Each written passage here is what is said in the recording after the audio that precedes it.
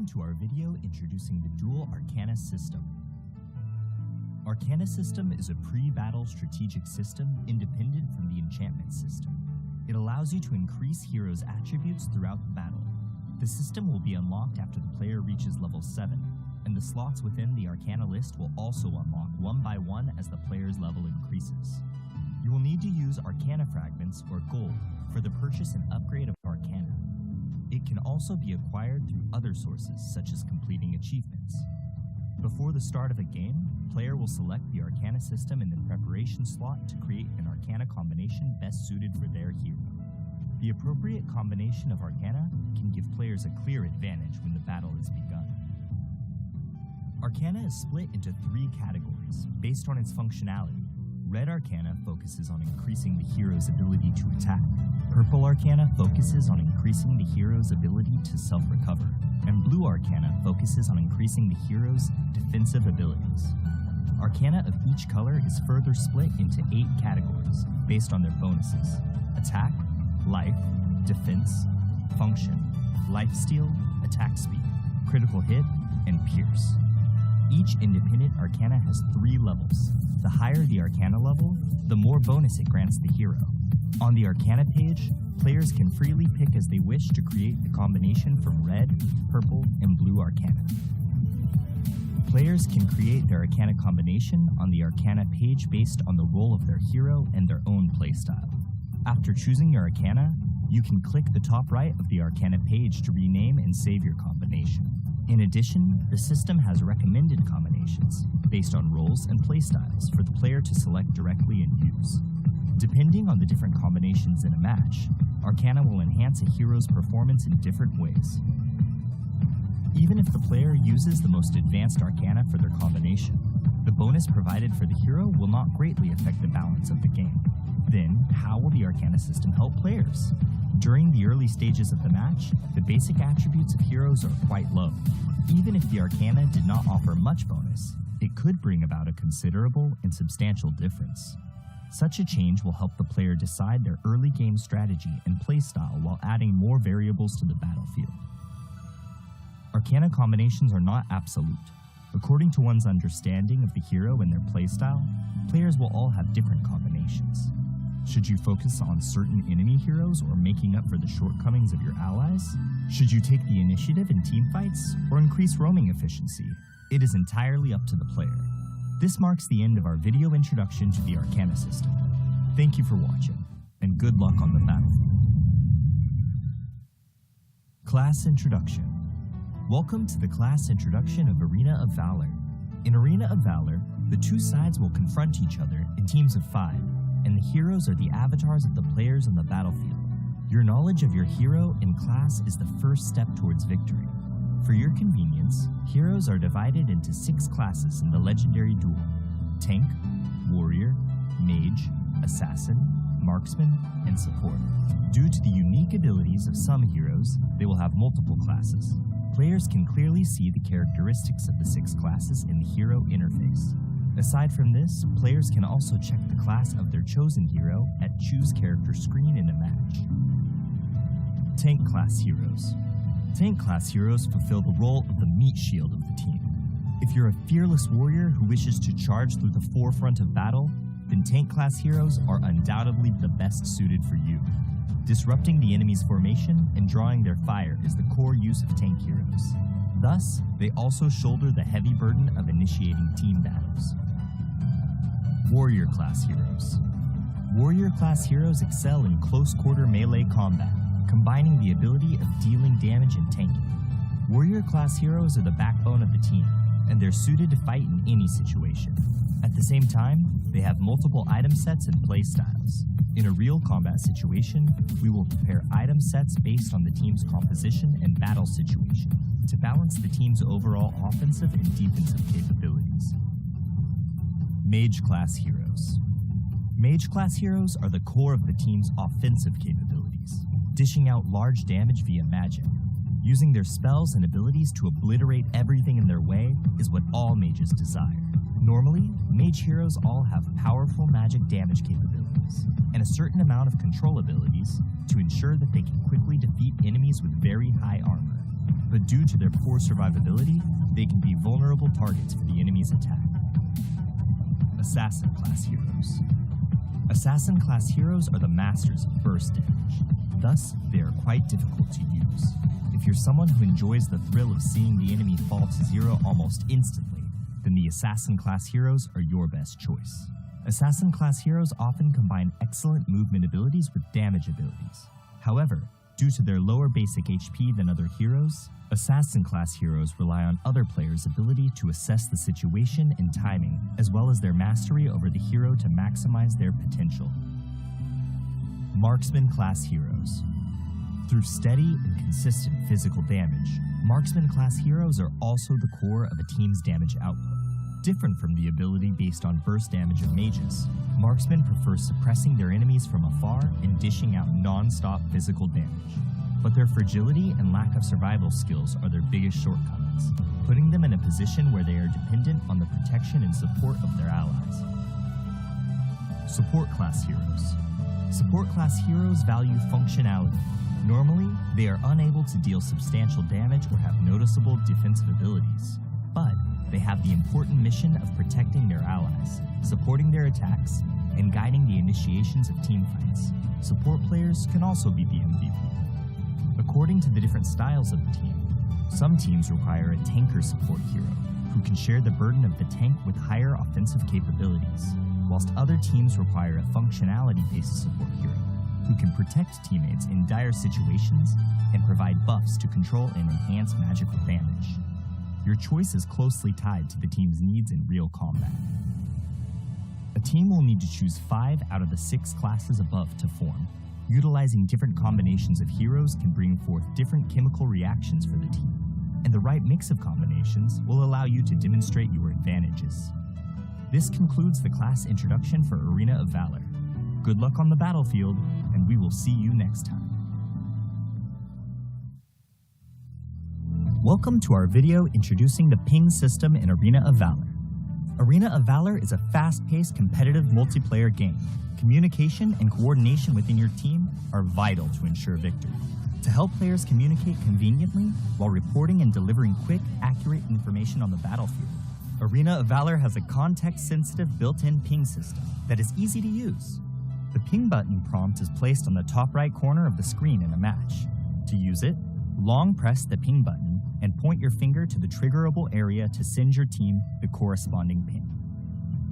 In addition, players can click the map button on the top right corner to expand the map and send pings by tapping the corresponding location on the map. Of course, players have the option to block ping sound effects and voiceover from other players to prevent interference during the battle. Battle alert pings. When players are on the move, they can send their estimated arrival time to teammates by tapping their location on the map. Players can request support from teammates by dragging the ping button prompt to their own hero. When the player is hidden in the grass, drag the ping button prompt to the grass to instruct teammates to hide themselves and ambush together. When a player is outside of the grass, dragging the ping button prompt towards the grass will notify teammates to be careful of an enemy ambush. Wilderness status ping. When Abyssal Dragon, Dark Slayer, or your own buff exists on the map, players can give corresponding attack commands to their teammates by tapping the corresponding monster directly on the map or by dragging the ping button prompt to the relevant monster. If a monster has yet to respawn, dragging the ping button prompt will notify the players of the corresponding monster's respawn time. Personal status ping. Players can notify teammates their skills are ready by dragging the ping button prompt onto their hero's skills. Dragging the ping button onto a skill in cooldown will alert teammates of the cooldown timer. When a hero dies, the player can drag the ping button prompt onto the death countdown to inform their teammates how long it will take to revive. In addition, players can inform teammates that they're returning to base by dragging the ping button prompt onto the recalling button while in recall. Enemy status ping. When the enemy has disappeared from a lane, the players can send an enemy missing ping by tapping on the lane. When the enemy reappears, tapping on the lane will signify how many enemies are present. Situation alert ping. Players can prompt teammates to defend structures by tapping their defense tower on the map or by dragging the ping button to the tower. When the player is not in a mid-recall state and drags the ping button prompt to the recall button, it will remind teammates to return to base. Furthermore, players can send scores to teammates by dragging and dropping the ping button prompt onto the scoreboard. There are hundreds of different ping options in Arena of Valor. Players should use them strategically to give themselves and their team a leg up on the competition. Be aware that the ping button is only a notification. The key to victory lies in making the right informed decisions. This marks the end of our video introduction to the ping system in Arena of Valor. Tell us your favorite thing to ping in the comments. Thank you for watching. Good luck on the battlefield.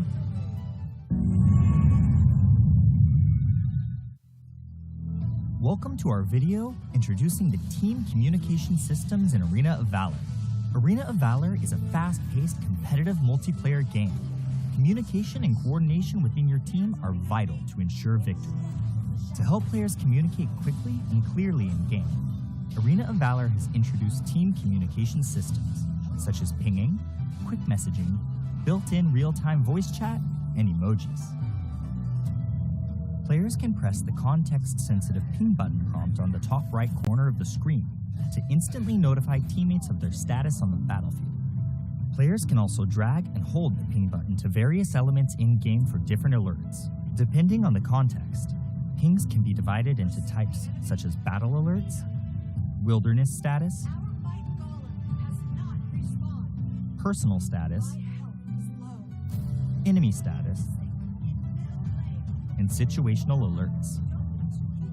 Check out our ping system introduction video to learn more about how you can use the ping system in Arena of Valor. Players can use the in-game quick message system to plan and communicate.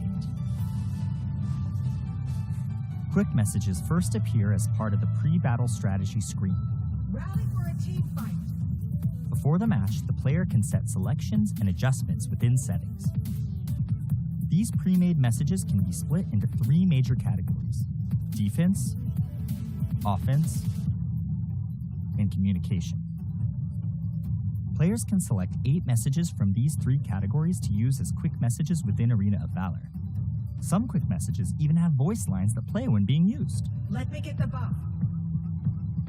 In the event you want to communicate in more details with your teammates, you can also tap the box beneath the quick message window to enter text. Keep it clean. Aside from quick messages, voice chat will always be the most accessible and concise way to communicate on the battlefield. Players can use the game's built-in real-time voice chat system to speak and converse with their teammates directly. To use voice chat, tap the microphone button on the left side of the screen. When the player is queuing with friends in a pre-made party, they can choose the voice chat to be party only. Emojis are a fun and expressive way to communicate within Arena of Valor.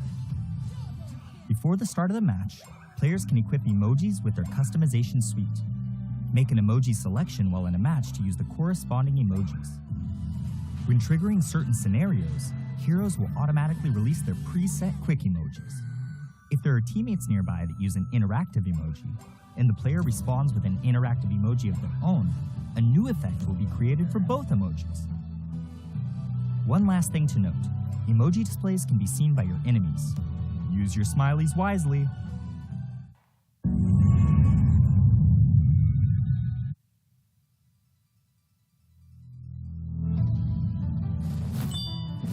I picked Dragontail. Not the other way around. Painting genius, Jan. Since his childhood, the exceptionally talented Jan has reached the pinnacle of painting as a teenager. But when inspiration dries up, causing the talented young man to fall into infinite anxiety, his master sends him on a journey to find inspiration, taking with him the Rivers and Mountains Dream Scroll and Sword of Inspiration in his path to find materials. The young man's search for a breakthrough is fraught with crisis, but this is no obstacle for the battle-savvy Jan, who will hold the brush of the Sword of Inspiration in his hand and repel the enemies that stand in his way as he paints everything in his path.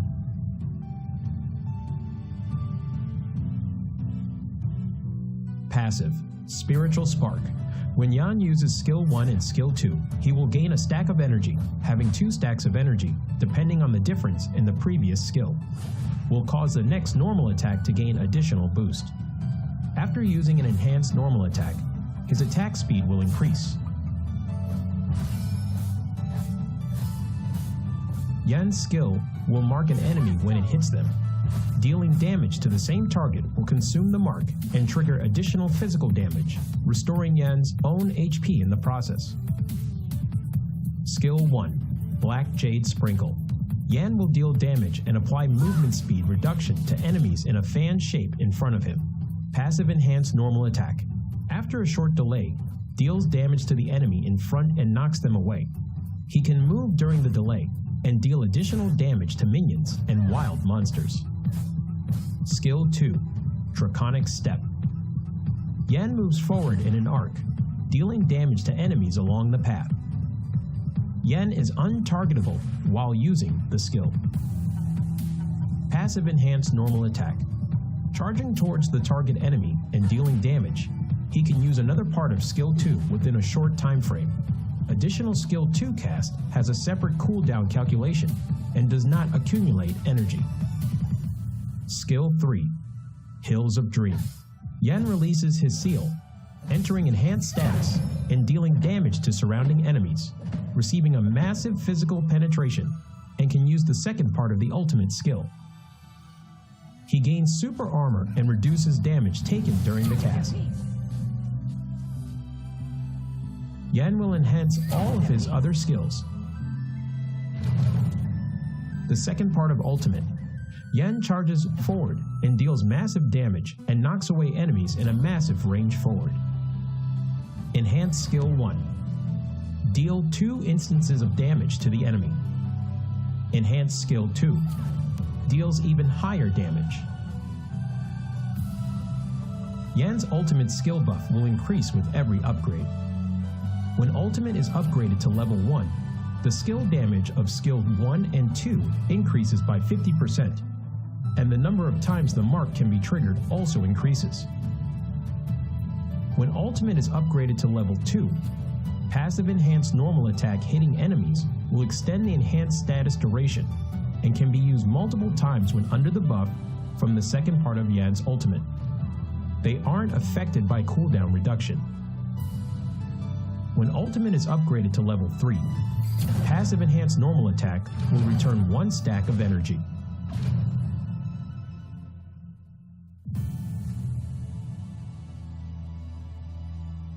Yan is a highly controllable warrior-type assassin. His damage will continuously increase as the game goes on. He becomes extremely powerful in the later stages of the match. Thus, rapid growth and increasing level are important for Yan.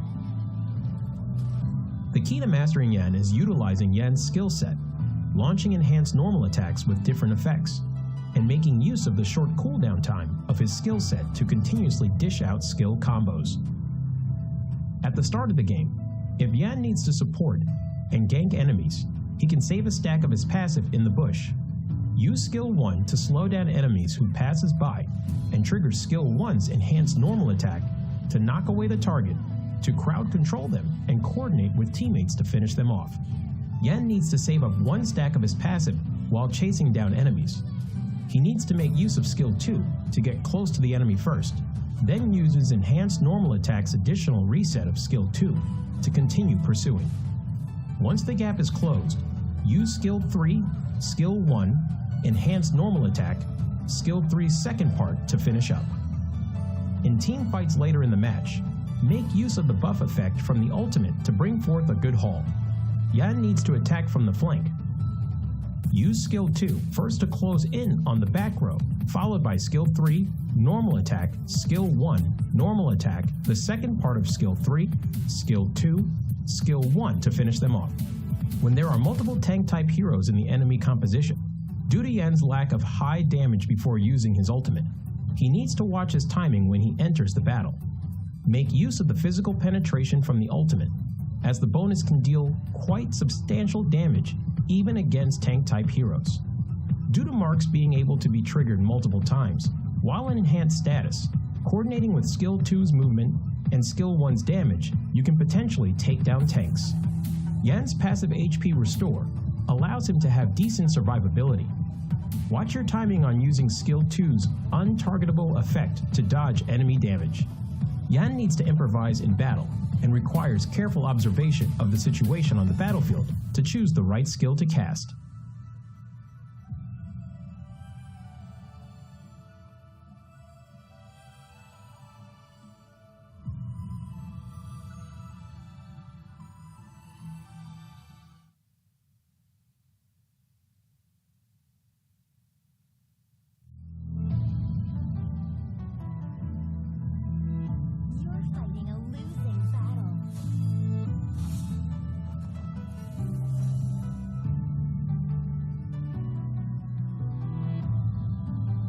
Jade Fan Beauty Yue. As the princess of the Dragon Kingdom, Yue brandishes a fan as her weapon, retaining her elegance even in battle. Aqua Force and Mountain Crusher allow her to easily control the whole battlefield, and Borrowed Might allows Yue to unleash endless attacks. If an enemy dares to offend Yue's grace, then they will taste the power of Rising Wind. Passive skill, Borrowed Might. Every time Yue uses Aqua Force and Mountain Crusher, she will gain a stack of Borrowed Might.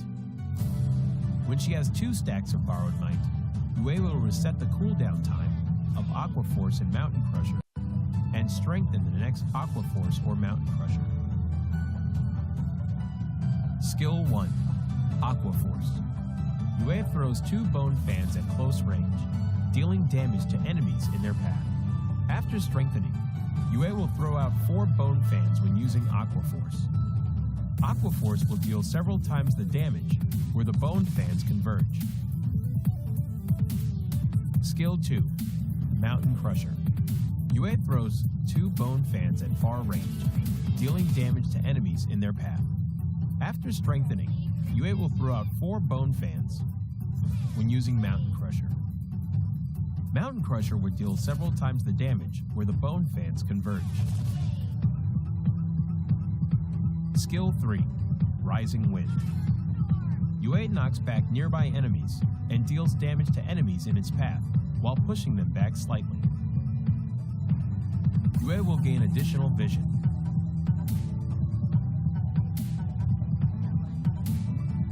Yue is a long-range mage with a powerful ability to exhaust the enemies, but is complicated to operate. To deal perfect damage using Yue, you need to be skilled in combining her skills to deal damage multiple times stronger.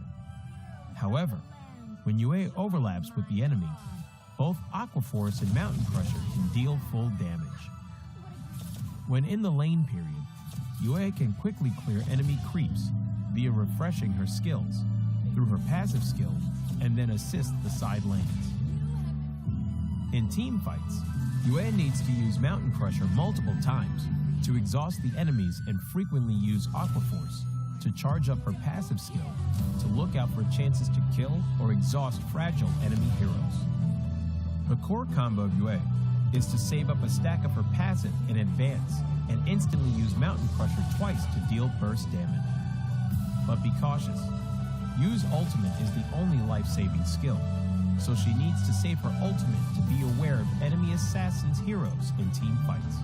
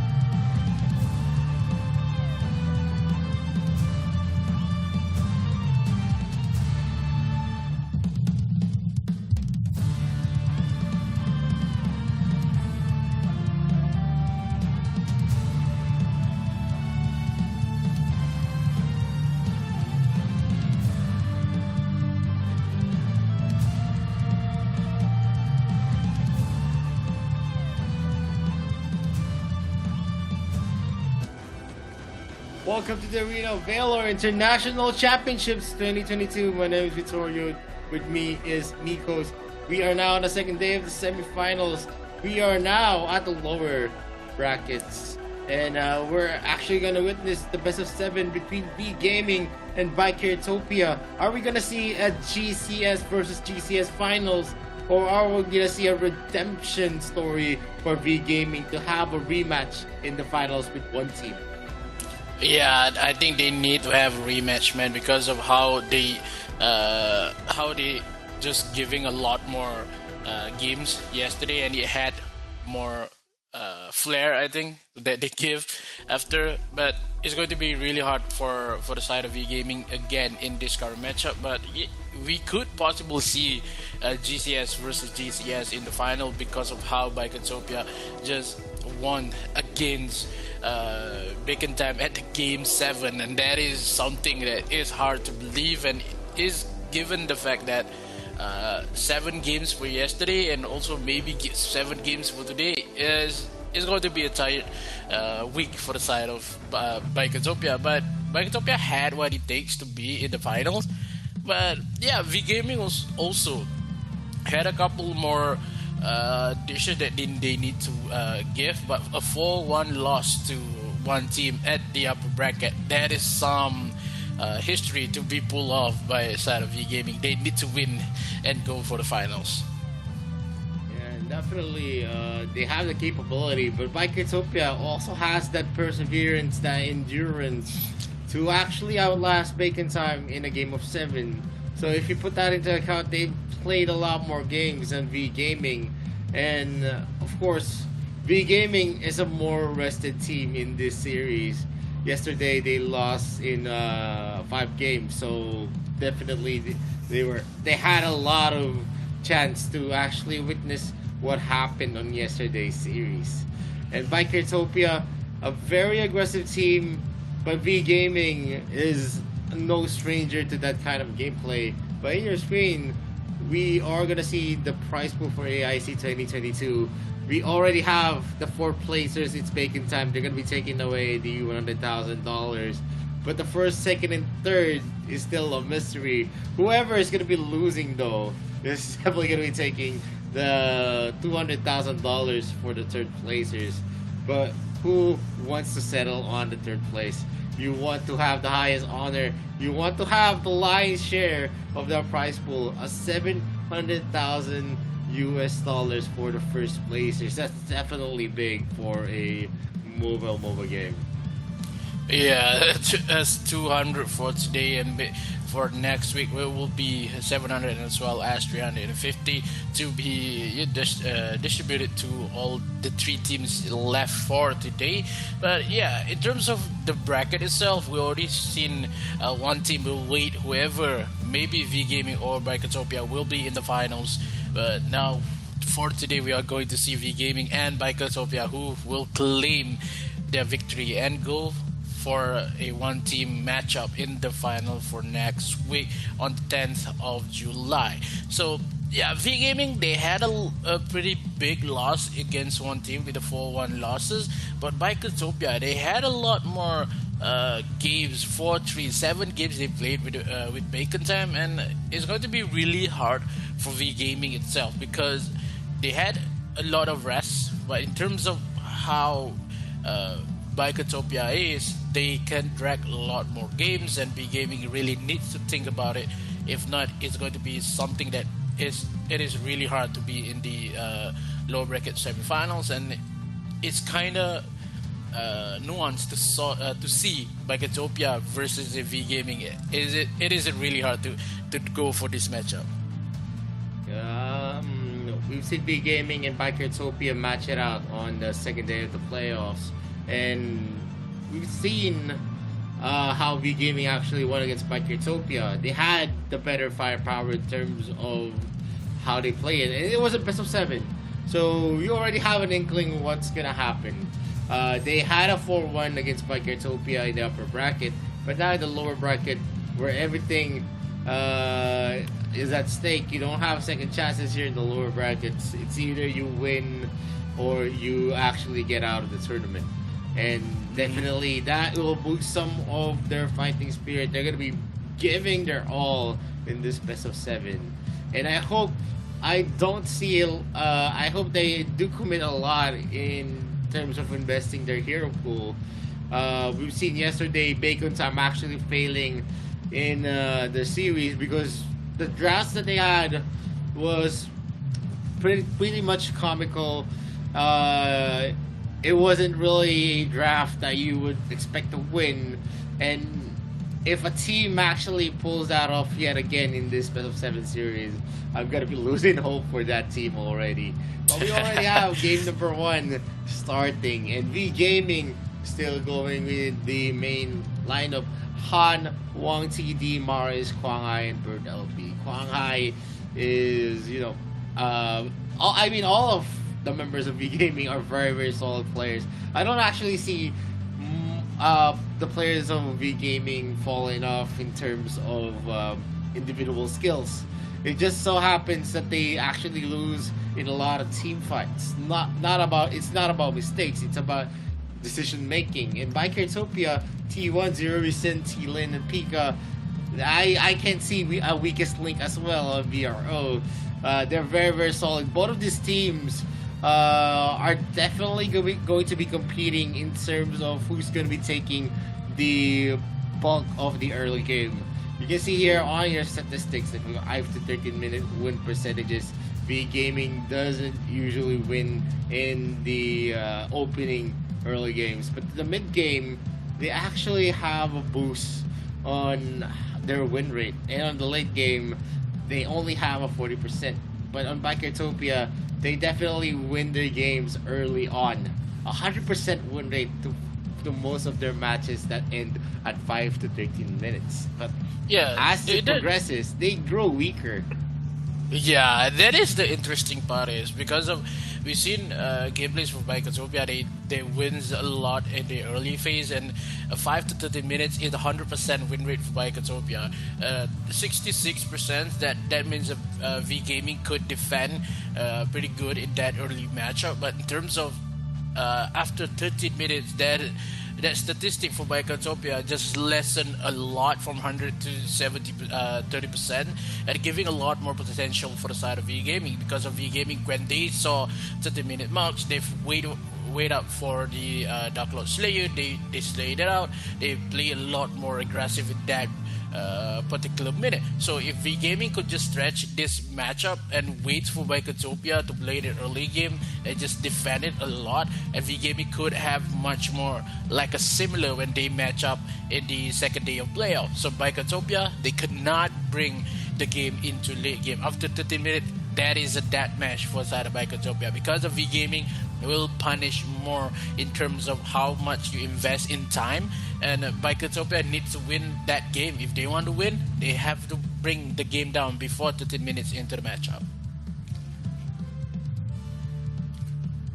Yep, and of course, I think what really comes to me is that one of the reasons why Bikertopia actually lost against V Gaming is they almost have the same playstyle, and when you have the same playstyle, whoever gets to execute it better is gonna have the advantage in most of the games. And V Gaming has already mastered this kind of playstyle. They've been known to actually be very, very hot in the early to mid game, and the key player for V Gaming is going to be Maris with a 5.9 KDA, 5 MVP counts already, 34.6% that the team actually dealt was mostly on Maris.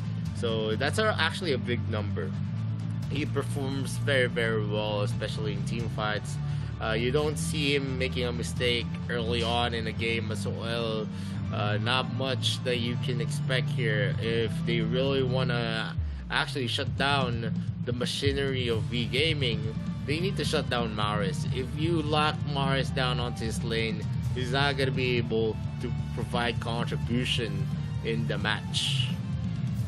Yeah, it is going to be really hard for Maris itself, because he has a lot more jobs, and also availability in this current matchup. because we saw a lot more mid laners is not up to par against the AIC matchup, but still has the much potential for Maris itself. We saw a lot more involvement for Maris in terms of when they met in the playoffs.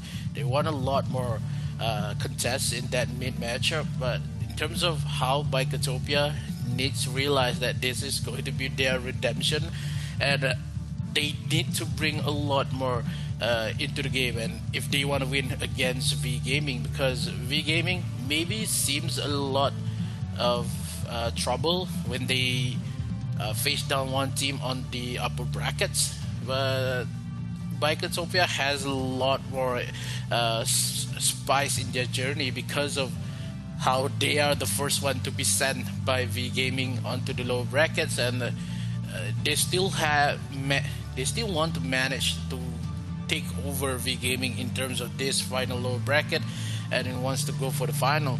But yeah, it is a big mountain to climb for the side of Biketopia, because they had a lot in common in terms of playstyle, but one single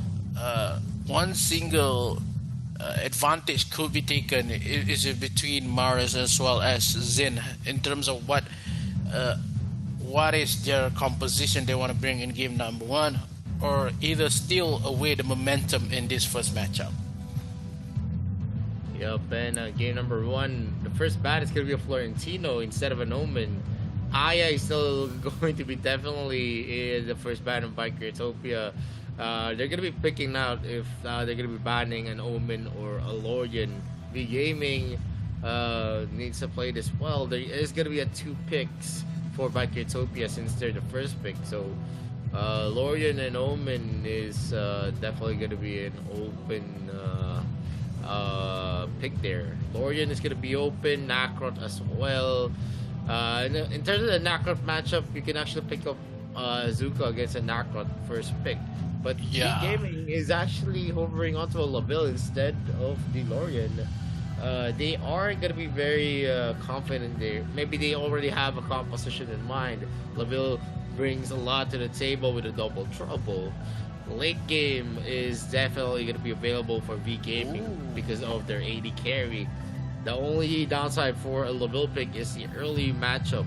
He doesn't really go for... he doesn't have efficient trades with his skill sets. He needs a lot of items to deal a lot of damage, and Biketopia already picked out, actually hovered into Lorian and Ahayate against the first pick Laville, and they do lock it out. It's going to be a very scary 2 picks for Biketopia. They already have a lot of zone control, the ability to actually alter the clashes as well. Star Sky is a crowd control that has a long-term effect. As well on the Kunai Blitz of Ayat, it's an AoE skill. As long as he's not going to be stunned, they're going to be able to cleanse and have the ability to actually use the Kunai Blitz effectively.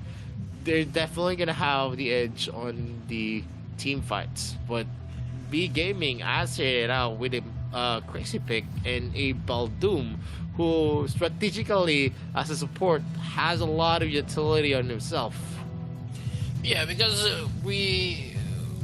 as we know that Crixie and also the Baldoom and the Laville is a great combo with this matchup for V Gaming because of the double trouble, as well as the Wild Prison could connect a lot, and as well with the Moonfall damage with the team fights that V Gaming want to bring, it will be a good kind of combo for V Gaming. But instead, they know that they are one of the teams that are good in terms of late game.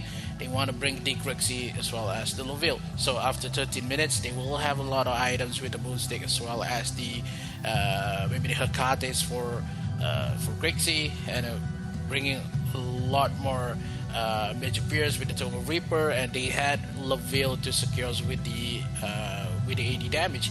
So V Gaming, they want to go for a balanced type of composition in terms of this matchup. But for Biketopia, we saw the stats given that Bicotopia needs to win this before 15 minutes into the game. The 30-minute marks is the one that Bicotopia is eyeing for, so that's why they bring up the Hayate as well as Lorien. The Lorien pick is one of the picks that they need to take because they doesn't want to give for V Gaming, and they still doesn't want to invest onto the Nacroth because of how first pick Nacroth will just make your investment a lot more thinner in terms of the first game, and the Zuka as well as the Nacroth been banned for V Gaming, so Bicotopia really need to think about it. They also ban out the Elendor as well as the Ryoma, so maybe they want to go for the Volcath. Maybe Yan and Lubu could be in the jungle for the side of Bicotopia. They need the early damage. Aoi will be open for V Gaming.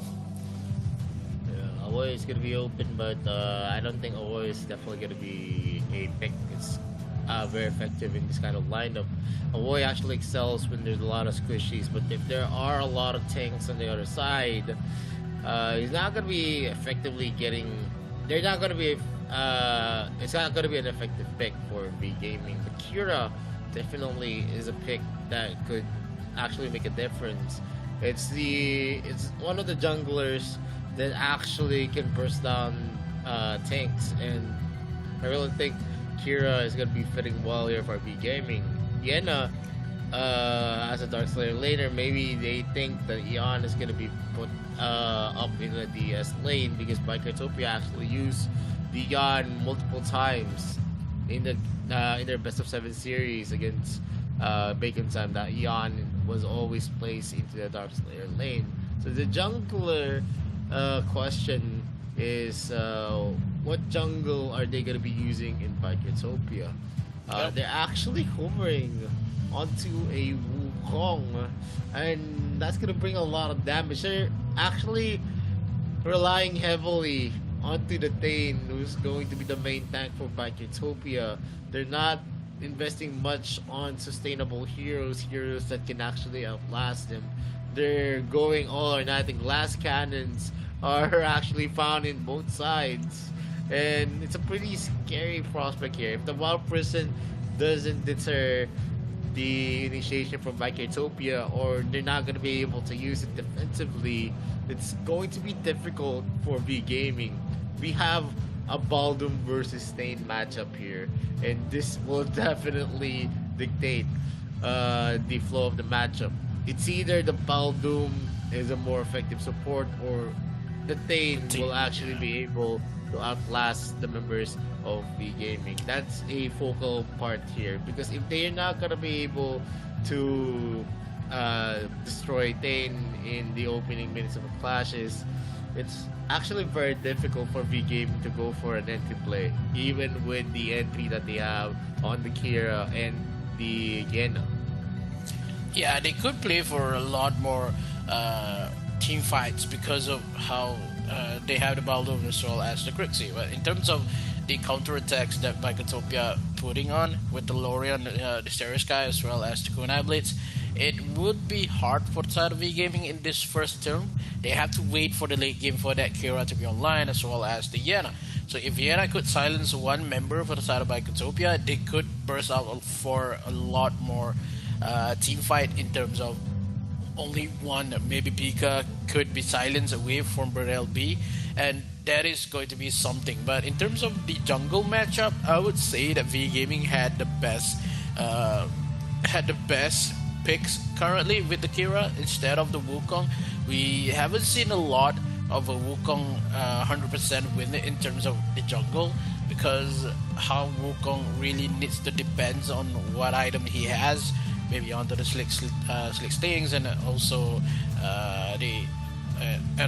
with the help from the Lorien. But in terms of Bicotopia has the Lorien, it will be a hard game for V Gaming, because that crowd control that Lorien provides is too much to be handled. If the Baldum will not hit the Wall Prison, if the Wall Prison lands onto the Lorien, it could be an easy matchup for the side of V Gaming. Yep, and with the start here, they're not really going for invades. They know that they don't have the capability. This lineup is more of a scaling lineup, especially for Baketopia. In the late game, there's going to be a push already. Han is going to be the target. T1 is going to get a stun there. They almost get, and they do get that first blood with Sin using that skill. There's also going to be a push. Mars is going to be dangerous. T1 gets that kill. That's a double kill already for Baketopia. And Kwang Hai does his best, but the damage from Kira is non-existent. And still, we're seeing Zerubi going in for a 1v1 against Wang TD. One more shuriken throw, and I guess we are gonna see another dead member from V Gaming, and Baketopia already gets that triple kill. Yeah, that's the fourth kill, maybe the number 4 for the kills has been registered for the side of Baketopia as well. That V Gaming, they are not ready for this kind of matchup because that is some early ganks, early kills that Baketopia are bringing in. But V Gaming, they are hot stock right now because what just happened there? They just full on commit because they had a Crixie and a Baldoom. They want to defend their jungle, and that wall charge coming in for from Han is not giving the game. He needs to run away exact moment, but I think the flicker as well as the push coming in for T1, that makes the game possible. But no, with all the firepower that VGM has, they did not take away that Abyssal Dragon as well, but they glimpse the kill. They go for the punish here, but aside of V Gaming, they cannot take only one kill away from the side of Baketopia. Glimpse the kill number 5, but they miss on the Abyssal Dragon matchup. Yeah, Bertle Beetle was able to steal out the red buff from Baketopia, so this could actually help them. Not that big of a help though, for sure. One buff is definitely not, a game changer. You need to get a lot of looks, the objectives as well. But T-Lin is going to be securing the Slayer, so we already have a 1.5k gold lead. Almost 1.5k gold lead on Baketopia, and that's a very, very big lead to start this off. That's 3 minutes in the mark. T1 is going to be hit by some of the skills of Kwang Hai, but it's not going to be affecting that Thane. We know that Thane is a very tanky hero. He's going to be able to get suffer from the damage, and he's going to be able to soak it up as a tank. Yeah, apparently we saw in the footage that Baketopia is the one having a problem right now, but I think it's okay because the 5 kills that Baketopia had in that early matchup is going to give a V Gaming some time to just cope with that aggressive gameplay. They take a lot more objective in terms of the jungle, but I will commend onto V Gaming when they are the first one to steal away the Abyssal Dragon, and it is something that V Gaming said that we're still trailing in terms of 1.5k goals, but we had the firepower, we had the Baldo with us. The Baldo will not be taken away easily, so it is hard to say that V Gaming will not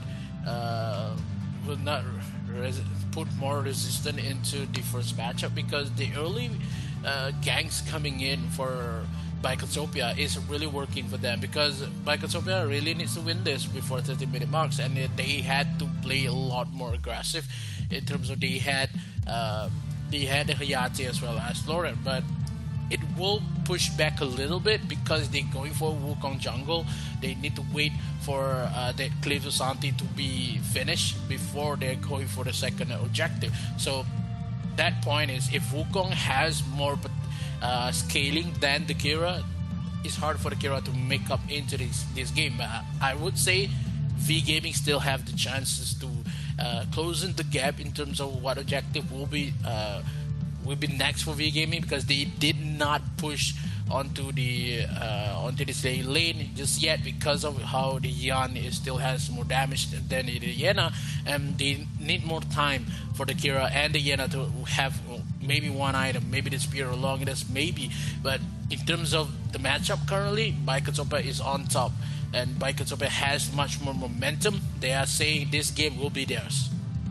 Yeah, definitely. Baketopia with the lead that they're building, They're looking to have, the better early game, and the win rate that we saw on the 5 minute to the 13-minute mark may actually happen in this game.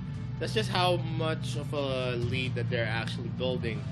Remember, they have a lot of late game heroes on their side. They have a Lorian, they have a Yayate.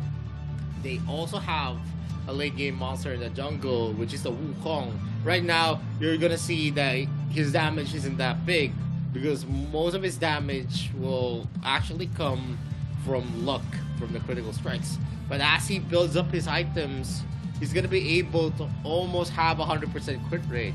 And definitely, a Wukong that crits a lot is a hero that's gonna be able to obliterate the squishy heroes on V Gaming, like the Crixie, Wang TD, Bird LP, Kwang Hai. Those are squishy heroes. Even if you build tank items onto Bird LPs, Yena, it's not really a hero that could suffer from a lot of the damage. The Double Trouble is actually at a hit, and it might be an initiation, but Morris is going to be late to the party, misses out that Moonfall, and there is going to be a rotation coming in from Sin. He is going hard though. Star Sky is going to be used, but he got stunned. He's not going to be able to use the Star Sky to stun anyone, but there is another invade here from Bikertopia. A counter invade is going to happen though, with Kwang Hai actually here onto the red camp. He is going to be successfully taking that. T1 is going hard. Bird LB is forced to flicker down, but Fury as well is going to get a hit. Lin is going to take more resources for himself. The Wild Prison is not going to hit the Double Trouble as well. Han is dangerously low. They need to reposition themselves. Wang TD is going for a trade. He wins that though. Yeah, I think the main point for side of V Gaming, they need to land onto the Double Trouble, what we saw on the top side. That will be giving a lot more space for the side of V Gaming, and they could play a lot more surprise attack coming in that matchup. But in terms of Maris, little bit late to the party, but now not into the party themselves. They want to kill down Pika, but Pika will be taken away. And Bird LB a little bit too low, but still has the orb and goes in with a couple more attacks coming in for Zen. He will take a lot more damage in terms of target, but he kills. He takes the kill, and now Moonfall comes in. He cannot run away. The Double Trouble just happened to just move away from the side of V Gaming, but this secures the second kill for them and make it possible. And Bikertopia only claims one. That is some small win traits coming in. Oh no! That flicker, man. That flicker, man. Just miss with the yards. He can't go, but now with the cooldown Blades want to secure his kill, but on top of Han really needs to run away, but the damage coming in for T-Lin. Two members of Bikertopia really needs to run away, but still have the dashes, but not enough with the Moonfall. Only one's left, but Mario secures the kill onto T-Lin, and giving Zero is the first one left, and T1 comes to rescue, but still has no damage to the left. But they cannot just push three members of side V Gaming onto the bottom side. That flicker, man, comes in from Han. That is making the game possible for Bikertopia. That's some missed clicks coming in from Han. Yeah, but Han actually missing that is definitely not gonna feel good for them. That's a Double Trouble actually getting a hit, and they do get Lorian there. The Double Trouble actually is making it work for V Gaming, and now they're having a traction here as the lead is down to 1k yet again, almost at 600 already. And Bikertopia needs to play a lot more aggressive, needs to actually get the pickups that they want, because Wang TD is definitely being effective here. It is an almost kill. They get that, and the Wild Prison is going to be used. The Fading Phantom already being brought down here by Kwang Hai, and Wang TD finishes that off, and the Star Sky has been used. It is not going to be able to clear the wave though, as V Gaming takes the first objective of the game. They get the lead back from Bikertopia, and now Bird LB is really spotting out Lin and also Pika taking the Slayer. They're starting to take this, but without the jungler, they're not going to be able to contest this. But they trade it out with a mid lane push. They get 2 first-year turrets already for their V Gaming. Yeah, V Gaming in the verge of trying to take a lot of objective. They still believe in their composition in terms of late game. They make the possible win. They take one by one with the side of Bikertopia, and now Bikertopia is really scared that they just group up in terms of the mid lane and goes for the Dark Slayer because they want more gap in terms of goal. But now coming in, only Quang Hai could do this, but a little bit too late with no vision at all. Comes in with the trouble hits first with the ultimate comes Quang Hai with a couple more damage, but now the Tian will be taken away as well as Zin. And now V Gaming in the verge of taking a lot more objective. They steal away 2 members of Bikertopia. They lost none in that process, and now V Gaming is in front of Bikertopia. They are in the momentum to win this matchup. This is the time for Quang Hai and as well as Bird LB. They already have the items and as well as the damage, and Bikertopia really need to defend this pretty much because they have to push down Pika onto the bottom side to take one objective. They claims the objective just yet, but still the towers is alive. Doesn't have any tower just yet. They goes in with Starry Night still intact with Zin, trying to find who's ever going to be the sacrifice for side of V Gaming. Oh?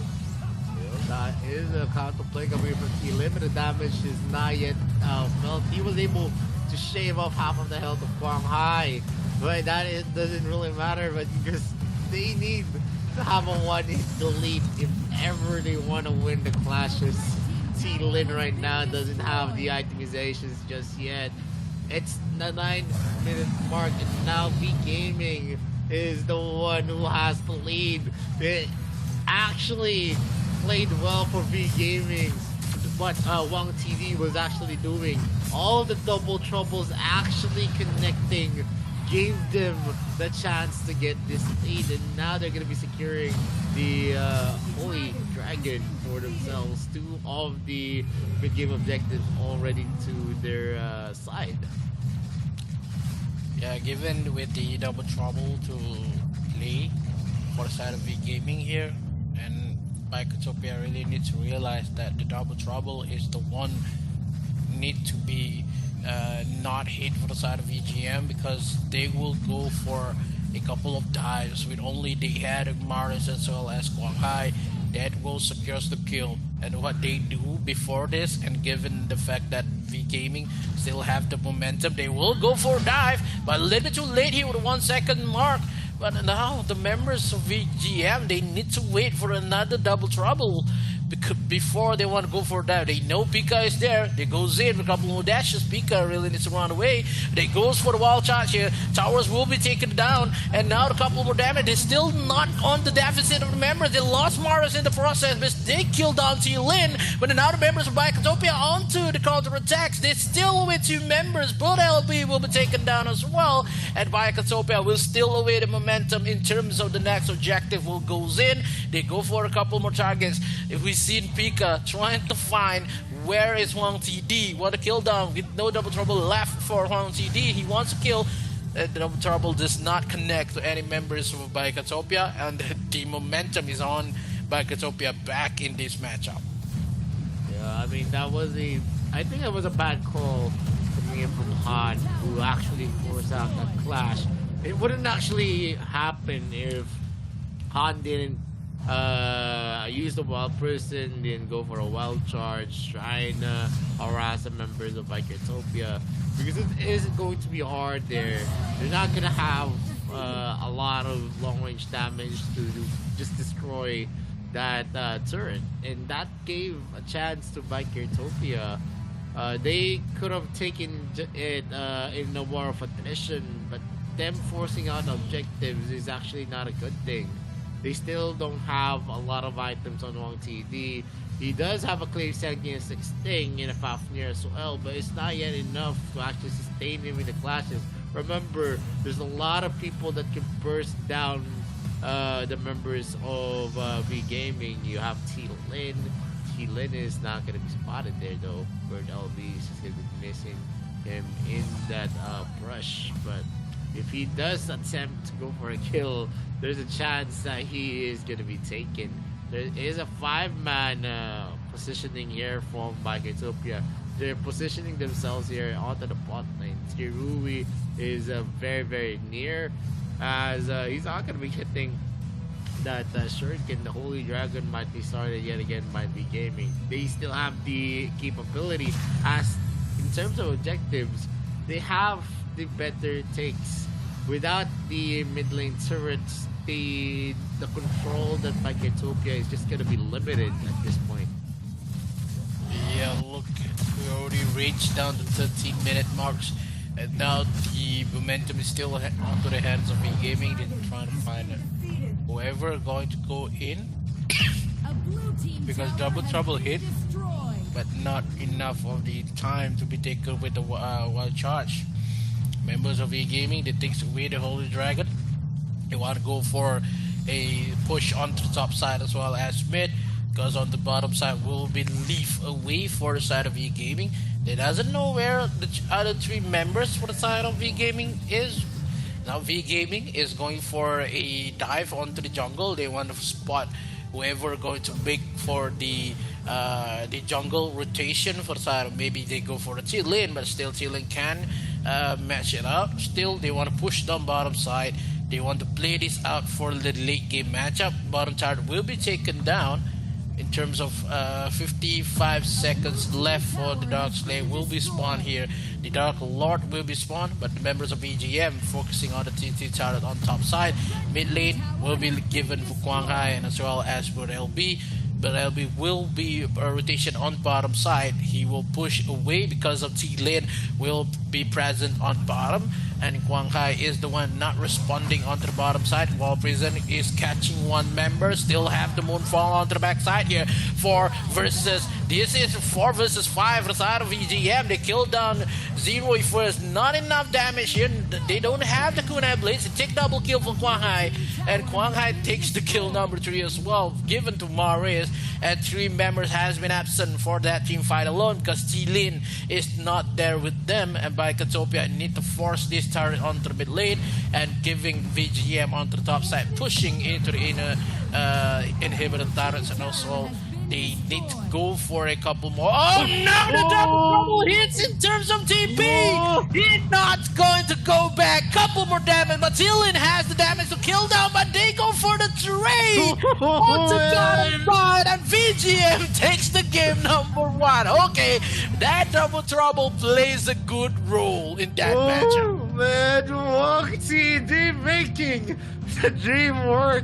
V Gaming takes game number 1. And a big part of it is because Wang TD gets that double trouble into the right places. A sharpshooter, a global sharpshooter, we might say, for V Gaming. Well, what a fantastic game number 1. A good start for V Gaming, and the momentum is definitely gonna be felt here as Biketopia invested a lot in game number 1 and was not able to get their winning condition. There is some good trades been made on bottom side. T-Lin has the greater damage, but they trade with, oh, I just love and Bird LB just trying to find, doesn't want to give that TP, go back to defend on top side. But that double trouble, man, the first game of all, Quang TD makes the beautiful play for win for the side of V Gaming. That double trouble is causing much of a trouble in this current matchup, because we saw in that early game Biketopia has 5 kills to 0, and when the double trouble hits, double trouble makes the play and gives a win for the side of V Gaming. I would say maybe that is the best double trouble ever for the side of AIC 22. Yeah, I mean, a double trouble that actually is very, very vital. Without that double trouble, we're not gonna see V Gaming actually taking the lead. There was a lot of mistakes coming in from Han But the other members of V Gaming were able to overcome those mistakes. They actually knew what was needed to be done, and of course, V Gaming on the last clash, it was just magnificent to actually watch. Going forward onto the series, if V Gaming is gonna be able to do this consistently, I think V Gaming has a higher chance in terms of the power index. They've beaten up Bikertopia before with a 4-1, and this is a start for V Gaming. If they get game number 2 yet again, I think Bikertopia is gonna have a hard time. A force to a game number 7 is not easy to do, especially if the drafts are like this. The team play as well is actually flawless. So Bikertopia needs to play this smart. They need game number 2 to have at least an edge going into the second part of this series.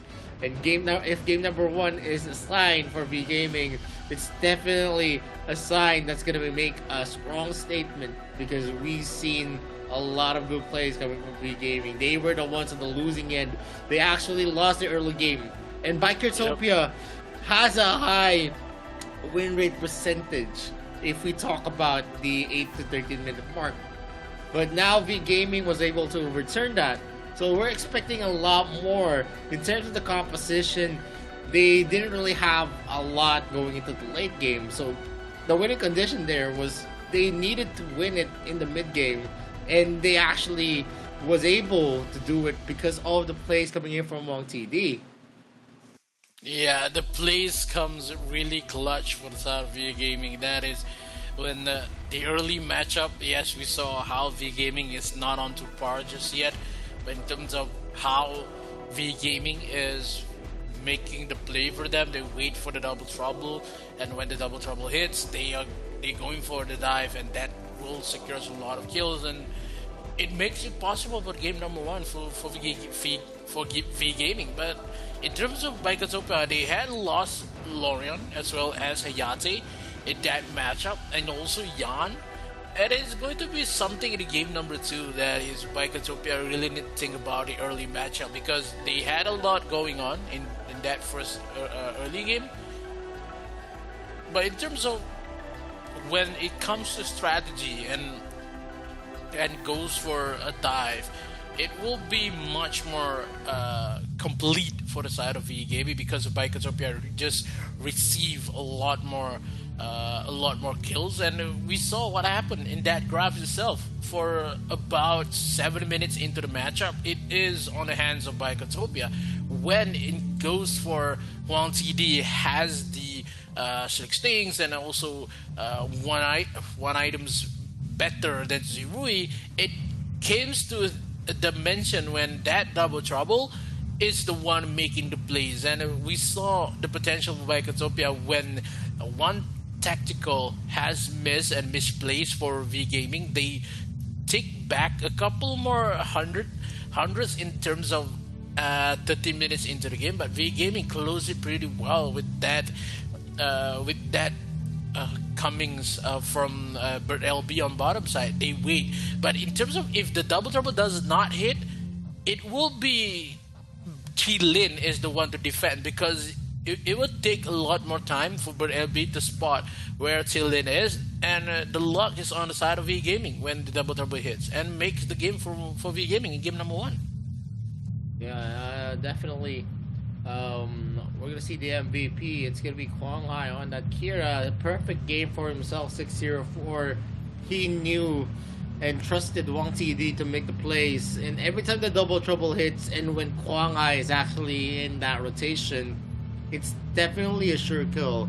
Giving a lot of space onto Kira, giving Kira a lot of gold is definitely something that happened here on game number 1. Kwang Hai was able to actually farm freely. Yes, there was a lot of presence from the other members of Bikertopia, but the ones that were eliminated was mostly the laners. They were not able to disrupt Kwang Hai's jungling. There was a lot of invades coming in from Bikertopia. There was what they actually did is they strengthened the other side of the map. because the only thing that they needed coming in from Wong TD is the double trouble. So most of the rotations that happened from Maris and Kwang Ai was always onto the Darkslayer lane. They actually went and mirrored what was happening in bot lane. The presence of Sin and the others was there, but what V Gaming did is they actually took that into their advantage. They actually harassed Pika in most of the early game, and that created a vacuum wherein they had a chance because they were able to rack up gold. And without Pika in the top lane, if Pika is actually not alive, they cannot actually muster a defense onto the jungle camp of T Lin on the red side. And that also forced a rotate for T1, opening up Zirui, who was having a perfect game but was shut down because when T1 actually rotated to the top lane to go for the defense for Pika, the normal rotation that happened for V Gaming is they had an open option to actually gank Zirui and to dive him. You have a Baldoom, you also have the double trouble, you have the skills of Maris that can definitely burst down and shave off a lot of the health the marksmen or squishy heroes. So definitely V Gaming, because of what happened here, coming a start, a fire, a spark coming in from Wong TD, they were able to get a lot more of the rotational advantage. They had a lot more of good looks. They had a lot of open, open ganks as well. When we say open, is that it's an easy gank in terms of there's not much of support that's gonna be put into the ball lane, so no counter plays that's gonna be possible. And we're already starting game number 2. The global bandit picks actually leaned heavily onto Biketopia. The Yan pick was very, very hot for them on their last series against Uzbekistan time, but now it's going to be out, and they actually got defeated with this kind of lineup: Aloyan, Hayate, Athane, and Ayan. V Gaming looking hot in game number 2. Let's see if they're going to be investing more to actually secure a dominant win here in this series.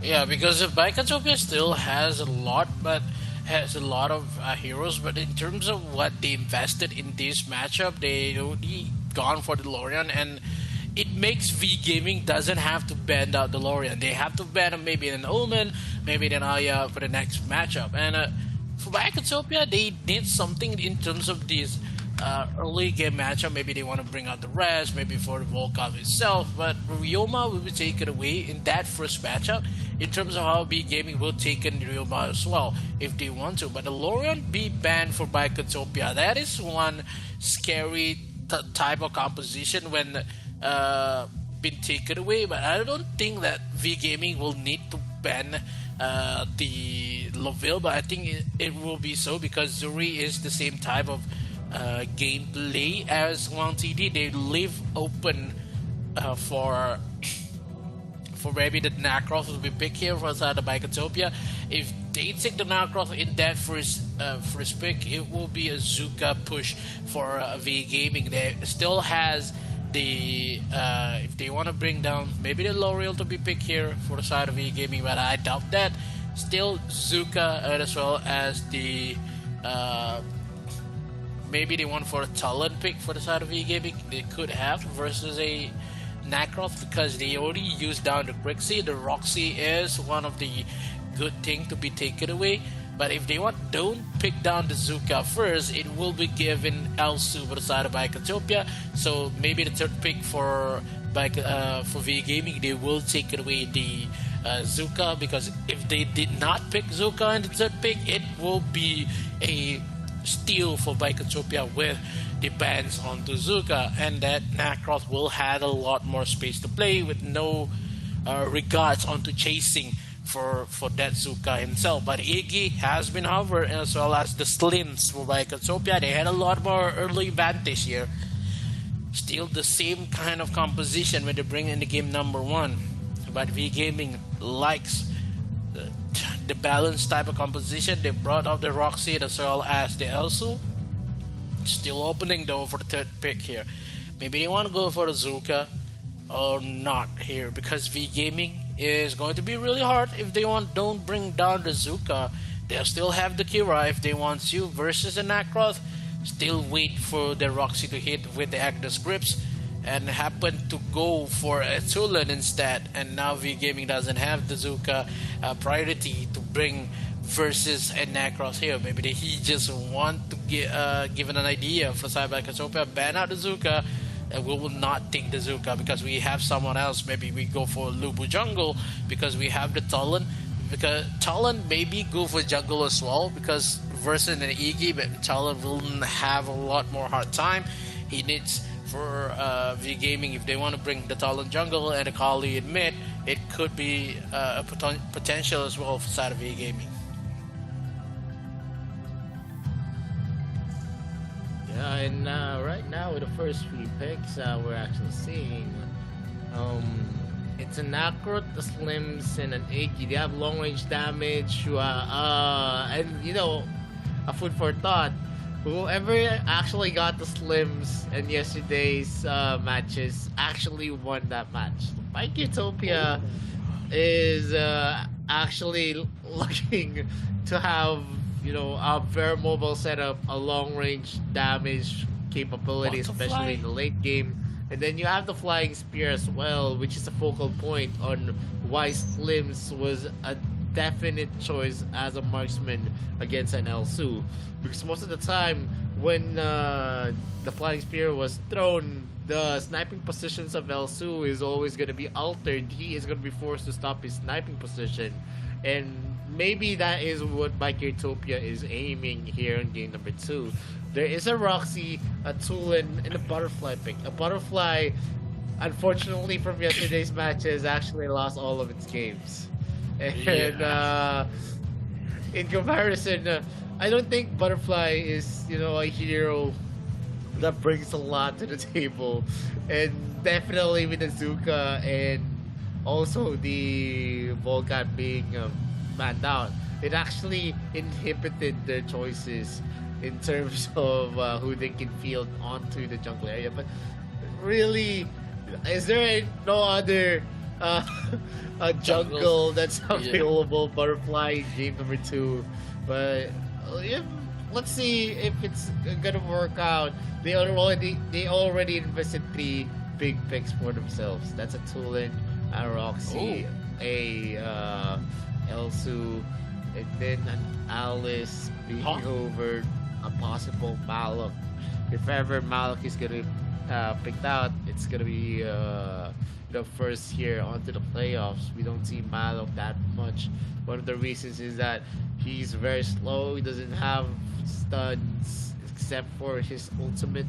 He does have some capability to actually deal through damage, but that's basically it. Unlike Utopia, them pairing up their Slims with the Pina is definitely gonna make it hard for V Gaming because the snipes are gonna be negated in terms of they can take turns on taking the snipe and they're gonna be healed by Pina all the same. Yeah, this is going to be something for the side of V Gaming. They doesn't want to give a lot more investment in terms of this matchup, but they burned out the Tulan as well as the Elsu and the Roxy. They forced out Bikotopia to take a lot more resources because Bikotopia lost in game number 1. But if V Gaming win this with this kind of composition, it could be an easy in the game number 3 because the investment made by Bikotopia is a lot here. Game number 1 and game number 2, early matchup is on their side with the Dakros does not fight down the Zuka, but I think the Butterfly as well as the Malak has a potential, but in terms of we rarely see them in this current stages.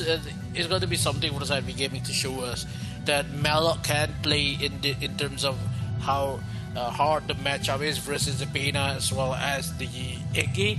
But for Malak in terms of support goes for Roxy on top side versus a Scud is going to be something for the side of gaming with Quang Hai onto the Butterfly, and you saw how Butterfly is one of the heroes that not live into expectation in terms of matchup, but with the combo with the Malok, when Malok used the cleaver, it will have much more substantial amount of damage with the AoE damage that he had. Could make the play for side of VE Gaming. But in terms of game number 2, momentum on the side of VE Gaming, Did Biketopia has what it takes to take this to a draw stage. Yeah, that's definitely going to be a question here as V Gaming wins game number 1, and if they do win game number 2, it is going to be a difficult match here as Han is going to be hit there, and when Shadow Bomb is expended, T1 is in the area, a cleave coming in from Han. Sin is just going hard onto the creep wave, and T-Lane is going to commit there.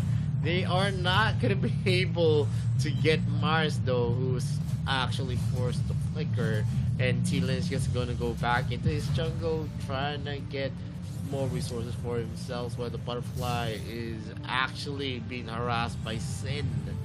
And Kwang Hai is gonna have an early start over T-Lin at this moment because of the attempt here at the mid lane, and they actually know that Roxy and also Pika are actually going for a duel, but we know that there's not much a Roxy can actually do except burn down people at this moment. Kwang Hai is going to enter here. Pika is already charging down his power glove, but he's not going to be able to use it just yet. They're going to be recalling back to the base to reposition and think of a new rotation for themselves. Yeah, they need to go for a couple more resets because of this Abyssal Dragon onto 22 seconds left to just spawn in this matchup number 2. And now Biketopia, they are not into the early matchup because they have to wait for the Necroth to have 1 items to make the possible win. But on top side here, a couple more damage just left to put onto Pika. But Pika still managed to run away with 70% health, and this Dark Slayer will be in contention. But still, the members of VE Gaming, they will need to fight. They have the ultimate on. They doesn't have the ultimate onto the Malok just yet. They want to go for the Abyssal Dragon. They want to give one Thunder Collapse has been used, and Kwang Hai secures the Abyssal Dragon. This is the first Abyssal Dragon for VE Gaming, and they had a lot more aggression made when they just push on bottom side. Still, they doesn't want to give this Dark Slayer for the side of T-Lin. They happen not to be in the good contestant because Kwang Hai is not there for them. Still has the ultimate though, but still on the top side. Being used the Agnes group trying to pull away Pika. Pika has 30%, 40% intact into the health. Still managed to run away, but Biketopia is not having any momentum just yet. They still go for a trade first, but on the Dark Slayer lane on top side will be pushed away for Bird LB as well as Kwang Hai. A couple of proxy lane will be used and try to snipe away the blue buff for that T lane. Yep, and more is going to happen here. No one is actually having the advantage just yet, and a possible clash is going to happen. Shock has been used by Maris. He's going to be dangerously low. He does outlive the damage coming in from Biketopia, as Malok is a very, very tanky hero. But this disengagement was actually on time here, as Biketopia sensed that there was a lot of the members of VE Gaming in the bot side, and Pika is actually going in for a dash there using his first ability, but that was a good attempt to go for a clear, but he's not going to be able to rotate just yet because he needs to get back to his lane. Giving for the fact that none of this team trying to play a lot more aggressive, trying to kill with the first blood they intended to kill. But we saw a lot more when Biketopia takes the first blood. They will have a good game in terms of what matchup they had currently with VE Gaming. And in terms of the drafts that Biketopia played, they had an early contestant. They still need to wait for the streams has the Eclipse of Santi. But in terms of how VE Gaming cope with this matchup, they are still in in command in terms of how back. Oh, the Agnes grip connects. They want to kill with the first blood here. Still not dead yet, but first blood been taken away, given for Mares. And now V Gaming takes a lot more objective. They want to go for it onto the bottom side here. Still has the ultimate coming in for Han with no dives just yet. A couple more snipes from Huang CD secures a couple more health for the side of Biketopia. They go for the dive onto the red buff. Still Iggy with a couple more damage, but not enough of the burst damage to give to just scare away the members of V Gaming. Yep, Han is going to be spotting out T-Lin. T-Lin still has a bulk of his skill, and the flying spear actually connects Wang TD in an ill-fated possession. Enables T-Lin to use Jury Fury to add a lot more of the crowd control, and definitely Wang TD now being sniped out there with the flying spear is going to be affecting their game. It's the more that you actually get hit by the flying spear, the more the psychological effects are gonna happen. You're gonna be scared to actually position yourself closer, and definitely it is gonna be altering some of the positions of the members of V Gaming. And we see a start here as Bird LB is going to try to steal that. The Wild Beast Fury is going to be used. Huang Hai is in the area. T-Lin might be in danger, but it is still going to be secured by T-Lin in the end, as he was able to use his punish. And the spear is going to be taken by V Gaming to actually equalize some of the gold that they lost. Wang TD needs to be more careful at this moment. T1 is just onto the front, and T-Lin actually gets hit by that snipe. Zerui is still going to be spotted here though, as Han is giving some vision to Wang TD. Not much that you're going to expect as the rotations coming in from Maris. They are going to aim to maybe get a kill, but the answer is no, as Zerui gets a flying spear to the face of Maris. The Empress Gaze is going to get a miss. The damage that you're expecting from Biketopia is just growing by the second. Yeah, because we said a lot of Slims gameplay onto the late game when the ultimate has present for the Slims, and the help of the Slims on the bottom side will be hard more crucial. But in terms of V Gaming, they know that they are in not a good composition currently right now. They are still waiting for the mistakes made by Biketopia.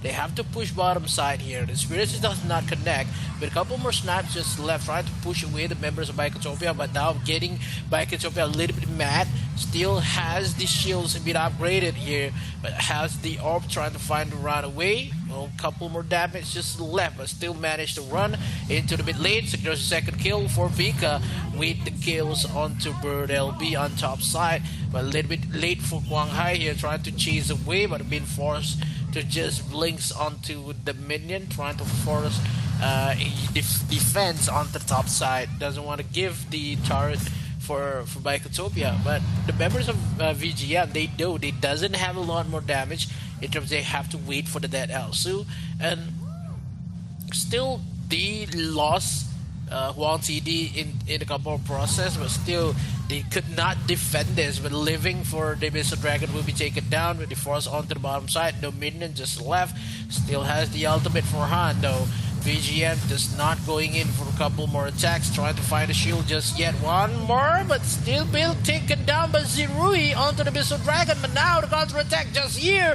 We have the Agnes Grip as well present for the members of VGM. The secures kill number 2, force down the bottom side and push away with the. They did not take the missile, but take the kill and as well as objective from bottom. They takes the Dark Slayer as well, and V Gaming will force away their goal to be widen the gap.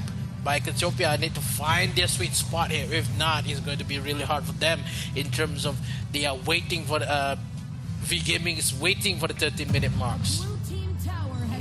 Another objective, 2 objectives actually taken into the bottom lane, but the save was taken by Huang Hai. He's going for a duel against Pika, but Pika actually relishes the moments where he's gonna be able to just go for exchanges, because he's gonna be the tanky to explain lane. He doesn't have a lot of crowd controls. He only has the slow, and the more you actually fight him, you're actually setting yourself up to a lot of pain. He's not going to be suffering, and for sure, he's not going to be easily taken in a 1v1 situation. Not like on the side of BGM, they don't have a lot of damage that you can expect. And Han is going to be harassed here. Maris actually goes hot there with the Thunderbird. It's going to be regenerated by T1, but still, they are trying to put in some damage. They're trying to actually proc T1 Ceiling Light most of the time, because there might be a moment where they need it and it's not going to be possible to use it, and we're going to see LP actually taken out. There's a 5-man rotation for Bikertopia, and Wang TD actually secures the top lane turret. They're going in hot there. Maris is going to be using that Thunderbird. Zerui actually blocks that out. Sin as well is going to be readying his Ember's Gaze. Zerui misses out that Flying Spear. Pika goes in hot, not being able to proc out his Power Glove there. A stun again onto their side, and it's actually a growing problem here. While TD's not going to be securing the mid lane turret, and most of what BGaming is doing is they're actually taking the objectives that they need, like the turrets. If they have that advantage here in terms of the pickoffs, they're not letting Bikertopia take advantage of what they have, because they excel in macro clashes, and macro clashes are definitely not possible if BGaming is just going to be clearing them the waves and actually harassing them by going for split pushes. Yeah, this is going to be really hard for the side of Bikertopia when they want to force out a couple of members of BGaming, and they are forcing into the mid lane, trying to find a kill, but a little bit too late here. Still has the aggro grip, but Amber Gaze takes the kill onto Kwang Hai. Still, they managed to trade it out, but still Bikertopia has more manpower here. But with the Malak in charge of the defense, it will be really hard. 22 seconds for Kwang Hai. They have to force onto the Dark Slayer for now. The members of VGM, they cannot go. They only defend onto the mid lane, and the Bikertopia is the one first to just lost in terms of their mid turret and give access for VGaming, and it is something that VGaming is knowing that they are not going to shut down more the members of Bikertopia because of what they had Kwang Hai with the butterfly play, but VGaming is trading this thing like it's a normal day in terms of the damage they could give. Still, Maris takes down the Mr. Dragon. They will defend this mid lane again, waiting for Kwang Hai to be arrived, but still going to fight out T-Lane on top side. The Butterfly versus the Akroth onto the top side, but Kwang Hai will run away, but a couple more damage coming in for Zero. Malok will have to force to use the ultimate to go for an escape. The mid turret is still alive. Bikertopia could not make this, and Maris is the one to take the blame here because he are playing too much aggressive, trying to force the members of Bikertopia with a couple more attacks. Now goes in with a couple more Jury Fury, but they cleanse the tower. They lost onto Burrell B in terms of that mid matchup. They lost into turret as well. Bikertopia will go for a march in the third tier turret onto the mid side here, but none of the members of VGaming could play. Kwang Hai position himself onto the back side. He's not going in just yet. Still waiting for the couple more chances. Goes in with a couple more damage, but a little bit too late there for the members of VGM. They lost tier 2 tower. They lost 3 towers in that process, and it could be nasty for VGaming because they could not dive in. They could not defend this.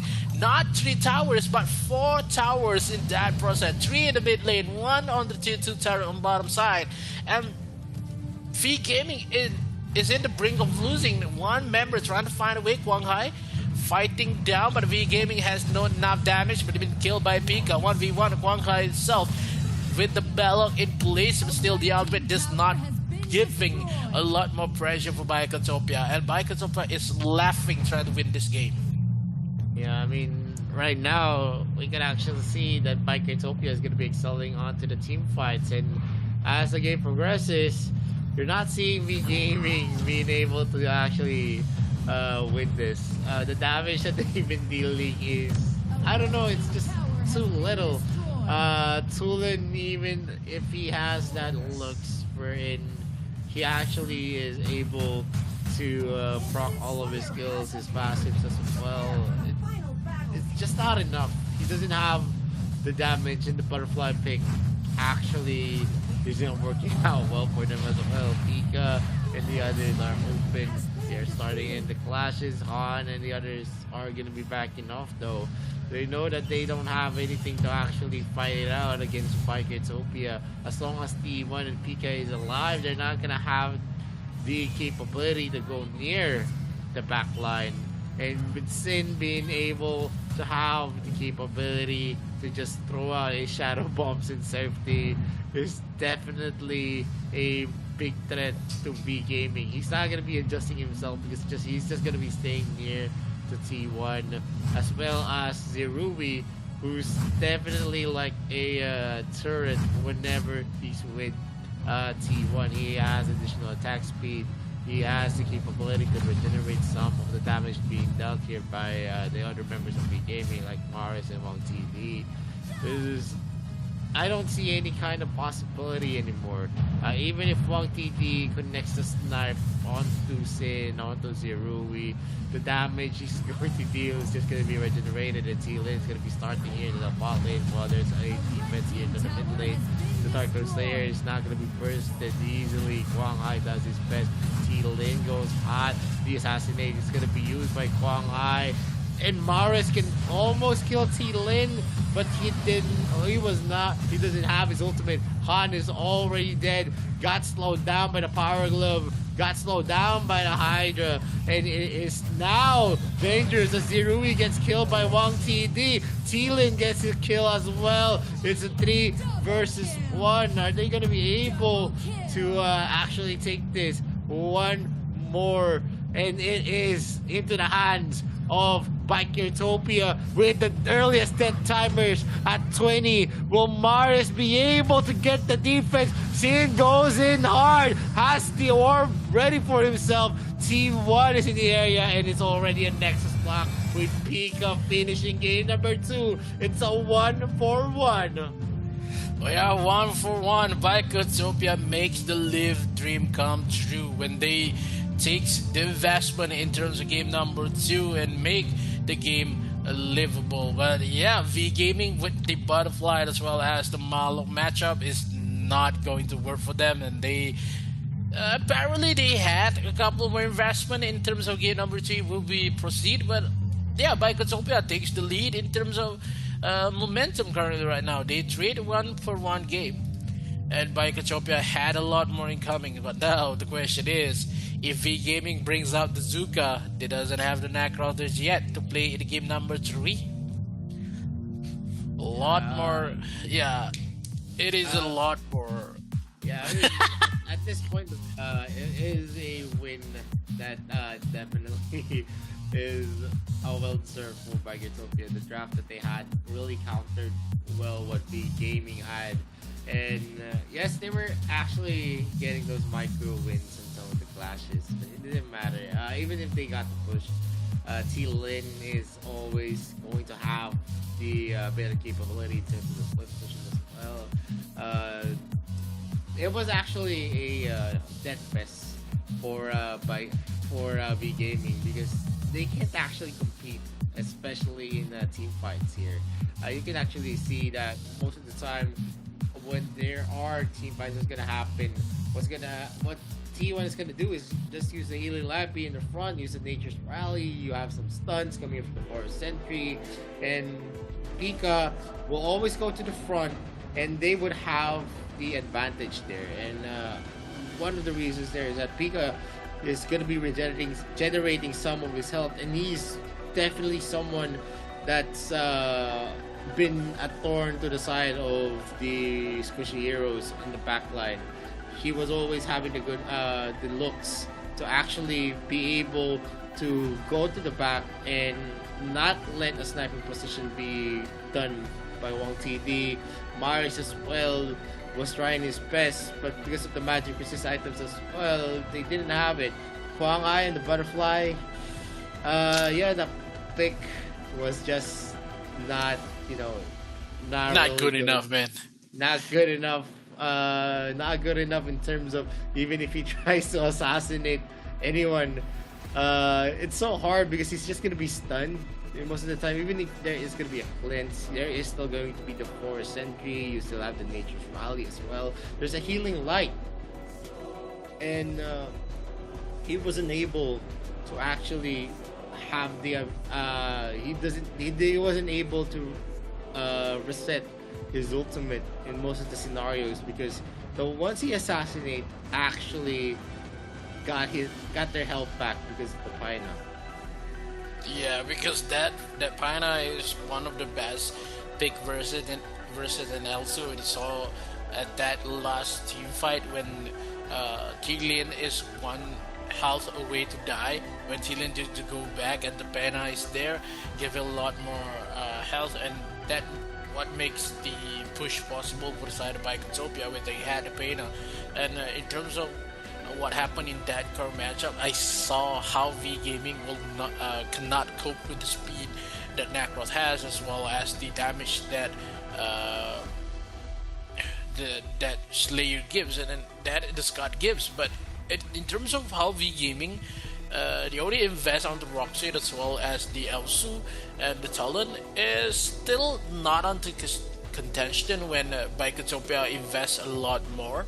And it's going to be something of a hard game for both of them in this third matchup, because it will be hard when they have to play, maybe because of Bicotopia has already used the Slims and V Gaming has not, but they have the Elsu we play here and as well as the Roxy. But in terms of the playable or play style for Bicotopia and V Gaming, they already use a lot of heroes that suits their playstyle, but in terms of they have to just switch a little bit in terms of game number 3, and it make it possible. But V Gaming, what happened to them after they had a good game in game number 1, game number 2, well, it is not V Gaming at all. They are too scared, but only Maris is the one that gives a lot more damage and present in that matchup.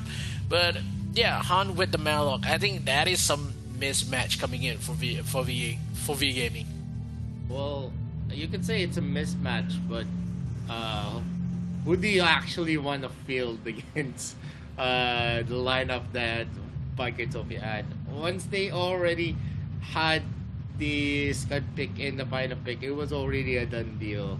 Early game was a chance for V Gaming, but they can also have that. You see a lot of damage coming from V Gaming, but the damage that is being dealt is being regenerated by Bicotopia.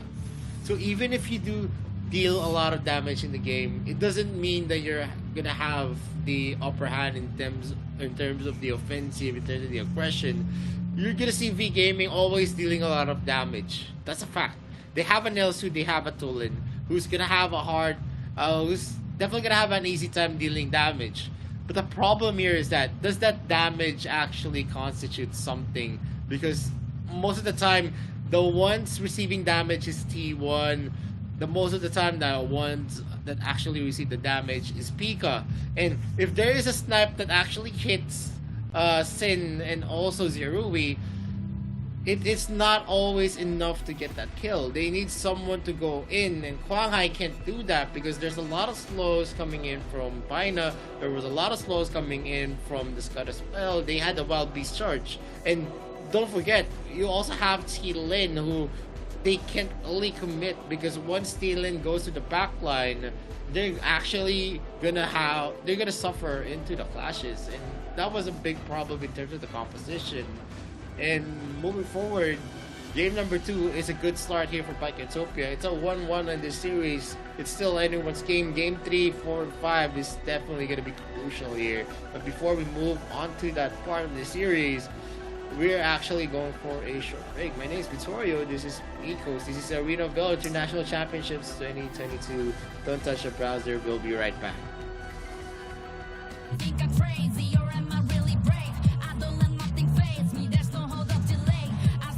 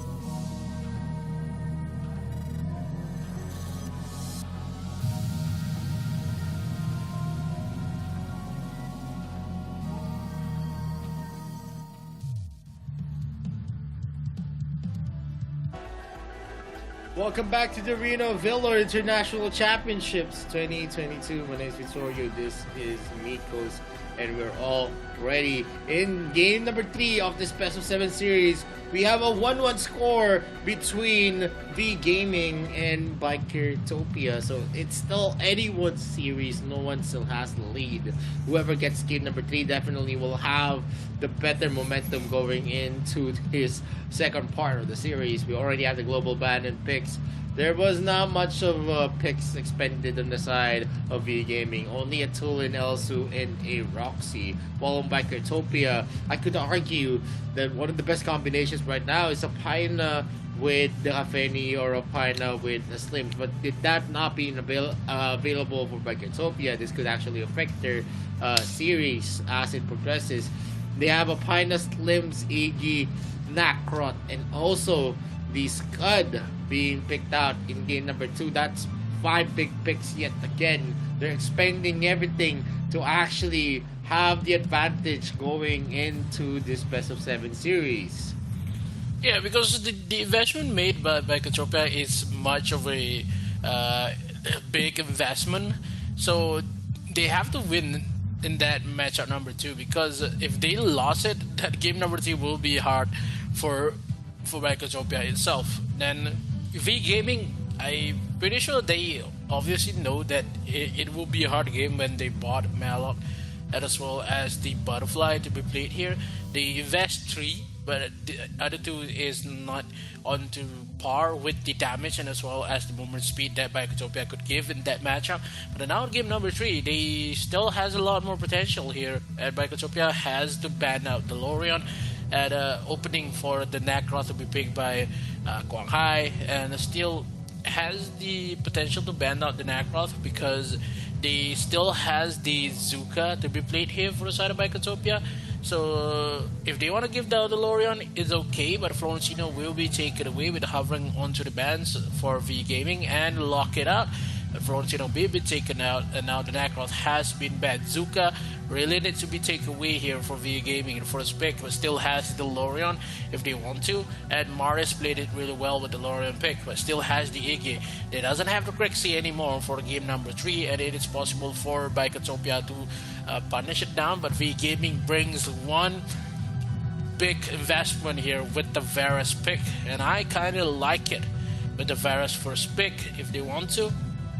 Bikertopia really needs to force down with the Teen as well as maybe they go for an Elsu pick here for Bikertopia, because they can go for the Elsu, but versus the Varus it could be hard. But Richter is the first one to be hover.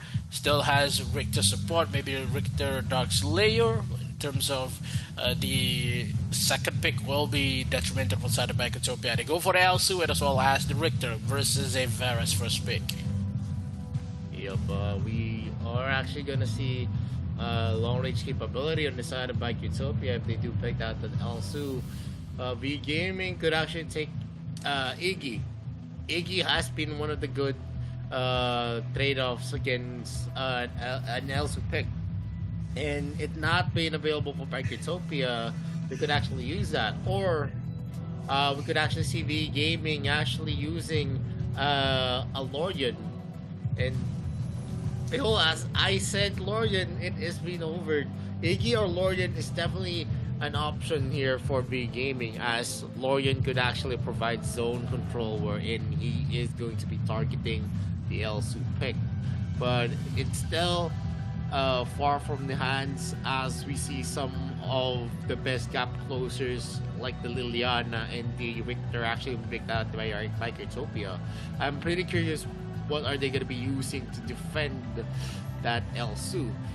They don't have Dane anymore. Possibility to actually take Baldum for Bikertopia. That is a very possible pick.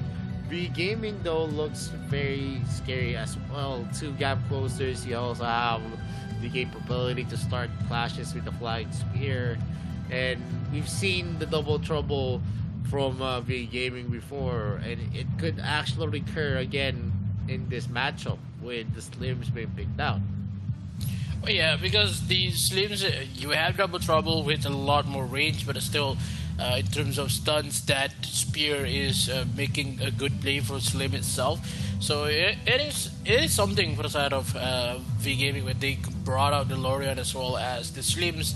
I think this is a big investment coming in for V Gaming as well, because they want to bend out the AOE. They doesn't want to give a lot more potential for the side of Biketopia. They want to burn every heroes that can go burst down for the composition. So they ban out the Kira as well, but yeah, they can go here. But I think Biketopia already used down the Kira in the first matchup. Yeah, I don't know. It was V Gaming who actually It was V Gaming, had alright. the Kira. So Zuka is still going to be open. In terms of the jungling efficiency, you can also have Ellender. Ellender has been, a pick that has a lot of success. One of the reasons is because of the early spike that you can have with the Ellender.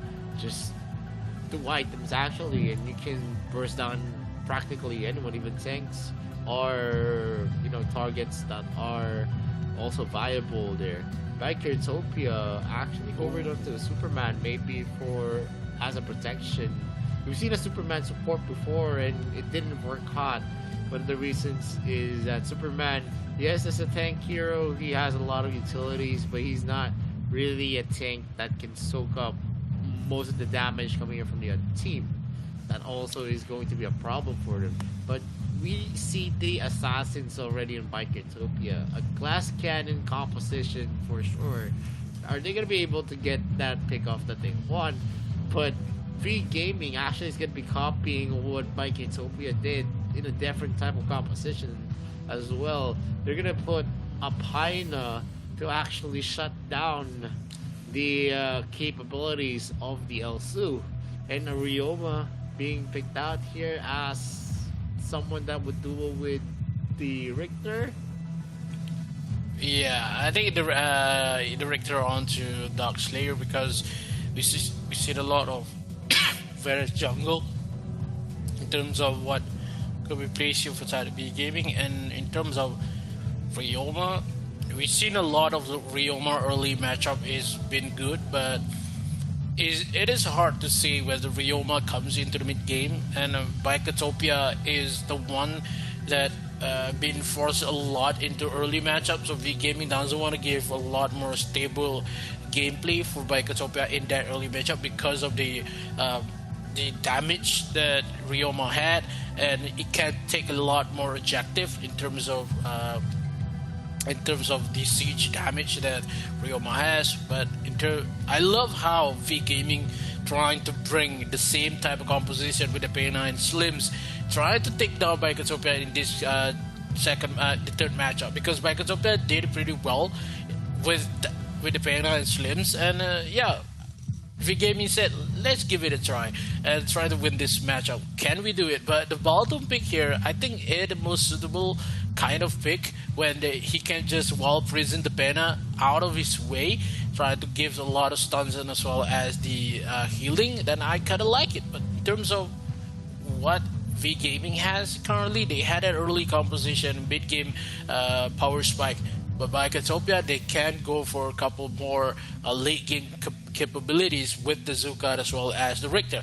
For V Gaming, still manage to a couple more. This is like a lot investment has been made for both teams here in this third game. Maybe they want to fight out the momentum. Whoever lost this will have a lot more trouble in game number 4, and it could be fascinating to see who's ever going to win this matchup in game number 3.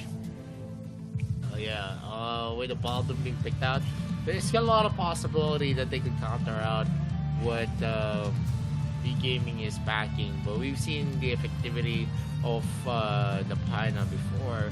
The only difference is that they don't have someone to sustain in the front. So this is a different composition. You see a lot of damage, but not much on the defensive side on V Gaming. The only tank that they're actually going to we're actually going to see is Han, and I don't know if he's going to be enough. Ryoma can build tank items like the Frost Cape and such, but he's not gonna be effective if he just goes for full defensive items. He needs to have some damage as well. Sin is going to poke out Mars here, and they're very aggressive about it. And they are going in for a trade here as T1 actually suffers the brunt of damage coming in from Maris's orb. And Zerui is just going for a normal start. Wang TD throws out Flying Spear. It's not going to get a hit on anyone. Flying Spear is actually a projectile that you can dodge as long as you can actually see the trajectory. And Wang TD is going to be able to secure. No, it's actually dropped to T1's hands on that Seagull. The Force Entry is going to be used as well. T1 is suffering heavily. The Flying Spear is not going to get a hit yet again. Han is going to be using the Healing Light.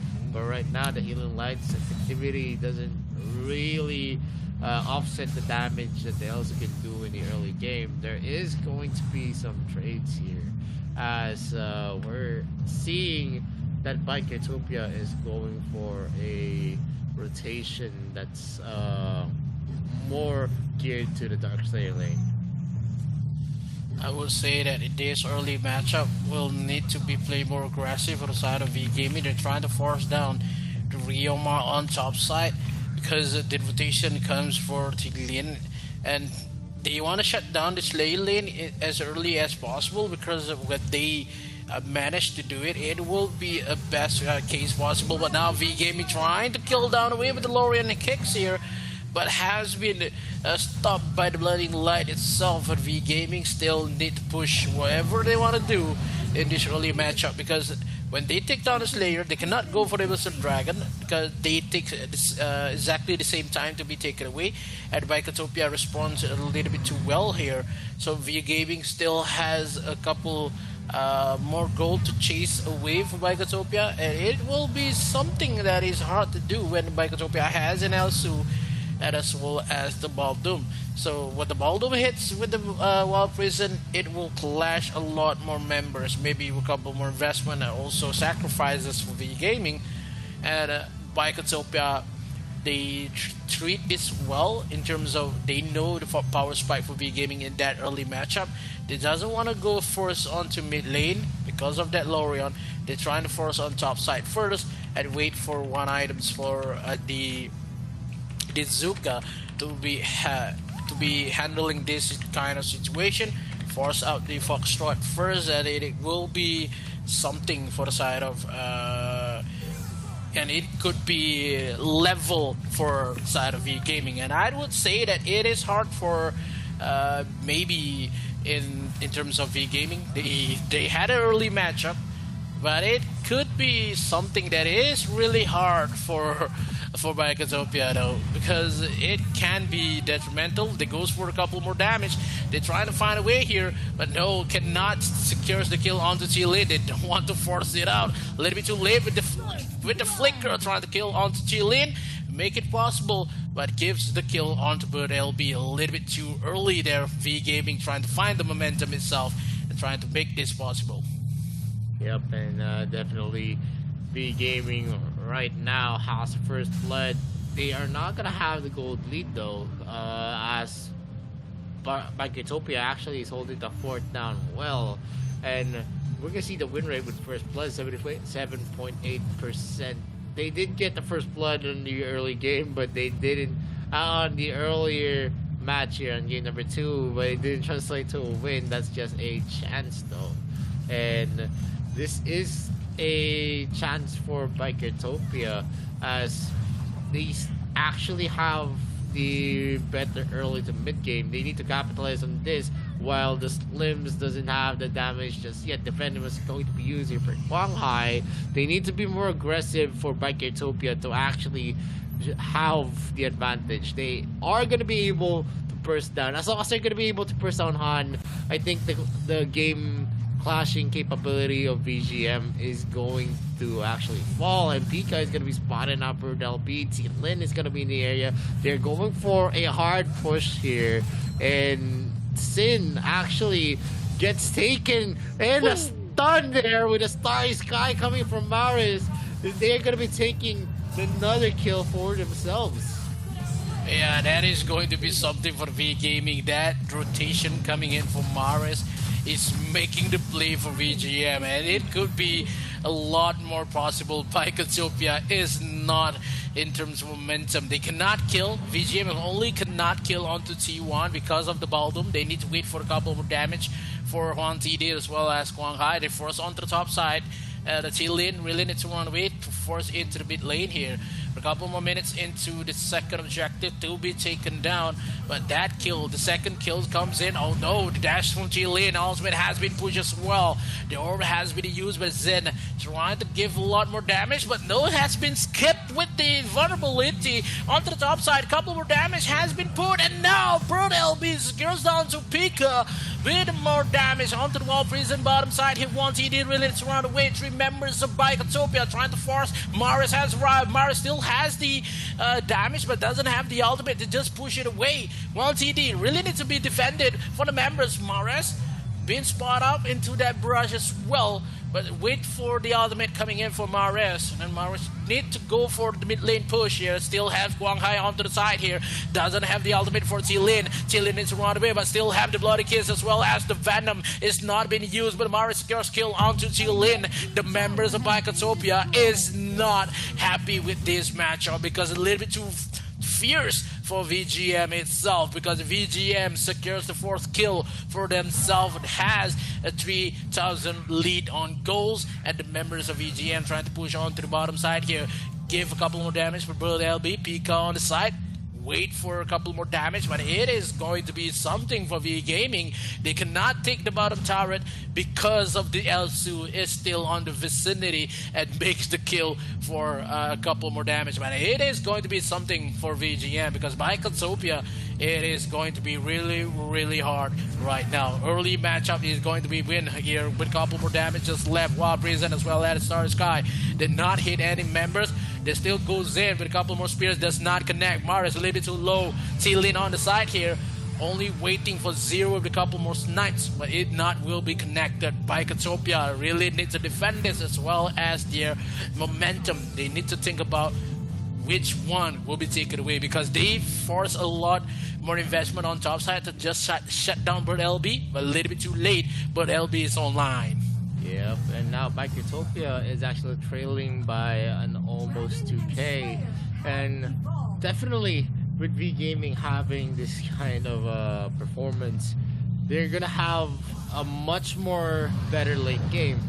You have a lot of capabilities here. You're gonna be able to regenerate some of the damage as long as they don't take out Han or Wang TD. They're gonna be the vital members of V Gaming in their team fight capabilities. But there's a 4-man rotation here. T-Lin actually shows himself, but there might be some dangers as Maris and also Quang Hai are actually going into their flanks, but the Venom did not reach. Bird LB spots out Pika here onto the top lane, while T-Lin is already going back to the lanes. He's going to be able to take that. Skyfall is going to be used. Not much damage is going to be felt here by Bird LB. T1 actually hits that, while Prison is going to be used, and Quang Hai is going to be the thick of it. They might be in danger. The Star Sky is going to be used. The orb is going to be in effect. T-Lin survives another day. The snipe is going to connect from Zerui, and more of the clashes are actually onto the side of V Gaming as the pressure they bring is different with the gold lead that they have.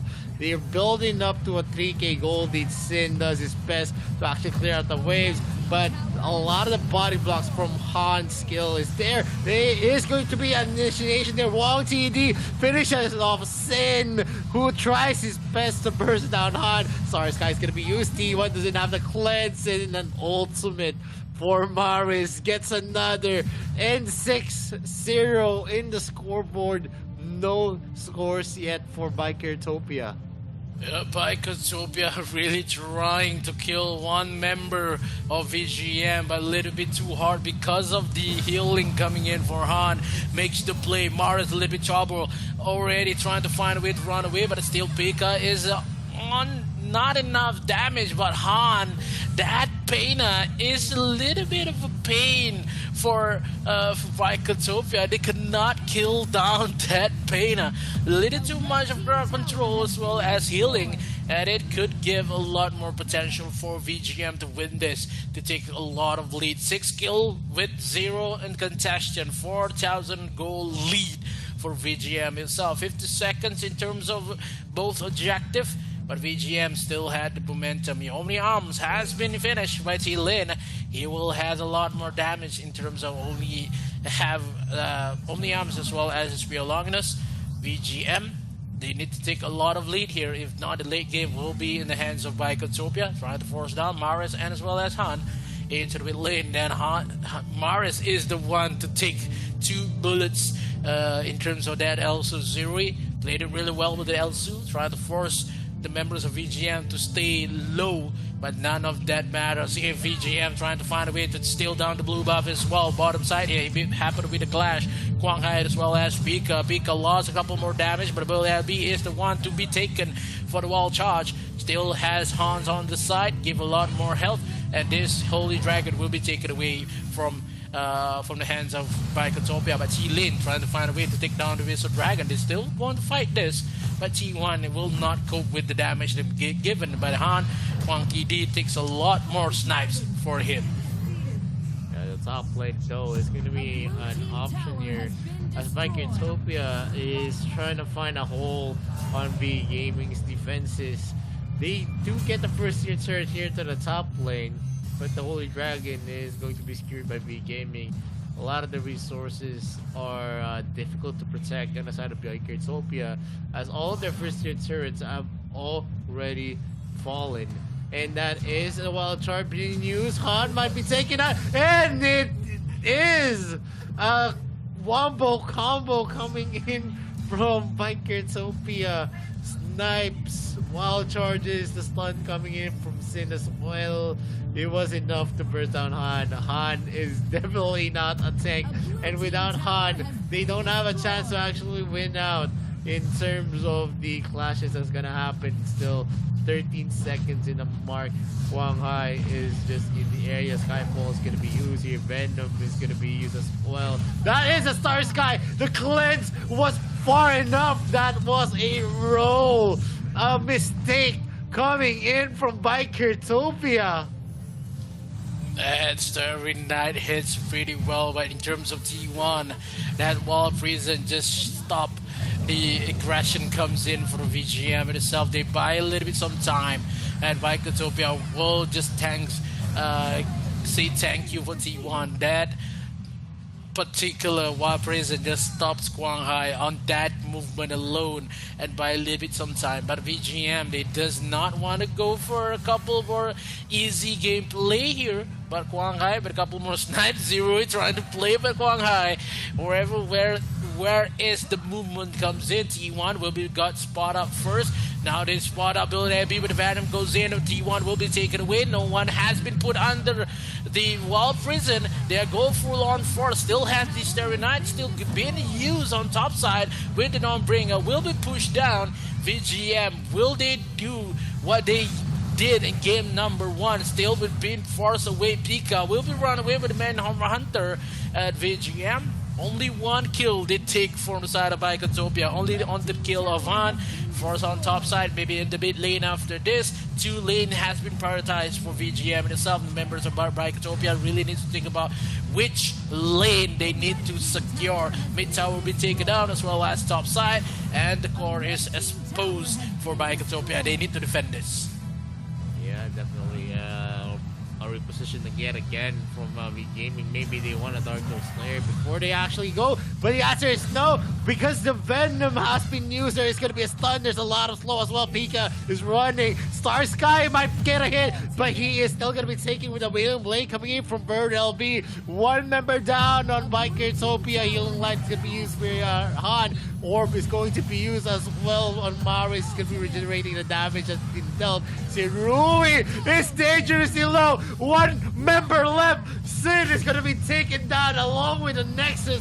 Game number 3 is going to be on the hands of V Gaming.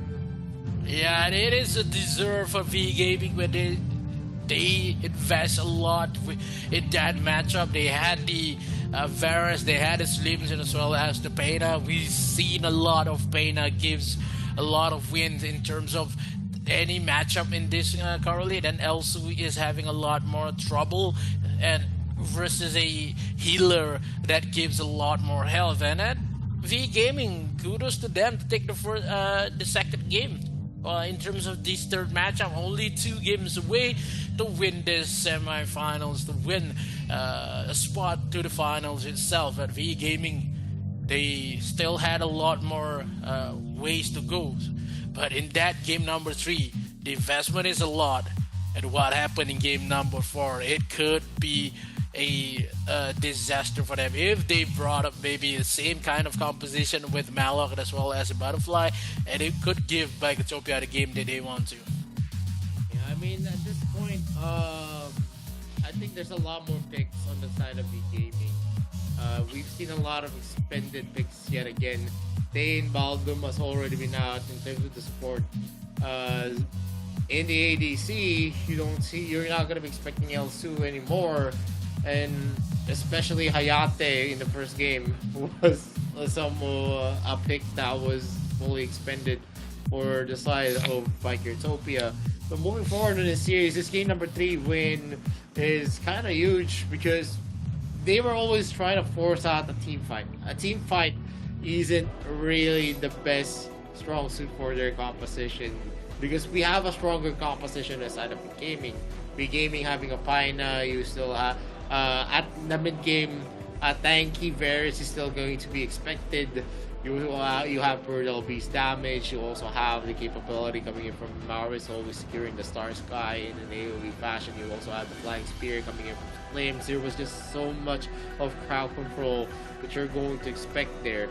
Late game, there was a possibility that the late game could be on the side of Biketopia, but because of them trying to actually speed up the game, speed up the process because of their playstyle, it didn't actually pan out well for Biketopia because they were always giving good looks to V Gaming.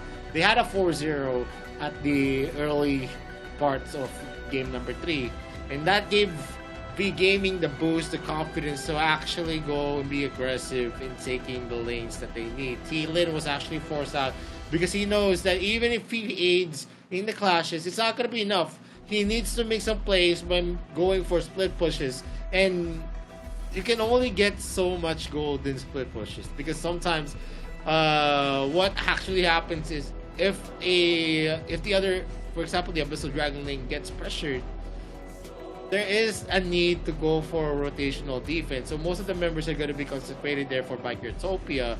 So they're going to have fewer opportunities to take resources, to take more gold for themselves, and that also affects the game. Even if T-Lin grows to a part where he can burst down people, it's not gonna be enough because it's going to be hard for him to actually initiate and take the kills that they need, especially with the protection afforded to Wong TD. You have protection coming in from the Ryoma. There's a zoning effect there.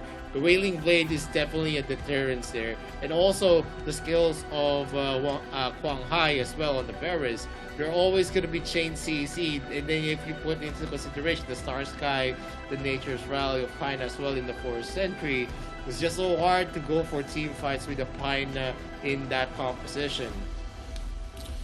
Yeah, that composition really make well for the side of E-Gaming when they use the saving combo coming in for Biketopia with the Pena as well as the Slims making the game. And yeah, you stated that last night still have a lot of win with the Slims. It made possible for both of the teams. But yeah, in terms of what happened in the matchup, I would say V Gaming has a lot of confidence to just still win 6-0 game at that in that mid matchup. But in the game number 4, V Gaming has a lot of more investment as well as Biketopia, where they lose Hayate, Elsu, as well as Slims, and now maybe they will force away with the whips, maybe they go for a Laville if Laville will not be banned and they still have the Gaffney to be played. But they had a Gaffney, but it doesn't have the Balduman as well as the Teen, and it is a problem for Bicotopia. They still can't go for the Varus support if they want to, but it all dictates what will be banned in that matchup. So I would say V Gaming still has the momentum to win this matchup, but Bicotopia will not bow down that easily in this. They will balance with the draw, but still hoping for the best for the side V Gaming. They still have the momentum though. Yeah, definitely. Big Gaming taking game 3 is huge. They could actually close this out. They have a 2-1 already and a good start onto 3 of the games. I'm actually very worried to what kind of investment Bicotopia needs to make in game number 4 to actually win it. Because here on game number 4, there's still a lot of picks for V Gaming. You could pick out Iggy. They still have Scud. They still have Richter. We could say a lot of the picks are still available as well on Bicotopia, but I think I'm worried for VGM as well though, because when they won the first game and that second game, the draft is not on to par what V Gaming do, and it could be scary when game number 4 will be the same kind of outcome for V Gaming though. That is something with V Gaming. There's Nakrot and also Zuka still available to V Gaming. That's actually a big thing because as that moves, you have a lot of meta picks left for yourself. V Gaming still has a boy. Kira can still be picked up by Bicotopia, but the Kira actually works in a different type of composition, and not all the compositions Kira is actually going to be effective. In terms of the gold lead, you're going to see here in the stats that it's a very, very big gold lead that was built by V Gaming all throughout. Once V Gaming had the upper hand, it was spiraling onto their control all throughout. And in terms of the objectives, you can see towers being secured left and right by V Gaming because of how big of a lead that they had. And the MVP of this game is going to be a 507 from V Gaming's Maris, the mid laner, 92.3%. That Orion was a big threat. 40.9% of the damage dealt here by V Gaming was made by Maris. And it's no secret that Valorian was definitely very, very abusive here in game number 3 because of how accurate the Star Sky was, always hitting the right targets. And if we're moving on to game number 4, a performance like this from Maris is definitely going to give them solid confidence. As long as Maris is going to be playing well, they're going to have the rotations on the hands of V Gaming yet again. Bicotopia needs to counter this. Yeah, Bicotopia really needs to think about when they could shut down Maris in that mid lane, because they obviously tried to just shut Slayer lane a lot, but haven't takes a lot of objective. That is the defense that maybe the defense that the V Gaming is putting up to, because Quang Hai is always going to defend on top side and makes a lot more trouble for Bicotopia. And in terms of T lane itself, because when they focus onto the Slayer lane, they gives a lot of space for Maris, because we've seen a lot more. Maris is more powerful than Zen in terms of mid lane, and Zen is struggling right now versus Maris. And maybe Bicotopia really needs to think about, we need to help Jin. We need to win the mid lane matchup first, because in terms of this first and also the third game, Bicotopia is the first one to fall the mid tower. So that is the maybe some sort of problems that Bicotopia really need to think about. When they lose mid tower, they'll give a lot more space for V Gaming to play around the jungle and make it harder for T lane to just take a lot of objective. When they manages to defend mid tower, they could have a lot more defense in terms of their jungle. But yeah, it could not happen anyway when they force out top side even more rather than mid lane defense. Moving to what is gonna happen here, Bicotopia actually they're very aggressive. Yes, I mean that's a place. But the problem here is that not always that you need to be aggressive. You can be aggressive in a lot of things. A lot of you can actually be passive aggressive. You just need to stand there and put pressure to the lanes. You don't need to commit in a lot of the fights. For example, Sin actually going in for the kill in the mid lane, actually leaving most of his teammates behind was, one of the focal points here. Because they started losing more once Sin was out there. They didn't have a lot of magic damage. And you need a mix of magic damage and also attack damage as well if you want to burst down the members of big gaming on game number 3. So you always need to actually think about what is the most favorable position for you guys. The one that they actually needed was to kill Han. That was it, and then they could actually win the clashes. But once they had a overextension wherein T-Lin actually went inside, and that was a decision making that undone what they had an advantage. Because in the 4v5 scenario, you actually want the clashes to happen where everyone is going to be able to contribute. And that didn't happen for Bike Utopia because they actually rushed the clashes that happened. But here in game number 4, they have a chance to actually overturn those mistakes, to have a better and more flawless game. There's no perfect game. It's just you need to strive for that kind of perfection in terms of the decision making, the rotations, the compositions as well. And the first two bans here by Utopia is going to be a Nakrot and also Mina. Omen is definitely going to be banned out here by B Gaming because Lorian has already been picked out by Utopia, so they don't care if it's going to be left open. Lorian is not going to be available for both of them. Yeah, I think the Lorian is out of the question right now because they still had a more onto the Necroth as well as the Omen ban is much more suitable for this current matchup, and it will be a lot more contested when they go for a couple more tanky composition, as what you said that they need more magic damage to just balance it out with the 80 damage they had. And by Utopia, they had a first pick here. Maybe they want to go for the Varus here, for Varus support, maybe Varus jungle to be played. I think it will be possible, but still they just want to go for a couple of investment in terms of the talent. Joker is still here, doesn't have the Elsu just yet. They already used, both of them already used the Elsu. They still have the Laville though for the side of Utopia if they want to play it on. Still a contestant onto the Joker first side. Still have the Caffeine as well as the Tane for the side of E-Gaming though. They can play a lot more time here just versus a Joker. They still have the Hayate for the side of E-Gaming. They want to go for the Zuka. Doesn't have the Necroth already for the side of Utopia. They banned now the Necroth for doesn't have the Iggy as well for the side of Utopia. It is hard now. They still have the talent though versus the Cavity and as maybe the Tane to be third pick because Utopia could not steal the Tane because they already used the Tane for themselves.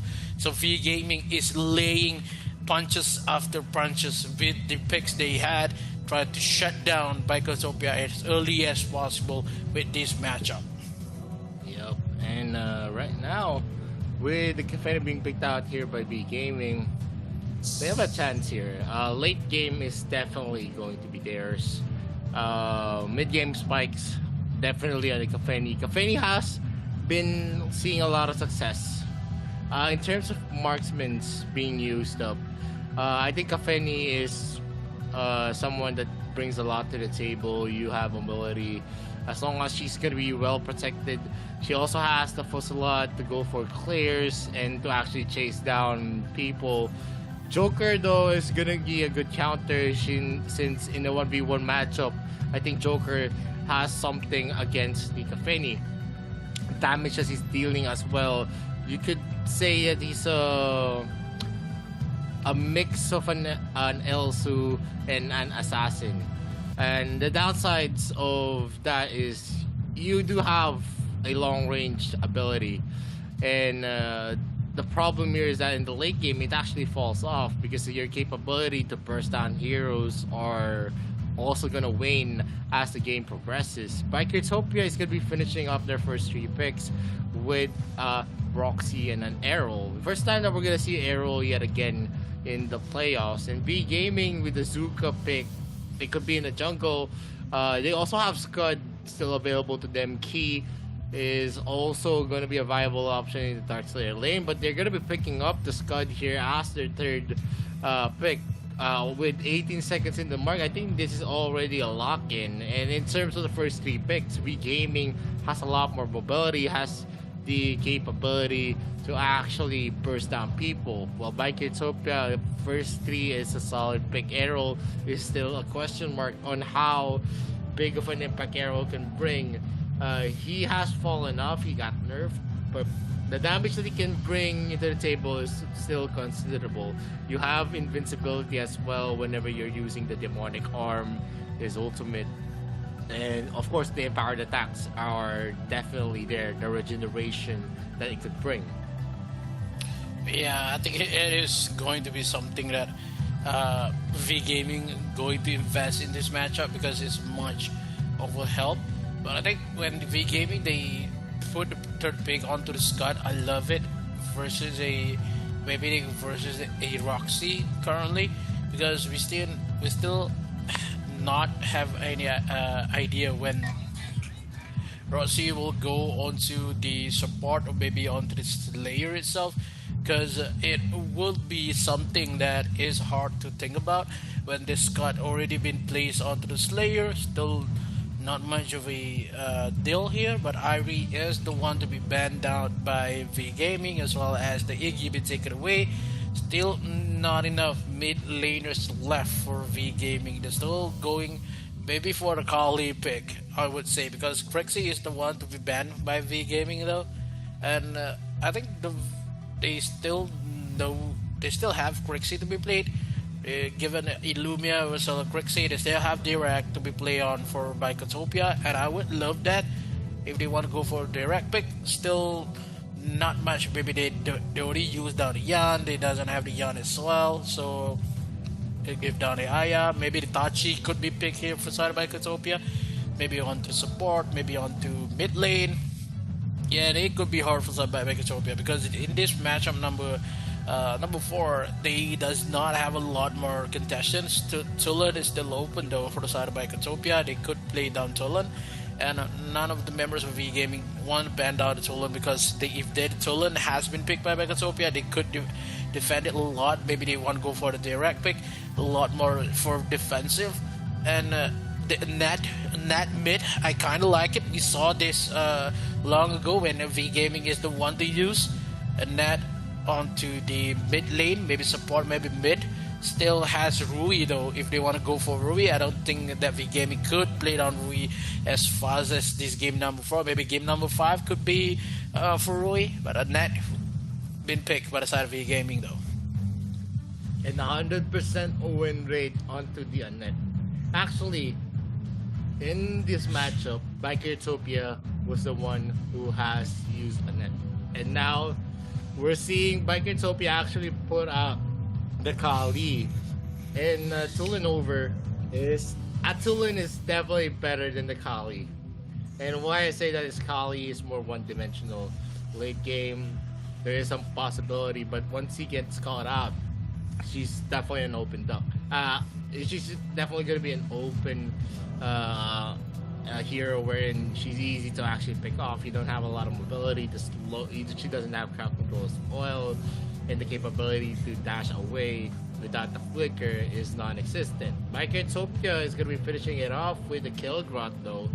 I'm curious to see, is it the Kilgrot jungle or Dark Slayer?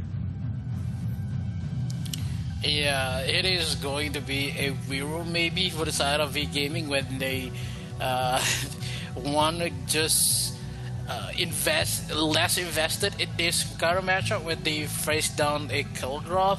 I think that Wiro they still have the net to disengage as well as the Vero, but I think Vero is not onto congestion when they still has the lumber. I think if they want to go for the Windass, they go for Tachi. That is the best possible moment for the side of V Gaming. We're still waiting for the matchup. 15 seconds left to play. Whoever going to be locked down, I think Tachi is the best way possible if they want to win and have a match point for V Gaming though. And the Tachi has been locked to giving into the support role because Annette will be in the mid lane maybe. Still has the contention and they go for a jungle Zuka. Still not switched just yet, but I think it could be something for the side of Bikotopia when they go for a normal kind of composition. We see that Errol as well as the Kilgroth has the big momentum in terms of late game, but in the early matchup they had to find a way to just execute, trying to skip the wind wall coming in for that Annette, because Annette will try to just negate any damage as well as block any path that Vikatopa will take to kill down V Gaming. Yeah, and these players are strategizing right now for V Gaming.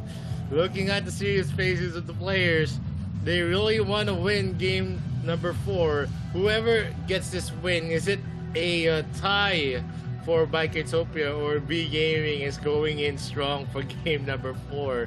Looking at the composition though, you see a lot of potential on both sides, a lot of damage on the other. Roxy is definitely going to be a key player here. The only crowd control that they're going to be expecting, and also Nero. Arrow has some crowd controls on himself, but you need to have empowered attacks first. And that's going to be a key here. If they're going to have the capability to actually outlast V Gaming, V Gaming looks to have a lot of damage with the Kafeni and also the Zuka. And also, in terms of takeability, you're going to expect a lot from the Scud and the Tachi. Yeah, the Scud and the Tachi could play a really good role in terms of matchup when they has a lot more burst damage to play it really well. But I would say that I'm intrigued with the Annette pick for the side of V Gaming into the mid lane, and they had Tachi as well. And when the disengage comes in for the Annette, they could engage back with the Tachi, level up with the damage.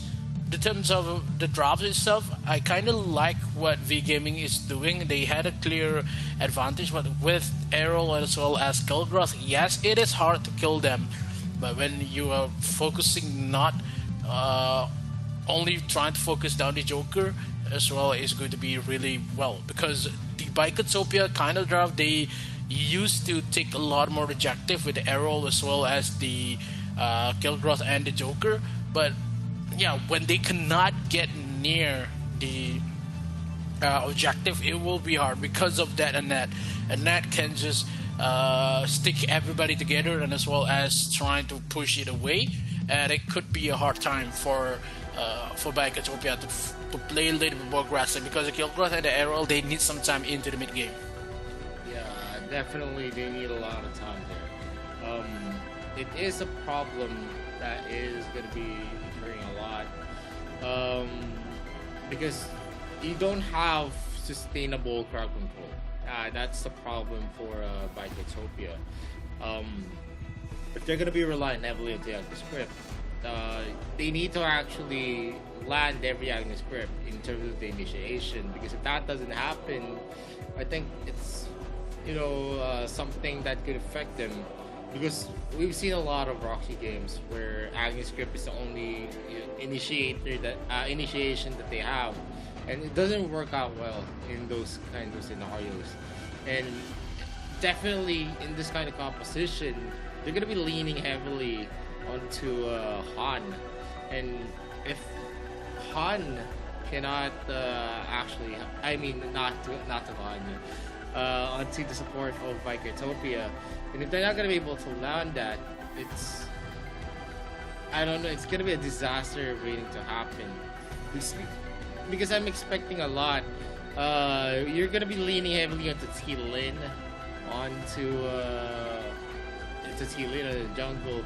Also gonna have a lot of damage coming in from the Joker, from the Tulin. The arrow is there as well. A lot of damage, but in team clashes, those damage doesn't work unless they are the ones that get the one-up or the ambush. Because if they can't ambush, they don't have the first starting fire, they're actually going to be losing out. Because people, most of the composition that we saw from the gaming is definitely going to be hard to actually put into place. So it's Azuka, Tikafeni, Atachi as well, who is just gonna use the Cliff Breaker, mind you, to actually reposition himself and give him additional shield. So moving forward into this in this fight, they can't actually just target down the Scud as well, who's going to be the jungle. Fang Hai is definitely gonna have a boost in terms of his defensive capabilities, because actually in the jungling area he's just going to rack up a lot more gold for himself. So you're gonna have sustainability at the start of the clashes already, and that's going to be difficult for the side of Biketopia if they're not going to be able to land their few crowd controls on their arsenal. Yeah, because when we saw the drafts, it is giving that a lot more possibility for side of gaming to win that matchup, other than Biketopia is what you said, lacking of crowd control. They only have the Agnes grip, and I kind of understand that when they already invested a lot in game 1 and game 2, and when it comes to this point, they doesn't have a lot. They doesn't have Ryoma, they doesn't have the Omen. Omen have been banned as well, and Florentino will be taken away. But when they brought up the Arrow as well as the Keldroth, maybe they think that they want to save down the Volcath. They want to save maybe onto the Florentino, maybe they with a couple more attacks, but the Varus is still open for them as well. So they want to save it down, because the Arrow might work, might not in that current matchup. But yeah, it will take a lot more work to find what works for Biketopia. But in the meantime, we'll be taking a little bit of a rest. We will be back after a short break. Welcome to our video introducing the dual Arcana system. Arcana system is a pre-battle strategic system independent from the enchantment system. It allows you to increase heroes' attributes throughout the battle. The system will be unlocked after the player reaches level 7, and the slots within the Arcana list will also unlock one by one as the player's level increases. You will need to use Arcana fragments or gold for the purchase and upgrade of Arcana. It can also be acquired through other sources, such as completing achievements. Before the start of a game, player will select the Arcana system in the preparation slot to create an Arcana combination best suited for their hero. The appropriate combination of Arcana can give players a clear advantage when the battle is begun. Arcana is split into 3 categories based on its functionality. Red Arcana focuses on increasing the hero's ability to attack. Purple Arcana focuses on increasing the hero's ability to self-recover. And Blue Arcana focuses on increasing the hero's defensive abilities.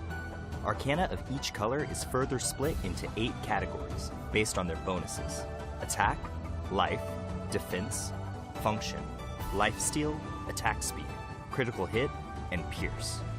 Each independent Arcana has 3 levels. The higher the Arcana level, the more bonus it grants the hero.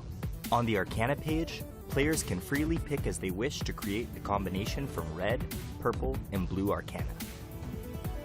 Players can create their Arcana combination on the Arcana page based on the role of their hero and their own playstyle. After choosing your Arcana, you can click the top right of the Arcana page to rename and save your combination. In addition, the system has recommended combinations based on roles and playstyles for the player to select directly and use. Depending on the different combinations in a match, Arcana will enhance a hero's performance in different ways. Even if the player uses the most advanced Arcana for their combination, the bonus provided for the hero will not greatly affect the balance of the game. Then, how will the Arcana system help players? During the early stages of the match, the basic attributes of heroes are quite low. Even if the Arcana did not offer much bonus, it could bring about a considerable and substantial difference. Such a change will help the player decide their early game strategy and playstyle while adding more variables to the battlefield. Arcana combinations are not absolute. According to one's understanding of the hero and their playstyle, players will all have different combinations. Should you focus on certain enemy heroes or making up for the shortcomings of your allies? Should you take the initiative in teamfights or increase roaming efficiency? It is entirely up to the player. This marks the end of our video introduction to the Arcana system. Thank you for watching, and good luck on the battlefield.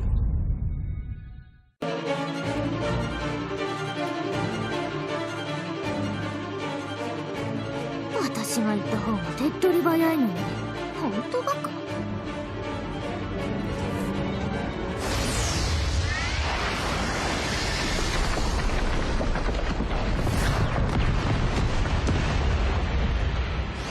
何？私じゃ不満なわけ？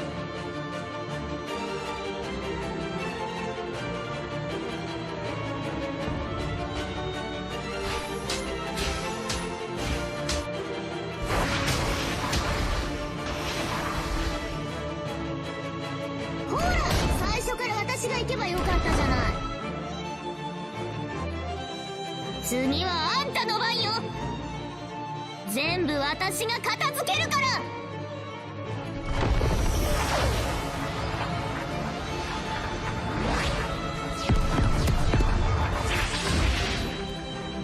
ほら、最初から私がそれで怖いとか思ってるの？ Enemy has been defeated. 最初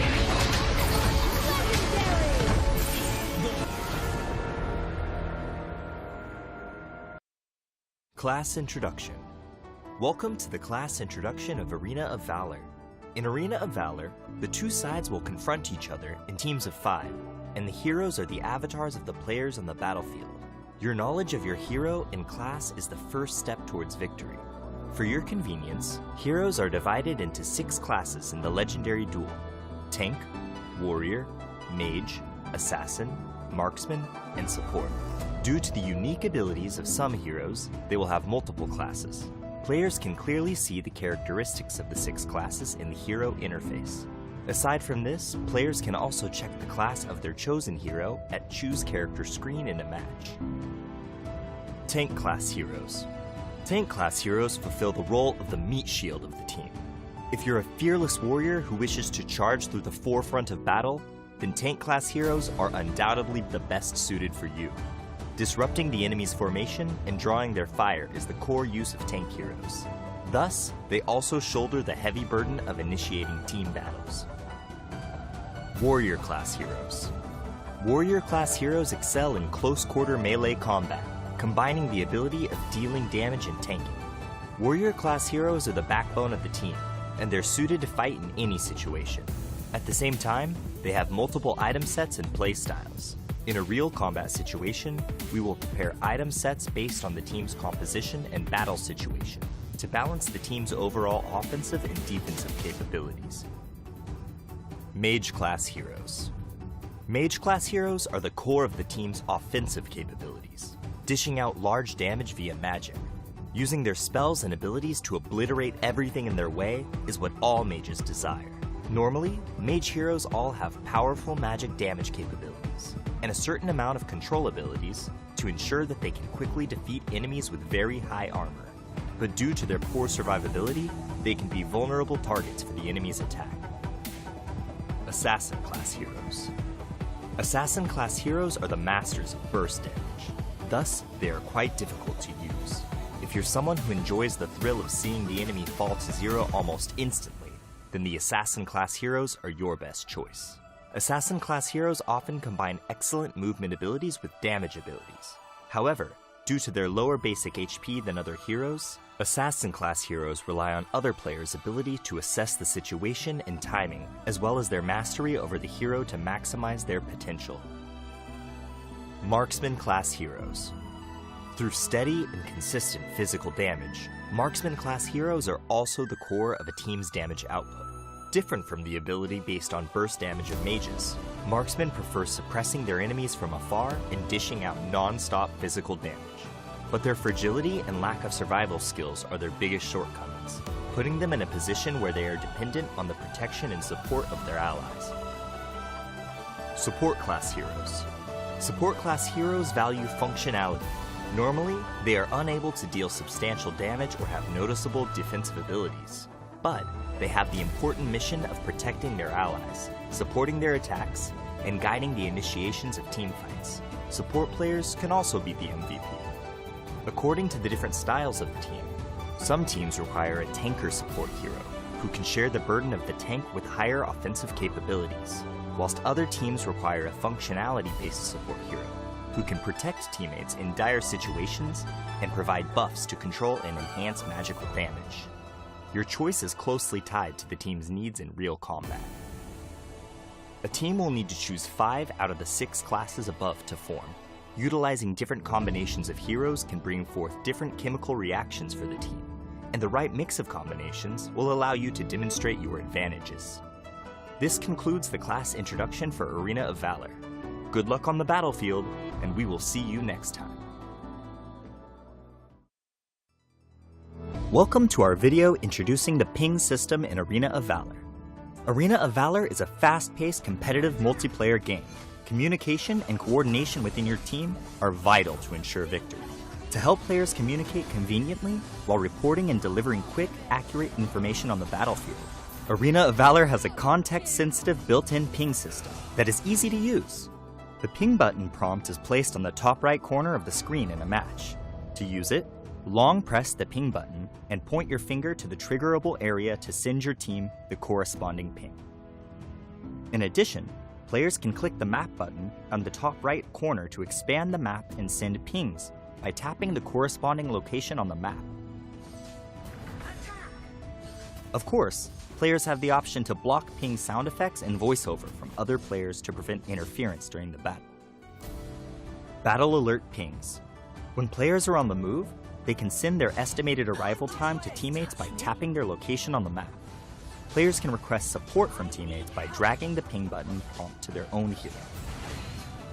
When the player is hidden in the grass, drag the ping button prompt to the grass to instruct teammates to hide themselves and ambush together. When a player is outside of the grass, dragging the ping button prompt towards the grass will notify teammates to be careful of an enemy ambush. Wilderness Status Ping. When Abyssal Dragon, Dark Slayer, or your own buff exists on the map, players can give corresponding attack commands to their teammates by tapping the corresponding monster directly on the map, or by dragging the ping button prompt to the relevant monster. If a monster has yet to respawn, dragging the ping button prompt will notify the players of the corresponding monster's respawn time. Personal Status Ping. Players can notify teammates their skills are ready by dragging the ping button prompt onto their hero's skills. Dragging the ping button onto a skill in cooldown will alert teammates of the cooldown timer. When a hero dies, the player can drag the ping button prompt onto the death countdown to inform their teammates how long it will take to revive. In addition, players can inform teammates that they're returning to base by dragging the ping button prompt onto the recalling button while in recall. Enemy Status Ping. When the enemy has disappeared from a lane, the players can send an enemy missing ping by tapping on the lane. When the enemy reappears, tapping on the lane will signify how many enemies are present. Situation Alert Ping. Players can prompt teammates to defend structures by tapping their defense tower on the map or by dragging the ping button to the tower. When the player is not in a mid-recall state and drags the ping button prompt to the recall button, it will remind teammates to return to base. Furthermore, players can send scores to teammates by dragging and dropping the ping button prompt onto the scoreboard. There are hundreds of different ping options in Arena of Valor. Players should use them strategically to give themselves and their team a leg up on the competition. Be aware that the ping button is only a notification. The key to victory lies in making the right informed decisions. This marks the end of our video introduction to the ping system in Arena of Valor. Tell us your favorite thing to ping in the comments. Thank you for watching. Good luck on the battlefield.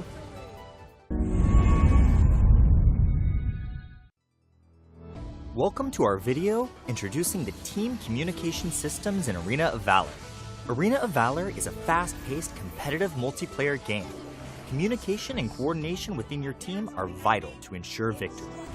To help players communicate quickly and clearly in game, Arena of Valor has introduced team communication systems, such as pinging, quick messaging, built-in real-time voice chat, and emojis. Players can press the context-sensitive ping button prompt on the top right corner of the screen to instantly notify teammates of their status on the battlefield. Players can also drag and hold the ping button to various elements in-game for different alerts. Depending on the context, pings can be divided into types such as battle alerts, wilderness status, Our might golem has not respawned. personal status, My health is low. enemy status, In middle lane. and situational alerts. Don't be too eager. Check out our ping system introduction video to learn more about how you can use the ping system in Arena of Valor. Players can use the in-game quick message system to plan and communicate. Quick messages first appear as part of the pre-battle strategy screen. Rally for a team fight. Before the match, the player can set selections and adjustments within settings. These pre-made messages can be split into 3 major categories: defense, offense, and communication. Players can select 8 messages from these 3 categories to use as quick messages within Arena of Valor. Some quick messages even have voice lines that play when being used. Let me get the buff. In the event you want to communicate in more details with your teammates, you can also tap the box beneath the quick message window to enter text. Keep it clean. Aside from quick messages, voice chat will always be the most accessible and concise way to communicate on the battlefield. Players can use the game's built-in real-time voice chat system to speak and converse with their teammates directly. To use voice chat, tap the microphone button on the left side of the screen. When the player is queuing with friends in a pre-made party, they can choose the voice chat to be party only. Emojis are a fun and expressive way to communicate within Arena of Valor. Before the start of the match, players can equip emojis with their customization suite. Make an emoji selection while in a match to use the corresponding emojis. When triggering certain scenarios, heroes will automatically release their preset quick emojis. If there are teammates nearby that use an interactive emoji, and the player responds with an interactive emoji of their own, a new effect will be created for both emojis. One last thing to note, emoji displays can be seen by your enemies. Use your smileys wisely.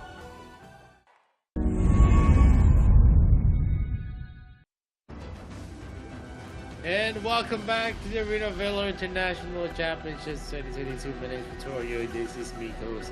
We're at game number 4, just waiting for it to start back. We want all of our players to actually be ready. And yeah, we're just waiting for Utopia's players to actually, have their equipment ready, because we want everyone to have the gaming experience where there is no unfairness at all.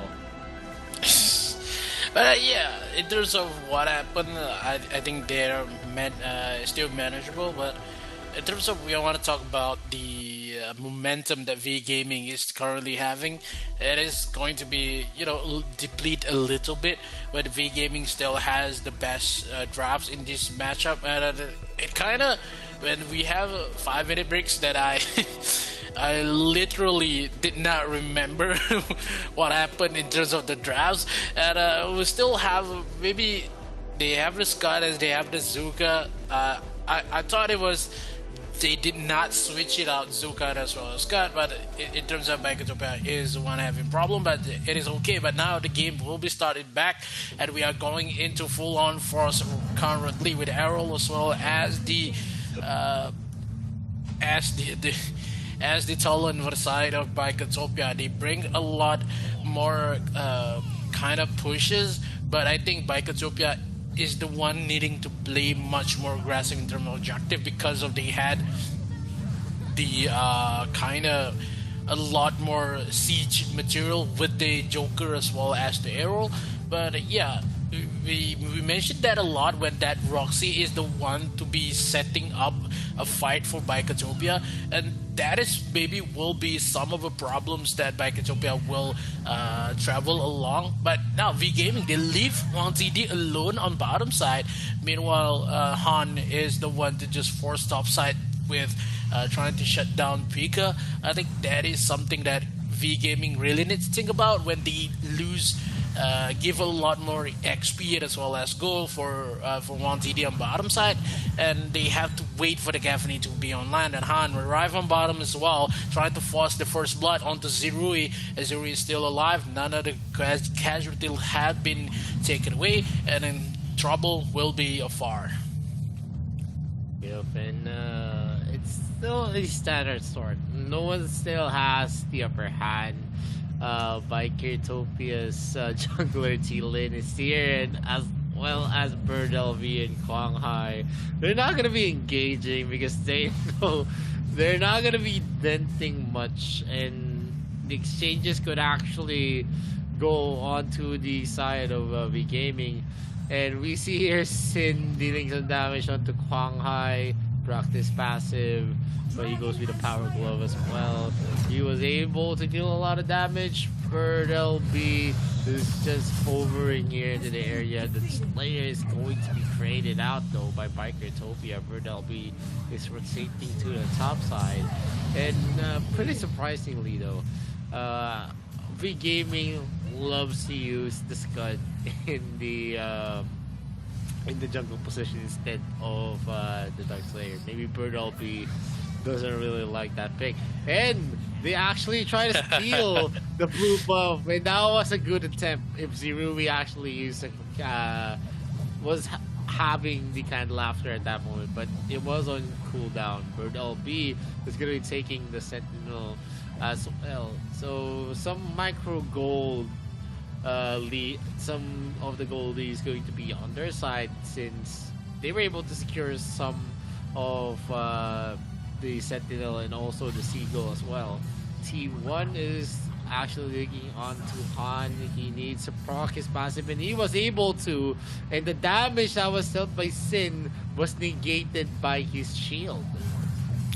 Yeah, that shield is just giving a lot more potential to run away, but looking how V Gaming, they understand this matchup a lot when they are in a couple more defensive state.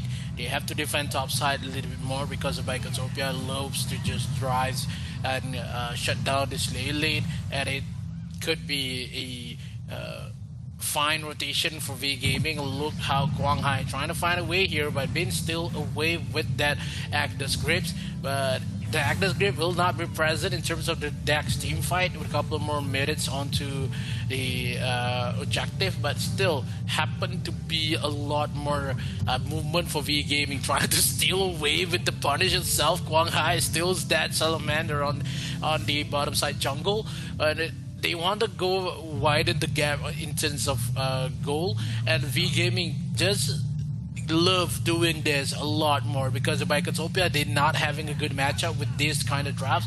They are strong in terms of the missile lane, but in the mid lane and the jungle and display lane is not to par. Bikotopia can play much more aggressive because they are too reliable in terms of the Joker kind of laughter with the rank breaker or the presence for Zerui. When that team fight alone, a little bit more push coming in for Han with Itachi, played a little bit aggressive, waiting out for Mares to just go on bottom side. And I love how Zen playing really aggressive, trying to find a way. When the rotation comes in for both junglers go into the mid lane, they try to fight it out, but in the mid lane, Zen trying to find go for Mares. Mares rotate onto the bottom side. Frusilat been pushed on the bottom as well, doesn't have the kind of laughter. Maybe the Agnes Grip is possible for T1 here. Kwang Hai arrive on bottom side. 4 members for V Gaming trying to take down the Missile Dragon. No Fusilat just yet. I don't think that the members of Bikotopia could steal this away without a T lane on the side.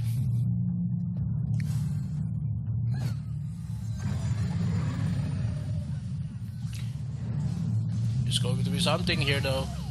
A little bit of a dash comes in for to take the first blood for Zerui, and the first one to fall is Han.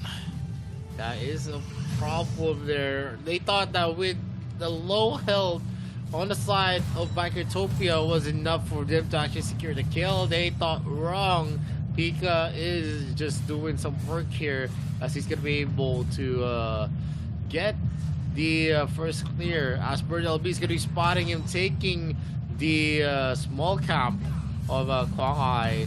As much as the rotations here, Kwang Hai is being forced to actually aid their bottom lane. We're seeing a clear difference. The early game spike of Zerui is definitely working out for him. And Bird LB actually runs from the fight against Pika. Kilgrot is definitely a target that's difficult to fight with, especially when his ultimate is ready. T-Lin almost gets bursted down by the power glove coming in from Kwang Hai, and they are now running from Kwang Hai and Bird LB. They're gonna be taking the first tier turret, even with the deficit in and also a disadvantage in the bot lane. We're seeing Bird LB actually having the capital to be in a better position here, as Kwang Hai against Mansao Sin doesn't get the power glove up and wasn't able to actually damage. But here T-Lin is actually going to be reeling from the power glove. Look at how Kwang Hai is. From top side, rotates to mid and goes for bottom side when waiting for the Mr. Dragon to just spawn up. That rotation giving a lot of scaredness to the side of Bikertopia because of the rotation from Kwang Hai itself. He is all over the map, and members of Bikertopia, they wasted a lot more ultimates just trying to scare away VGM. And VGM knows when they had a lot more potential in terms of team fight, they can go for it. Now, Spirit Longinus has been finished by LB and as well as Kwang Hai going in. They're trying to find a way for the Slayer first. They're trying to control on the top side. Kilgrove really needs to run away. Pika a little bit in trouble here. 3 members of VGM trying to slay this fish to be a sashimi, but he needs to run away. But the ultimate has been pushed down. He needs to run, and now gives this point for the Slayer take for the side of VGM.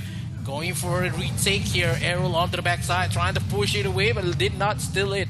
Give a lot more potential, but now the clash has been worked. Doesn't have the curse of death just yet to cut down the kill growth, but ultimate has been pushed by Han, trying to disperse with the Fusilade itself. Now only for only 1 kill for side of Bikertopia, but no other casualties has been taken away with that clash in mid. Not much that you can expect right now, as Speed Gaming is trying to get back into the in terms of the score. They're trying to go for a rotation here to the mid lane. They released the Slayer, but I guess it's too little, too late, because they were unable to actually defend that. Bikertopia was already in the mid lane. There is a 1v1 scenario here with Pika and Kwang Hai. No one's gonna come out on top. But in terms of the durability, you're gonna expect a lot more onto Kwang Hai's Scud. He's gonna be farmed up more with almost 6k on his gold lead. But Kafeni needs a lot more resources here. He is being shut down by Zerui. That's gonna be a problem. That's gonna be a slow while this charge is gonna be used by Kwang Hai. They do get that kill onto Sin, and that's what they need. And the clip breaker is gonna be used. He is gonna be pulled here by T1, but without anyone to deal a lot of damage, they're not gonna be able to secure that. Demonic Arm already used to reposition himself up. T-Lin right now is being ineffective with the arrow pick. The killing joke is going to be used to clear most of the creep waves as well as the axe. And the Kilgrot is going ham here. He's regenerating most of the damage. T-Lin is going to be pulled down. Is he going to die? The orb is ready. He is going to be able to reposition himself. And with Maris in the area, they're going to use a vacuum to prevent anyone from going in for the kill. Yeah, we saw only Pika could withstand a lot more damage because of the Kilgrowth kit, and it has a lot more kind of lifesteal that make Kilgrowth a hard to kill for the side of VGM.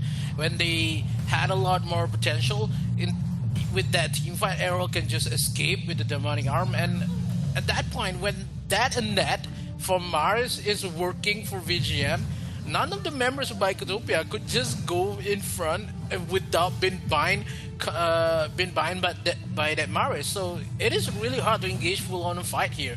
They only can take one from the member of VGM with the Agnes Grip, and look what happened to them. They only take two, but that moment itself is too tanky for VGM, and none of the members of Bikotopia could just kill down any members of VGM. And VGM has good drafts here.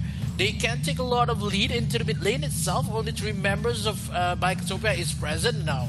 Couple more dashes left for Bird LB, trying to find a way of possible attack here. But they will secure us down these Dark Slayer first without the essence of T-Lin. Could not go inside with the punish itself, trying to bring. Gives a lot more information with that knock up.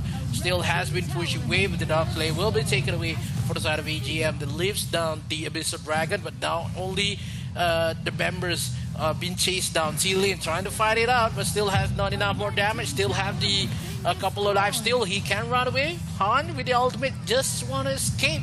But into the mid lane here, the members of Bikotopia with Thunderbird itself secures the kill onto Han on top side, and Zin makes the living for the side of Bikotopia. Trying to play it a little bit more aggressive. Find a way, has been caught up, but not enough damage with the Caffney trying to pick on. But the Caffney still needs to run away with the couple more damage. But Errol Jalen is arriving with the rockets coming in for Zirui, secures the kill number 3 and makes the VGM a little bit more fumble in this game. Yeah, that was a good rotation coming in from Bikotopia. They are racking more of in terms of strategy. They've been using Pika to actually pressure the bot lane, and Quang Hai can't actually do anything in a 1v1 scenario. They need the damage coming in from Bird LB. Quang Hai's hit is actually detrimental on a 1v1 against Pika, who's just going to be regenerating much. They need something of a magic reduction. I mean, health regen, anti-health regen against Pika if they really want to kill that fish. And the problem here is that the only one that has it is the Annette, and most of the time you're not gonna expect a lot. But T1 is going to be caught up here with a lot of slows from the members of B Gaming. They actually disregarded the creep wave here in the mid lane, and this has been, in terms of winning the team fights, it is gonna be harder for Bikotopia because a lot of the heroes of B Gaming are actually tanky. Han. You're gonna expect a lot more from Quang Hai. You're not gonna be able to kill Bird LB easily as well because of the mobility. So, and if you add Mars to the mix, they have the capability to finish off the clashes. And Zero, he almost finishes up Bird LB. He is just gonna be walking back to the base. Yeah, this is going to be really hard now because of how the damage from Bikotopia is living and give a hard time for the side of V Gaming itself. And they are currently trailing maybe 2,000 gold for VGM, and they need to find a way here to just get back into momentum, trying to force that ability and be on top side. Already have the Fenrir Tooth trying to fight the damage here. But still, a lot more momentum, a lot more space has been played out by the side of Bikotopia. They can take this Dark Lord into their possession for Bikotopia itself. That Kelgroth pick up played really well. Not enough. They only have one Curse of Death and also Tomb of Reaper for the side of Maris. It's going to be this contestant. Could VGM contest this Dark Lord? Because only Bird LB and as well as Pika on the bottom side. Bird LB having a lot more trouble instead of Pika is still full health on bottom side, pushing away. Only one mistake to be made here. Whoever makes the mistake is going to give the game away. That Caffney from Huang TD is not making the game just yet. Trying to force it down. Ultimate has been pushed, trying to run away, forcing VGM into this layer pit, trying to force, and now the steal has comes. Huang TD takes down the Dark Lord himself, and Vicotopia, I don't know what happened to them. They are going to steal away, trying to bait out the members of VGM onto that fight with the Slayer to give a lot of space for Pika, trying to go for the inhibit the turrets on the bottom side. They take the turret, but they lost the Slayer at that current exchange. I don't know what Vicotopia is doing, because they give VGM a lot of space to make a comeback. Yeah, it was kind of a retreat. They thought that they weren't going to commit to that Dark Lord Slayer, because you can see Pika actually making a dream into the bottom lane, and they're actually dealing a lot of damage in the distance with Zerui as well. You can see the rocket just shaving all the health of that Slayer. It's going to be a very, very long fight. Pika is actually going hard against Kwang Hai into the top lane, while we see members of V Gaming actually going hard. Puslat is going to be used. 2 of the members hit by the killing joke. Zerui is actually making it hard for V Gaming to gain a ground for themselves. The Thunderbird is being used up. There's going to be a slow ready, and they are going for a push, a flank into the back. If Pika could make this work, definitely this is a disaster waiting to happen. Morris is in the back. Pika as well. He is going to be bursted down. Look at the damage coming in from Wong TD. It is definitely something that's going to be felt. Puslat is going to be used. The killing joke is going to be used as well. Kwang Hai is going to be taking some of the damage. The demonic arm is going to be used. He's not going hard there. They just actually use it to reposition the battle lines of V Gaming. They're now going back, maybe waiting for the next objective to happen for them. With one hole already open on their base, they need to have efficient wave clears. This is going to be really hard for side of V Gaming, because they need to force bottom side to push, and as well just guard down the next Dark Lord, and it is going to be something that Vicotopia has an opening here, and they cannot take down full on fight because of 1 CD damage. It's too much to be handled. And when we saw how Bird LB onto the backside, Bird LB is the one to be taken away. They're trying to force away Pika, but a couple ultimate has been used. Han trying to chase down this Kilgore. Kilgore a little bit too fast here, doesn't have any much of a time, but still have the net onto the side, trying to push it away. But the ultimate has been pushed, and now the Agnes Grip trying to go in. Now T-Lin is the one is going to be fall, but still has the demonic arm to run away, and the members of VGM is still happy with that defense that they put up. Vicotopia steals away a couple more possession onto the next Dark Lord, and the members of Vicotopia, they cannot do the same kind of composition, maybe the tactical that they used before this, and gives a lot more chances to VGM to make a comeback. And what happened to them? They need to find a way to take a lot more objective. Try and find. Oh no, they could lose one. Okay, still have the Resurrection. Zerui needs to run away, but Zerui will be taken away now. VGM is the brink of winning. They take away the Joker itself. The Dark Slayer is still living. T-Lin, they still have the ultimate. He needs to run away right now with a couple more damage, but still has the lifeline. Trying to push away. VGM could not chase this down. He still run, but now Bird LB is on the side. Still have the resurrection, but a couple more attacks left for Bird LB. Trying to secure this kind of T-Lin. Will be taken away as well. That left steal is not enough for T-Lin. He loses 2 members for Vicotopia. Will with the Agnes Grip into the mid lane, trying to find a way to takes down Maris as well. Maris is a little bit too low to run away. And Huang TD is the first one to fall. Still have the resurrection though. Huang TD is the man, and Zin will be taken away as well. They can't took this Dark Slayer up right now to end this game, but still Pika on the bottom side is giving a hard time for BGM. Yep, and we're seeing Pika trying to actually sneakily take the Nexus, but it's not gonna be easy. Rockets.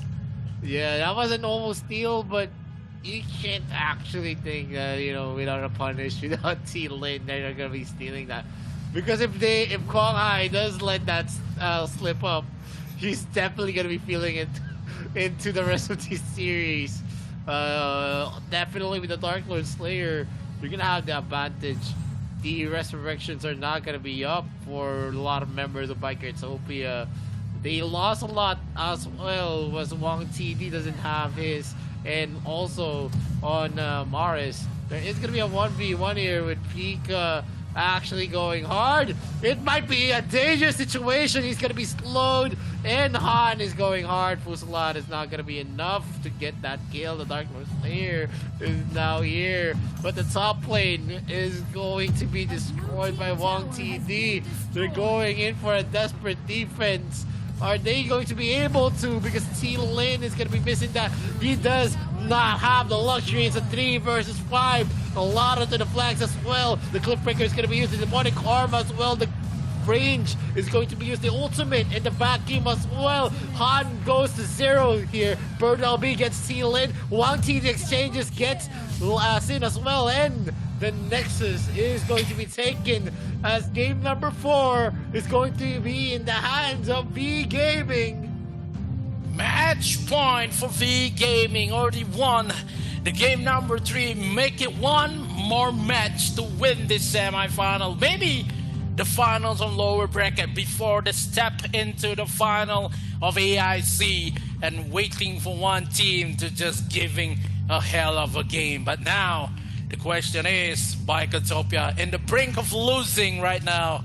V Gaming, the next contestant into the final, 1 game away to win the second spot. 1 game away, and V Gaming is going to be taking everything back here. As this has been a strong showing for them, they were able to use this composition wherein there was a lot of tanks on their side, and even if they wanted to commit, the Arrow didn't have a lot of capabilities. He was mostly countered here by Maris's Annette. The slows were actually very on point, and them actually taking Zerui out was one of the key factors here, because without Zerui, the damage is definitely not going to be there for the side of Bikertopia. A lot of the clashes, you can actually see the effectivity of what they're doing. They actually isolated 2 of the members, and they didn't have a lot of the damage that was going to be available. The damage coming in from Wang TD was just too sizable. And moving forward in game number 5, there's a lot of advantage onto V Gaming going forward in the series. Yeah, they already burned down the Gaffney. They still have the Hayate though to be played in terms of the match number 5, and it's going to be something that is really hard for Bikertopia to bring this matchup again. We saw a lot more potential in that matchup when they bring out Arrow as well as Kilgrod. Nearly make the win for them, but when they just abandon Dark Lord at that moment, when they already finished 80% of his health, and they give the Dark Lord to V Gaming. At that moment I said, oh, this is going to be the game for V Gaming, because that push is the one that Bikertopia need, and the extra help coming in for that don't bring it itself to bring it to a win to the level this matchup is. But Bikertopia said it otherwise. They need that Pika. They're trying to penetrate on top side and on bottom side to win that matchup versus in the net. But yeah, it is, the outcome is not on the favor of Bikertopia. They take one objective, but they give a lot more momentum with that push coming in for V Gaming though. Yeah, I mean, they actually lost this. They thought that they could have a sneaky play coming in from their Kilgore from Pika, but Maris thankfully actually came back to base to actually regenerate. If he actually stayed in taking the Dark Lord Slayer, it would have been a different where a GG, a call and a GG well played was already there. The writing was on the wall that Pika really wanted to go for a backdoor, but it wasn't just possible since Maris was there. The creep wave is just going to be cleared easily. There's also a possibility that he would have been taken out if he did go for it, because Bird LB actually recalled back at that point. So a lot of close calls on the side of V Gaming, but fortune always favors the bold. Those that risk it all always has the chance to get higher payouts, but you have a higher chance to lose as well. Yeah, it is going to be a sad moment for Side by Cassiopeia when they. I don't think that they risk it on to take down the Dark Lord itself, because when someone asked why, because it's still on that Dark Slayer mistakes made by Cassiopeia, because they can win that. He can take down the Dark Lord before. They can take the Dark Lord as well as its turret on bottom side and give that a bigger winning instead of just go back with the ultimate. I seen it a lot when suddenly they use the demonic arm from T-Lane just to run away, and I said it, why? Because they didn't expect, maybe they didn't expect the members of V-Gaming just go full on, but when they had the damage, they have the Joker on the side as well, but yeah, maybe the timing is I don't think that they have much more confidence with the damage they had at that moment. If they got the Dark Lord, they could win it and bring us to a draw. Yeah, I mean, that's a what if. We can never know. They actually didn't finish it up, and it was stolen up by V Gaming. I guess the arrow pick wasn't that hot for Pagatopia. And I've been saying this, they lack the ground control. They do have a lot of damage. The problem is, are they going to be able to hold down the vital pieces on the side of V Gaming? The answer is actually no. Marius was almost taken out, but he just used his ultimate to actually hide into the vacuum. Looking at the stat line, there was a lot of kills on the side of V Gaming. There was a lot of split pushes as well. This is a game wherein objectively we're gonna look at the towers. Objectively speaking, Vicatopia actually did good. The problem here is that they weren't able to close it out. Look at the damage coming from Sin. That's 194k, but Mars topped it off with a 200k damage for himself. With the net. Yeah. Zerui also had the better time on dealing damage against Wong TD, who was always being sniped with the rockets. We saw him actually die down because of Zerui's rockets. But those things don't actually give a lot of advantage, because kills are kills. If you're not going to be able to finish the game, take the Nexus, win the clashes, then it's all for naught, even if you deal a lot of damage. The MVP is going to be Kwang Hai. The main tank here, 31.8% damage taken for his team. 006 KDA. 5 MVP counts already. Yeah. And he became an MVP by giving out and dishing out assists, being the main tank for V Gaming. That's actually very big. You don't really have to have a lot of kills to be effective. It's already evident there. That's already a big thing, because most of the time, if he wasn't there, there would have been a lot more deaths onto the side of V Gaming. But because of the tankiness, the sustainability, the willingness to not be taking up the kills as well is there for Kwang Hai. And moving forward in the series, match point already. I think Vicatopia needs to show their hand already or game 5 if they really want to reach game number 6, because it's going to be hard. They need to win 2 consecutive wins to force out of game number 7. Yeah, it is something that if you saw with the bans coming in for that game alone, when we saw the bans for Vicatopia, they banned out Liliana, they banned out Iggy, and Nakros, as well as Nacroth as well as I think they want more. They still have the Alondo though, but Iggy and also Liliana. That is the ban-on to mid lane that Bicotopia could not give, and we saw how the matchup for the bans coming in for V Gaming. They bans out Irie as well as the Crixie though. So next matchup, we will say Bicotopia will have the Crixie, and he needs to fight out with the Iggy as well as the Liliana. So much more investment will be given to side of V Gaming in that match point alone. So when the Nacroth maybe an Omen could be taken away, it could be something for the side of Bicotopia. They need that kind of picks to be played, and they need something that could just punish V Gaming at an early phase as well, win the game.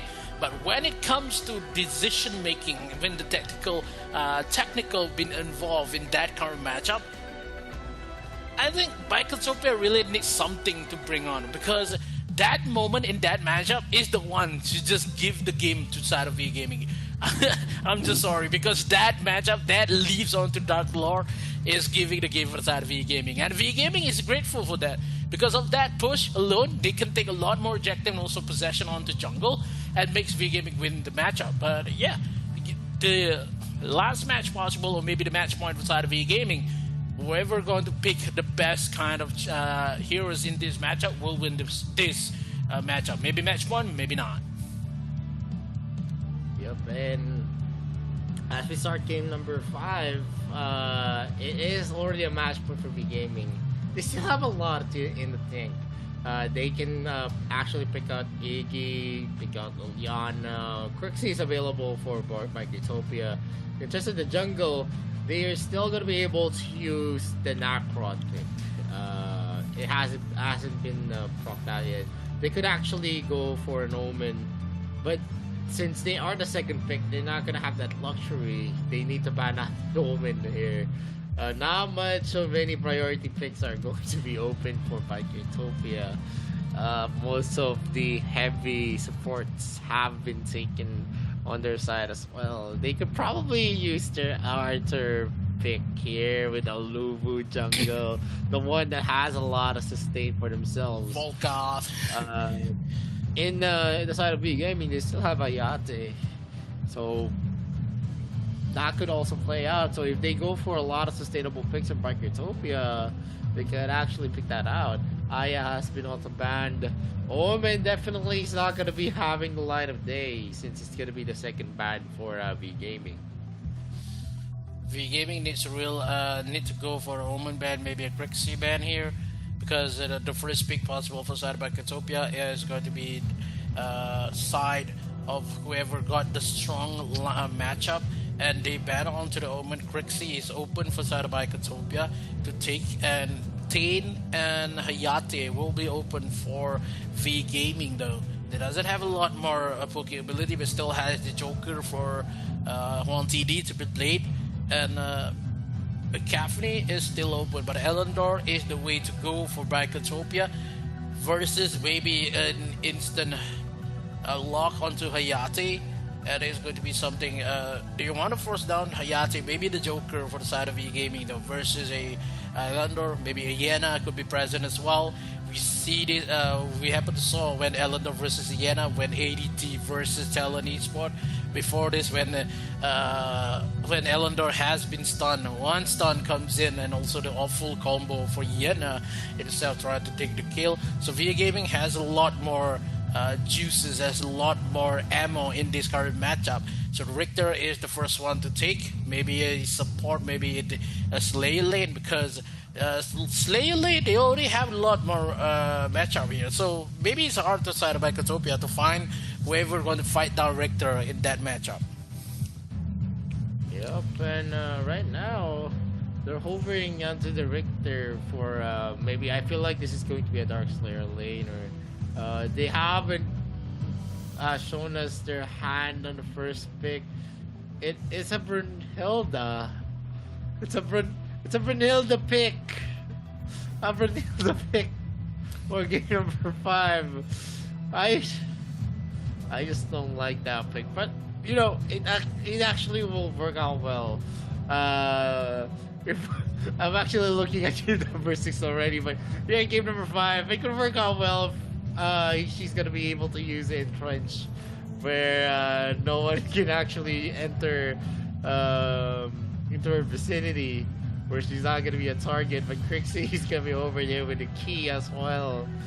It's gonna be a hard fight, I'm pretty sure. But if they do get the early game advantage with that Brunhilde, it could definitely change. The Brunhilde pick kinda not a lot we see in it AIC, so it's going to be something that is happy to see that Brunhilde brings back the AIC. Gonna go for the match point for V Gaming here. They had a lot more early advantage if they bring up with the Richter as well. Maybe go for Teen and Brunhilde. But Teen, if they do not pick the Teen here, it will be something that might ban for Bicotopia. They got the Rixie. Bicotopia has the Chi as well as the Elendor. They had a better draft. The draft from Bicotopia is the one to go in this matchup. They need to win. They need to shut down the momentum of V Gaming in this current matchup, and it is really good for Bicotopia though. So Varus is the one to be banned here for V Gaming. I like that ban because they doesn't have much of a support just yet, because Elendor will go for the jungle, and the Varus support is a hard time with just dealing it with the Brunhilde picks coming in for the side of V Gaming, because Brunhilde, yes, he has a couple more movement speed, but it is going to be catch up by the Venom itself. So the ban is good. The Wukong, maybe Wukong ban, kinda not good here, maybe, because the game number 1 already praised out the Wukong for Bicotopia, but I think it is going to be worked down for V Gaming though. So Wukong ban, giving a lot more potential onto the Malok ban though. Oh, this is kinda not expected to be banned for the side of V Gaming, because they just want to serve down Brunhilde, man. He doesn't want anybody from the side of Bicotopia to jump in front of Brunhilde while Brunhilde is using his artillery charge, man. Yeah, they're actually putting out a lot of factors that could have a gap close, and definitely Malak is someone that you could see that you counter this pick with the Dirac as well. The shock is definitely an AoE wherein you're gonna have some slow, you're gonna have some knockups as well. And I'm pretty curious to see, are they gonna add more protection for that Brunhilde onto the lineup of V Gaming, or they're gonna put an assassin that could actually zero in onto Elender? And Wonder Woman is actually being hovered here by V Gaming. A lot of crowd controls is going to be seen here onto V Gaming if they do lock this Wonder Woman. They have the basic submission, the last of truth as well. You have the abilities of Dirac to push people away. That's actually going to converge. You also have the Mark of the Hunter, some knockups as well from the Richter. So this is a very scary composition for V Gaming. They're actually investing a lot here, even with the Elender. And one of the favorites of Bicotopia, the Arthur support, is being hovered. Atara as well is now an option by Bicotopia. Yeah, it is a Tara moment maybe to go for Itachi though, because Atara is hard to kill down, but Itachi is more aggressive, and it could be much more convenient for the side of Bicotopia. But I think if they want to go for much more defense, maybe the Tara is the one to go. But in terms of they want to evade the Genesis barrier, then Tachi is the one is going to do for the job. So the Genesis barrier for the side of V Gaming is the one that is going to just secure any tower that's in that matchup, as well as the aggressiveness that Richter and so as the Wonder Woman has.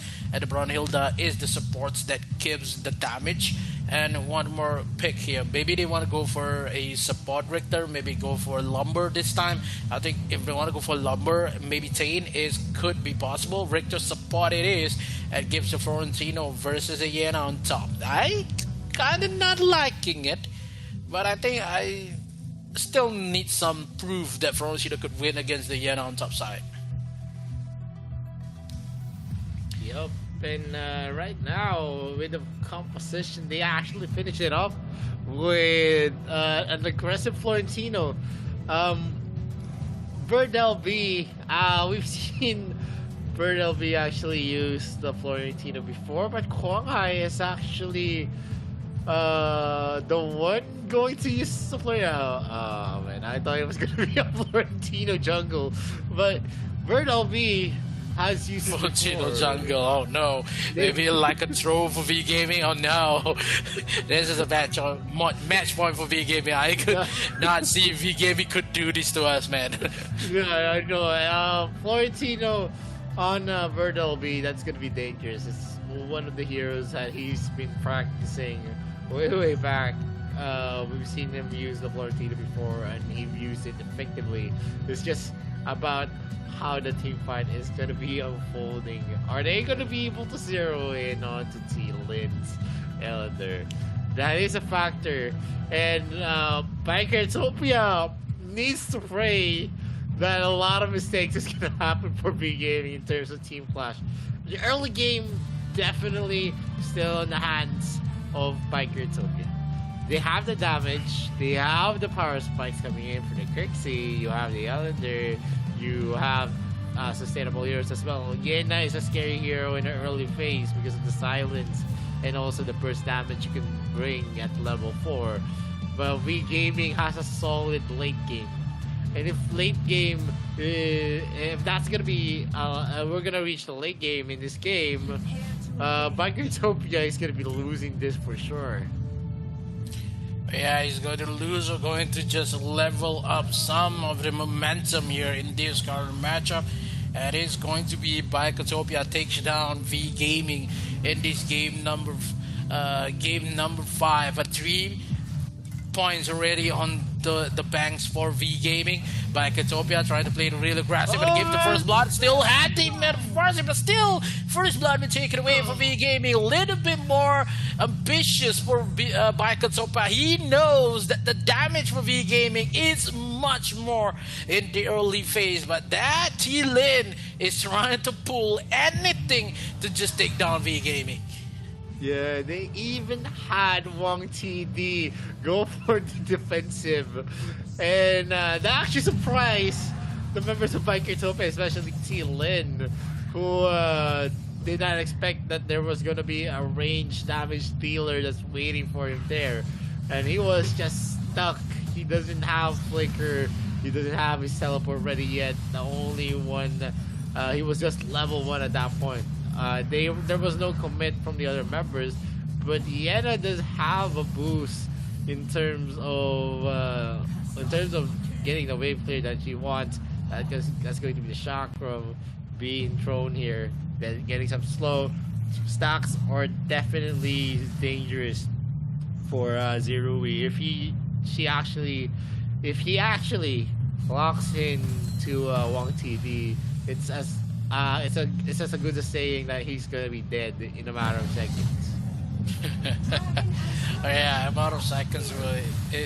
That much time to be taken away, but look how the members of VGM trying to focus onto the Mr. Dragon gives the Dark Slayer in terms of Bikertopia. They still want to take the first kill now. Zerui secures the kill pretty well in terms of how many damage he can't give. That silence alone kills away Wang TD, and Wang TD, the Brown Hilda, has been shown not a good matchup currently because Bikertopia played really aggressive in terms of how many damage he had in this current matchup. He only need to wait for T-Lin, and not much of a mistakes made by T-Lin. It could make this game possible for them. Now a couple more chase on bottom side here. They need to just defend Kwang Hai to take this blue sentinel onto the bottom side. Couple more dashes left, but Bikertopia a little bit too aggressive on this matchup. Look. Yeah, and like what I've been saying, if they get 0 in onto Wang TD, like what Zerui did, it would have been an easy kill, especially here in the early game. You don't have the flexibility to actually have the survivable survivable items for yourself. The cleanse is not available just yet, and V Gaming needs to get back here, as there's gonna be a duel onto the top lane. Pika gets hit, but he doesn't compete with Bird LB at this point. So in the ball lane, it's gonna be dangerous as Wang TD positions himself. And there's gonna be a lot of slows, and the damage is going to be considerable. This is a disaster as Wang TD repeatedly gets targeted here, as Kongai and Mars is gonna be rotating into the bot lane. Are they gonna be able to catch out Zerui and the others? The answer is no. They are gonna be able to clear the creep wave, but at the expense of Wang TD, who's been losing out. Zerui is going in hot and putting in some damage onto Han. Look at the damage being done by T-Lin here. T-Lin is going to be winning that. There is going to be a rotation coming in from the others. Mars is going to be taking Sin's life there with the Genesis barrier. He was not able to jump back. T1 is doing his best. Wang TD is being harassed. In every lane that he is in, he is always in the receiving end. And there is going to be a pause here. Yeah, I think this is going to be something that VGM really needed in terms of what happened in this matchup, because it's going to be something that VGM currently having. They are not able to cope with the early invasion as well as the damage that that Bikotopia is giving in this current matchup. But I'm just felt that V Gaming really needs to wait this game out, because not only Brunhilde has been taken down like 2 times in a row. I think when they gives a lot more attention to Brunhilde, they happen to not realize that Florentino as well as the Wonder Woman is the one to be carrying a lot in that mid-game phase. So if they gives a lot more attention to the Florentino, it will be much more okay, because it's going to be something that Florentino in the late game itself is going to be punish a lot of members of Bikotopia. But I'm loving the drops and also the damage and the energy that Bikotopia brings in this matchup, because this is what they need to do. They need to win this. If not, they are going back home a little bit early. The other 2 teams will fight on to the finals. And it's actually pretty difficult to actually say. The game is still long, but early game to mid game, yeah, you're gonna be expecting a snowball. Especially T-Lin is very, very aggressive, as well as Zerui. They keep on targeting Wang TD, and Wang TD is gonna be the weakest link. You need a lot of protection for the Brunhilde. I've been saying this on the draft. The reason why I actually keep on repeating, Brunhilde. It's a hero that actually sucks. A hero that doesn't have mobility. You need to be in one place to actually deal a lot of damage. Yeah, they actually made the composition for Brunhilde, but the problem here is that she becomes a liability in terms of she's not going to be able to farm up, because she's been targeted all throughout this game. And the reason there is that the lack of mobility always makes the lane dangerous. And a dangerous lane is, and an advantageous lane for Bikotopia is to always just zero in onto the Brunhilde pick, and they did not look back there onto the draft that was made. It was just an easy choice on who they need to pick on. Brunhilde. The other lanes are definitely not going to be easy, like the DRX lane. He doesn't have mobility. The problem here is that he can actually push you back and punish you for entering his range. That's the difference. Brunhilde doesn't have that luxury. She doesn't have the ability to actually stun you. And in that scenario wherein she's going to be dealing a lot of damage, that's also not going to be possible, because the problem that will arise here is that they don't have the capability to farm up if Wang TD is always going to be targeted. If he is going to be targeted, there will come to a point where he's going to be ineffective. And they're going to need a lot of time, wait a lot of time for her to actually farm up. that's a problem with the Brunhilde. But if in the late game, we do reach the late game, it is going to be in the side of V Gaming still. They have the capability because of the Dirac pick, and you also have a lot of crowd controls on their side. Not in comparison with what you're gonna see on Biketopia. Yena has silences. Yes, she has some damage as well. Tachi has some slows. Key and also since Crixie are the only ones that you're gonna rely on in terms of the crowd control. Yeah, the crowd control is there for the side of Brachytopia, but the only damage a lot more like the DPS is in terms of T-Lane. It goes for dive onto the bottom side, has been pushed away, but still Zirui kills them. Bird LB a little bit early, and Han is still alive. Here comes Wang Hai, but a little bit too late here. He lost Bird LB on bottom side, living into the mid lane here. Gives Wang TD a little bit more space to play with. Maris is the guardian for Biketopia. Biketopia takes the first turret on the bottom side, as well as the Mr. Dragon. Not enough time for VGM to steal away that Dark Slayer just yet. Now the members of Biketopia realize onto the top side, trying to find Wang TD. He needs to shut down the Brunhilde, because Brunhilde in that late game could have a much more damage other than T-Lin itself. So the defense has been made here for VGM. They need to find a way to just slip under the nose of Biketopia to take a lot more objective. At that, Tachi been played by T1, a little bit too scary though, and VGM is the one is going to go for defense here. It's going to be really hard, but we've seen this a lot. 3K goal leads has been taken away by Biketopia itself. VGM does not know where he want to go just yet, because of the towers has been pushed a lot, given a bit Bird LB just much space to farm on bottom side. He is the one that has much more damage. Dives comes in, couple more damage just left. Han with the Man of Mark onto the backside here. A couple more damage to Juan TD will be taken down as well. Has the arm, and Juan TD is the first one to fall. Still has the Genesis Blast as well. They go for the trade here, 2-2, and VGM still has a couple more minutes to just take this damage, and they lost the turret onto the bottom side. I say that VGM wins that trade alone. Yeah, I mean, they do get that win. One of the reasons it was a 3 versus 5 confrontation. T-Lin was just hanging back into the brush here onto the mid lane.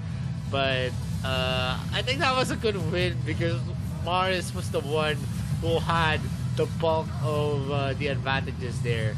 And he was getting a lot of resources for himself. He's now at 4.7k, 700 over Sin. At this point, he is one of the gatekeepers for V Gaming.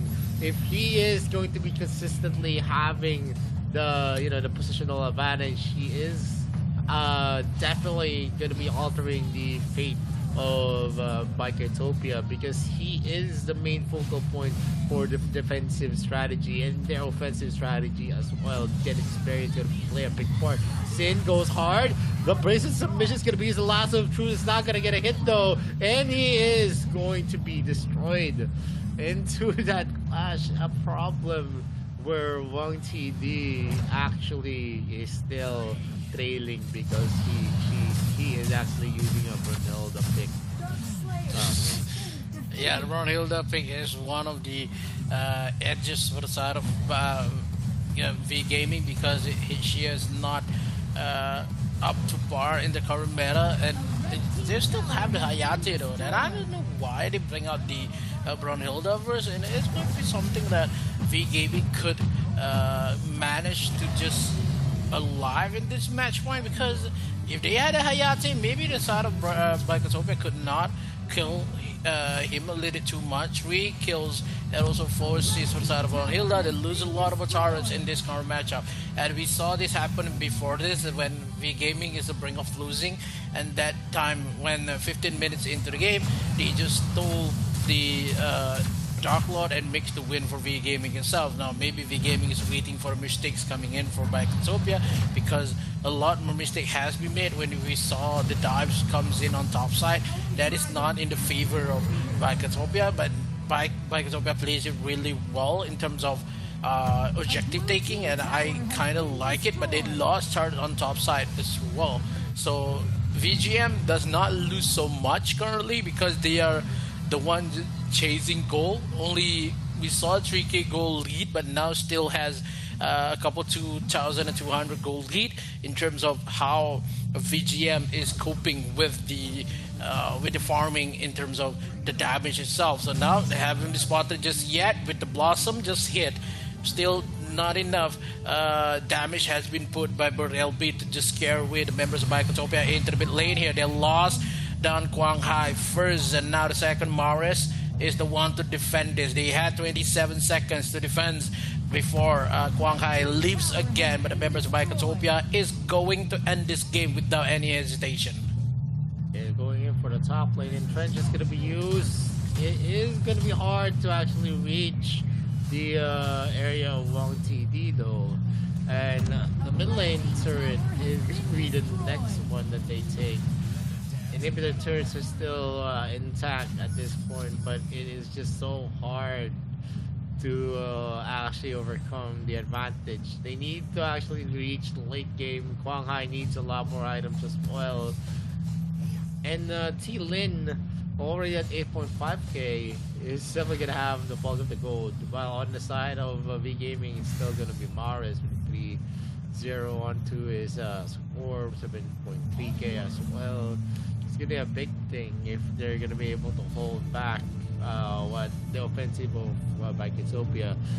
If Biketopia prolongs this, it's going to be a scary prospect as more items are going to be available to, you know, those weak heroes in the early game like the Brunilda and also the Wonder Woman. Yeah, the late game is one of the points that V Gaming is waiting for because of the Brunilda already been taken 3 times and also the Wonder Woman 2 times. So it's going to be really hard. But I think if Biketopia want to win this game, they need to take down Maris because of Maris haven't died just yet, and that defense is really good. And you can see how Maris is just reaching a lot of a distance. They just make a distance between him and any other members of Biketopia because he knows he are on the defense. The Genesis barrier is needed to this matchup, and it's going to be really hard on the side of Biketopia itself.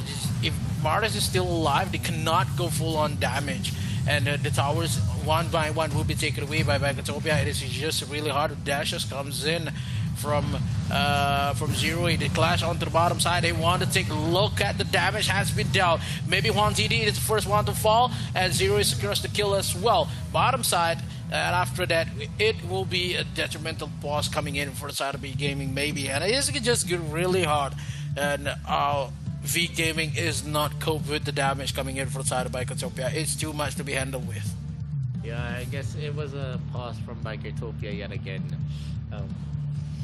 They're having some technical problems on the side of Biketopia, and although they have the lead, if we're gonna discuss more of what's gonna happen, V Gaming needs to prolong this more. You can see they're trying their best. Zerui's Yen is gonna fall off in the late game. That's for sure, especially if she needs to actually go in to get Huang TD. The problem here is that with the turrets already at that kind of health, is the firepower that they have enough to actually stave off the offensive coming from Biketopia? That's an interesting thought there. Biketopia needs to get harder if they want to win this cleanly, because there's a possibility for a comeback. There's always a possibility for a comeback, and you could see that. You could see already in the damage that there is going to be a certain point where the damage of Biketopia is going to be in the minimum, unless there is going to be a mistake from V Gaming. But if you are always going to be hoping for a mistake, that's not going to work out. Especially in pro games where everything should be calculated within the realms of strategy as well. You need to actually have your rotations, where the rotations for Bike Utopia is to get the wave management, to get a lot more, before the Dark Moon Slayer actually spawns. Because if the turrets are going to be intact when a major objective actually is open, there is a chance that V Gaming is going to be able to contest. And as more objectives are actually lost, no more other turrets are going to be taking the resources as well in the jungle. It's going to be easier for V Gaming to actually farm up, especially in a defensive game. This is the beauty of Valor. Going to the late game is not going to be a problem here. The turrets are always going to be open. The lanes are not yet going to be taken as well. Yeah, because when they have the Arcana as well as the Brunhilde, that kind of defense is needed. And I would say that it's going to be really hard for the Florentino. He needs that Frost Cape, maybe the Medallion as well, to just cope with the damage that Biketopia has currently, because we're reaching to the minutes of 13, and after 13 is all V Gaming's time. And waiting for maybe, yes, as like you mentioned, that waiting for a mistake is not the way to go, because not a lot of teams make mistakes, and maybe your waiting is the mistake itself. So currently V Gaming, they know the defense is greater because they have to wait much more in terms of how many damage Brunhilde as well as Dirac could give, and that two towers will be sieged by Biketopia, and that's the problem, because only one Genesis barrier could be played for Maris in that mid lane. He can just secure us down mid lane rather than the top side, and it's going to be really, really hard for the side of V Gaming. They want to go for a full-on defense because they had Wonder Woman and also the Florentino. It's not going to handle the damage what could Sealand give, because Sealand has the DPS, Sealand has the bow slaughter, and it's kind of hard to side of Florentino to land his Blossom as well as the Gentleman's Duel. So maybe, like you said, that Zeroi Yena could just be punished on to the late game, and that Sealand is hard to kill, because yes, they can serve a way in terms of wave clearing with the ultimate from Brunhilde, but I don't think that is possible to be made by V Gaming currently, because when it comes to late game, it will be really, really hard. You're gonna see a lot more. We're gonna discuss a lot more when we get back, because we're gonna go for a very, very short break. This is the AIC 2022. My name is Victoria. This is Mikos. Don't touch that, brother. We'll be right back.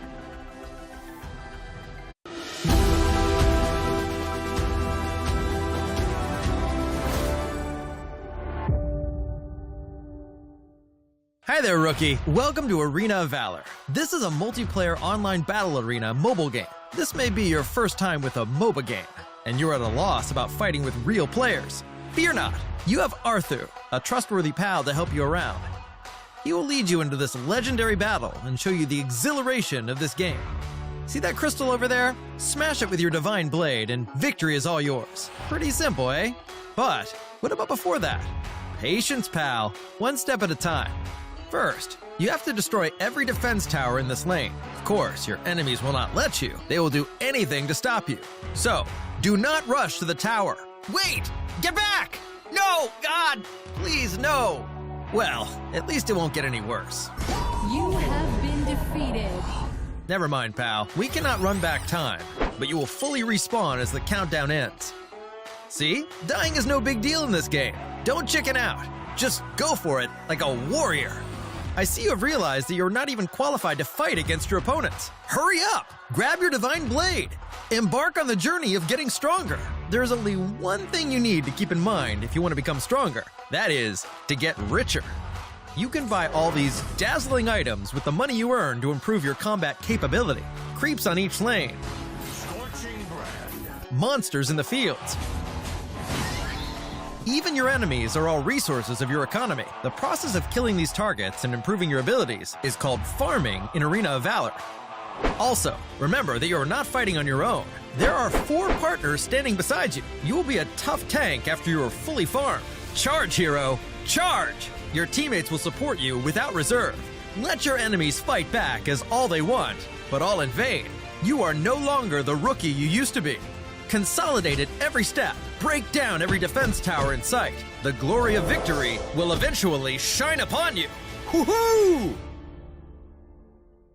But if you keep dying all the time, your side will progressively lose ground. In the end, your base is destroyed by the enemies. Are you really prepared for the...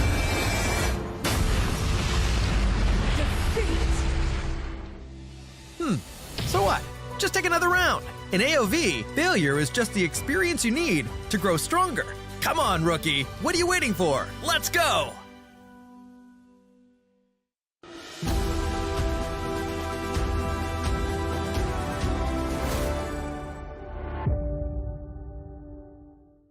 Hi, rookie. Now you understand the basic knowledge of Arena of Valor. Let's review what you have learned. Use your left hand to move your hero, and use your right hand to attack. Easy peasy. Now, raise your weapon and smash that crystal. No! God! Please, no! Well, maybe your gaming life is not so smooth after all. Don't be nervous. I know you think you have learned everything about winning, but your enemies are not sheep waiting to be slaughtered. To get your game victories easier, you'll still need to learn some little tricks. First, you need to know about the 3 lanes. In AOV, there's the Abyssal Dragon Lane, Slayer Lane, and Middle Lane. Don't forget about the Vast Jungle, which is a special path between all 3 lanes. Now choose your lane and march onwards to victory. No, stop! I know you're trying to be different, but as a rookie, you should begin by learning the most common and easiest ways to start the game. Once you're partially in the lane, you'll face an equal opponent. Do your best against them and level yourself up. Of course, there will always be enemies coming after you. Don't worry, AOV is a team game. This means you must focus on team fights, fight alongside your teammates, and eliminate your enemies. During team fights, you must cooperate with your teammates to find every opening and opportunity to kill your opponents and ensure the survival of your own team. Victory lies ahead of you after you wipe out all of your enemies' defense towers standing in your way. That is, if you are still standing after the team fight. Oh, dear lord, don't ask me what to do if your rivals have respawned. Just repeat what you did earlier until you have won this match. That is how you win a game in Arena of Valor. You must be in harmony with your team every step of the way. Understand, rookies? Okay, I know that you cannot communicate telepathically. To be more effective at each stage of the game, maybe you need to know some terminology in order to communicate with your teammates. Carry, leading or majorly influencing leadership on a team. Double kill! Bloodbath! Gank, a surprise attack on an enemy hero.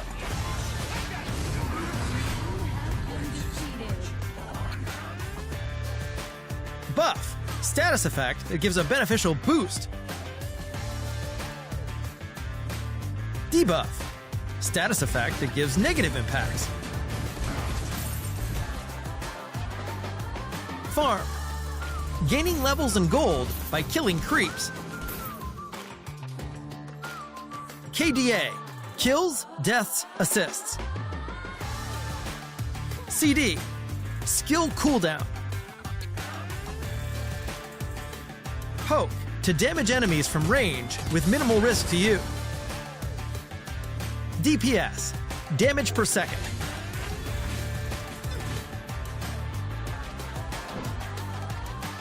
That's all the rookie training for today. Let's start a match and get fully absorbed into the world of Arena of Valor and win glory with your teammates. What could be more enjoyable than praise from your team?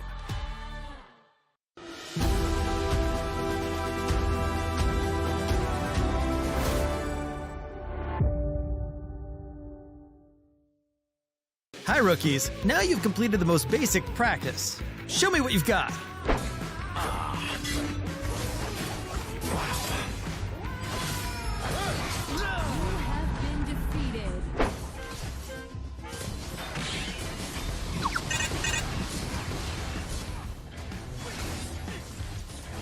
No! God! Please, no! Well, I have to say, you look a little funny. There's nothing wrong with pushing your limits, but in order to grant a satisfying Arena of Valor experience, why not start with some simple heroes? As a beginner, you'll get some free heroes. I know what you're thinking. Free means they aren't good. Trust me, that's not how it works in this game. The free heroes you get are all very powerful and are easy to get started with. Let me introduce you to some friendly heroes that are perfect for a rookie like you. The first is an old friend, Arthur.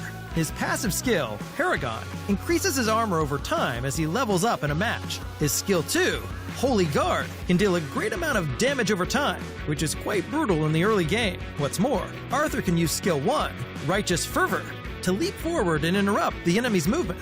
He is definitely the nightmare in the eyes of his enemies, especially when they encounter Arthur on Slayer Lane. If you prefer the pleasure of killing enemies from range rather than being a tank, then you could pick Vera for the middle lane. Vera is also a perfect choice for beginners that want to play a mage. Her skill 2, Mesmerize, can control her enemies and puts Vera one step ahead of them. This will provide you enough time to aim and deal damage. Her skill 1, Hellbat, and ultimate, Inferno Bats, are pure damage skills that can hit enemies from afar. Using Vera, you can wipe out your opponents from a long distance away with just a few hits in the later stage of the game. The last one hero we recommended is Valheim, played in the Dragon Lane. Valheim causes consistent damage to harass his opponents. While Valheim's skills deal magic damage, his skill damage increases with physical damage as well. His skill 1, Bloody Hunt, provides area of effect crowd damage, while skill 2, Curse of Death, can stun his enemies for a short duration. Valheim can use his ultimate, Bulletstorm, to slow down and damage his opponents in a wide range in front of it. Both skills 1 and 2 can lock down enemies automatically, making Valheim easier to play. Normally, Valheim should stand in the back of a team fight and use his wide range of skills to help deplete the enemy team. Of course, you can always purchase your favorite heroes in the in-game shop if these free heroes do not interest you, or you simply want more choices to play with. Click your selected hero in the Hero section to see the 4 attributes of the heroes. Well, I have to admit that sometimes the length of the attribute bar may also bring you trouble, because the hero may be too difficult for you to master when starting out. Please be sure to choose carefully before buying new heroes. Before buying, you can also find the hero you want to try in the skin section of the in-game shop. By clicking Trial in the lower left corner of the hero's details, you can play a practice match with your chosen hero and get a feel for them. This helps you avoid buying a hero that is not suitable for you.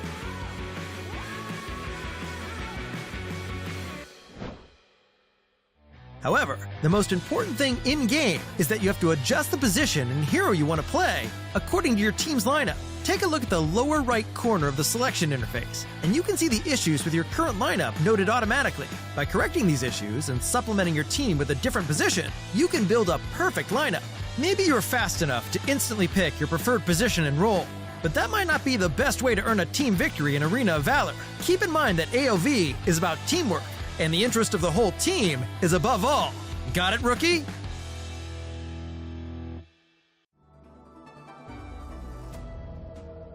Arena of Valor is a popular mobile MOBA game with a total of 200 million players worldwide, clashing on the battlefields of Athenor. AOV has top-notch graphics, featuring over 100 unique heroes, excellent balanced battles, rich underlying lore and story, and a well-established global esports scene. AOV has had so many highlights, but let's pause for a moment to return to the original question. What is AOV to you? Arena of Valor is a mobile-based multiplayer online battle arena where you control heroes in a fair multiplayer competition on a battlefield known as Athenor.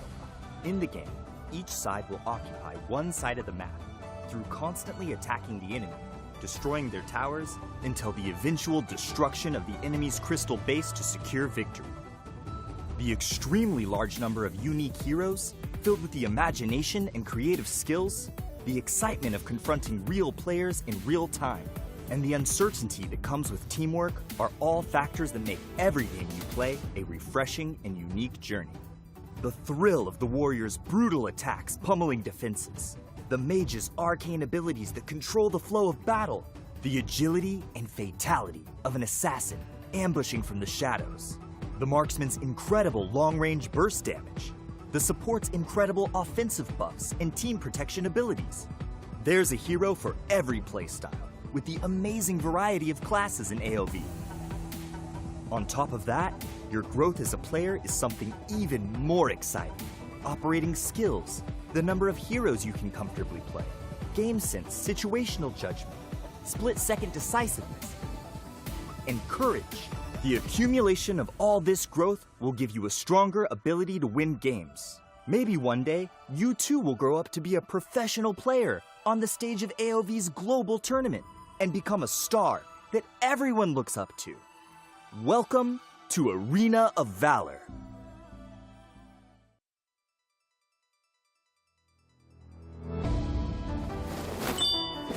I picked Dragontail.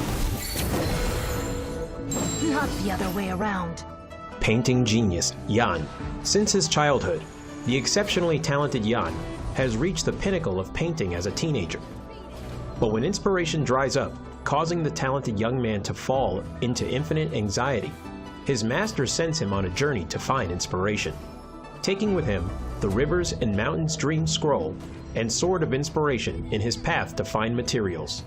The young man's search for a breakthrough is fraught with crisis, but this is no obstacle for the battle-savvy Jan, who will hold the brush of the Sword of Inspiration in his hand and repel the enemies that stand in his way as he paints everything in his path.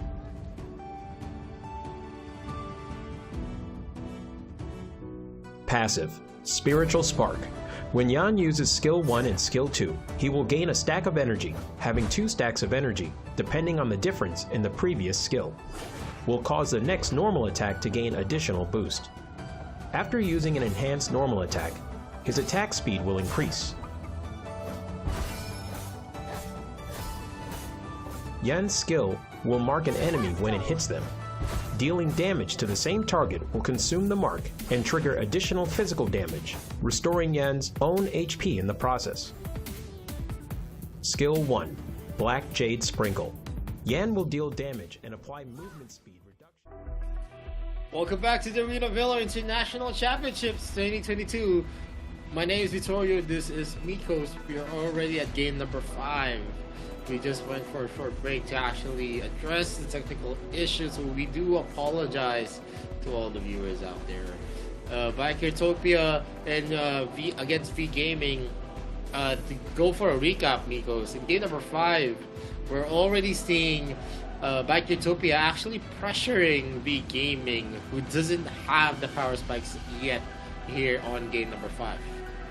Yeah, because when we saw what happened last in that game particular, that is Bikertopia already knocking to the doors of V Gaming because only 3 towers just left, and it could be detrimental for side of V Gaming to defend this out, and it's going to be something that our turret on the bottom side will be taken away, but still has a couple more health into that defensive state that VGM is looking for, and only Huang TD is the one being taken down by Bikertopia, the 3 kills lead that Bikertopia has, and as well as the 3k goal lead. So it is time that if Bikertopia takes this game into the late phase, maybe after 15 minutes, that Brunhilde will have more damage and as well as full items composition. It will be something that Bikertopia really need to think about if they can bring this game to late phase, and it could be something that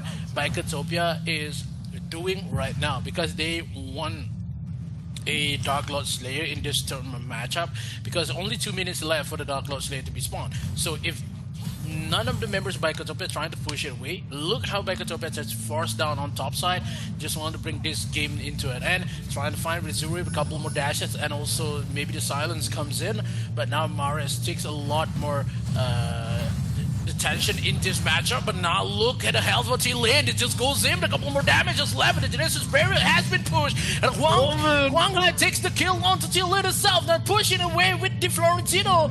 Bird LB secures with the Genesis barrier comes in for Maris. The blast make it possible. That takes 2 kills onto Bikertopia. VGM with a good defense and also counterattacks makes the game livable for VGM. That was a good setup coming in from Huang Hai, catching up T-Lin. He did not know what hit him, and V Gaming right now is actually sparking a fire for themselves, and this is what they need. they need to be more aggressive. Once T-Lane was out, they didn't have the damage for to actually compete in terms of the sustainability that they have. That's 2 warriors instead of a double marksman pick. So definitely this is something that they need to be careful about. If T-Lane is going to be caught out yet again, it is going to be difficult to actually get a win. And you can see here the replay, they get the tower right now and are actually marching to start the Dark Lord Slayer. T1 is going to be spotting them out. Are they going to be able to get a steal here? There is going to be a start. Genesis Barrier is already out. Quara is going to be getting the Infinite Slayer. Zerui is going to be alone here onto the backside, and he gets bursted down. And V Gaming is going to be taking the Dark Lord Slayer with a kill for themselves. Zerui thought that the members of Bikertopia was going to join him, but he thought wrong with the damage that V Gaming was packing into the backline. There was no option there, and Maris being able to pin them down on that entry was key to why V Gaming had a smooth transition after they got the Dark Lord Slayer. Moving into the mid lane, that kind of retention that Bikertopia trying to bring down the Dark Lord Slayer, a little bit too late coming in for Zero onto the backside. Now mid lane has been contested. We've seen this in game number 4 itself. With the damage they have, the Genesis Barrier will be provided from Mars itself into the mid lane. Bikertopia in the brink of defense right now, but LB is not with the members. They need to wait for a couple of seconds for the minions to just arrive into the towers. They force down the mid lane. They doesn't have any towers just to the left. It goes in with a couple more damage with the bracelet comes in. Still with a couple more damage, still have the Genesis Barrier to protect the Dark Lord Slayer with the Genesis Blast onto the backside here. Doesn't secure the kill on the T1. Still has much more damage. They cannot steal this away, but the Moonfall has been pushed to kill down this Dark Lord. But the members of EGM, they know the team fight 5v1 is not on the favor of them. So they are going to go back trying to steal this. The lasso does not hit onto the red buff, making the way to Bikertopia to push on down bottom side. Only Bikertopia will make this time possible because we've seen this matchup in game number 4 and game number 5. This is a mirror game. What happened to VGM in game 4 will happen in game 5 as well. Look at the damage from Brownhilda. Already has the damage, already have the full items as well. Only the matter of time. 1 mistakes left to be made. 8 to 8 kills, and members of Bikertopia into the mid lane. The members of VGM onto the bottom. They need to wait for the opportunity they had. They need to push the mid lane again. Yeah, but this is gonna be a harder fight for Bikertopia. They do have 4 towers left, spread evenly onto the top lane and into the bottom lane. But the problem here is that they have an opening in their middle lane. So if they actually lose a clash, it could be already a victory run for V Gaming, who has a lot of capabilities. And this is why I told you, Zerui is not gonna have the easier time right now at the late game because he needs to go in to actually be effective. He needs to actually lock onto Wong TD. And if he doesn't have that kind of luxury wherein the Dirac is on the front and then you have a lot of knockbacks as well, it's just going to be a difficult entry for Bikertopia. T-Lin as well is going to be a vital member here. There's just so much that Sin can do with himself. He's not going to be able to burst down anyone with even with full items on. That's the problem with the Crixie. And you can already feel it. 2 seconds in the Dark Lord Slayer has been spawned. But 4 of the members are already here for V Gaming. They need to actually go hard here. They actually sneakily get that while the other members of V Gaming were actually sleeping. And this is it. They're going for a GG push. They still have the Dark Lord into the mid lane. Maris would not push the Genesis Barrier just yet. They need to find one spot that suits best for them to just defend this current matchup. Is going to be something for the side of V Gaming to try and find this defense works for them. Bottom side will be pushed by Bikertopia as well. They need to focus to take down the inner turrets for the members of V Gaming. Defense will be put up into the mid lane as well. So They had the direct to be in the defensive state so much, but in terms of V-Gaming, they still have much more damage. A couple of bush checking coming in for Zen. Bottom side trying to push by T-Lane. A couple more damage onto Quang Hai. They clash into the mid lane as well. T1 goes in with the ultimate. They cannot do this alone. Moonfall has been pushed for a couple more damage, but look at the damage coming in for V-Gaming. A little bit too much to be handled for the side of Icotopia. It's still the towers on the bottom side, and now the members have been clashing into the mid lane. Martis with the Genesis Barrier did not give a lot more presence into the defense itself. The towers has been secured. Bottom side pushed by Zirui. The members of EGM trying to find a way to just knocking into the mid tower as well. Ultimate has been pushed by T1. Trying to force VGM to fight as well. Trying to defend the mid lane again. A couple more ultimate has been used. Last of Quang Hai, but not enough with the Gentleman's Duel. But the Blossom does not hit for Bird LB. They can defend, but the tower's been taken down as well. Two on top side, 2 lanes on top side will crash in a couple of seconds into the tier 2 towers, but still manage to just defend by Bikotopia. Yup, and V-Gaming losing out 2 of those inhibited turrets is definitely going to be a deficit wherein Bikotopia could actually go for a backdoor play. The problem here is that V-Gaming was not able to actually preemptively think that they were going to be doing a ballsy move by taking the Dark Lord Slayer. V-Gaming did not have any kind of vision control there, and they are actually paying dearly for that. And right now, with most of the items online for all of the members, it's about who is going to be able to execute a better team fight. Is it going to be Bikotopia, or V-Gaming has what it takes to actually execute? Han is going to look at T1. He's not going to be engaging though without the support from the other members and a wave crashing into the bot lane. They're going to be forced to go for a defensive position. Oh, yeah, 40 seconds left. The Dark Lord Slayer currently by Bikotopia is pushing the members of VGM into their side of the jungle. And look how Pika as well as T-Lane trying to push on bottom side, and T-Lane is not available in the lane as well. So the members of VGM could not know where he is. In terms of 20 seconds just left for the Dark Lord Slayer, the last possible maybe in this current matchup, because VGM in the brink of losing.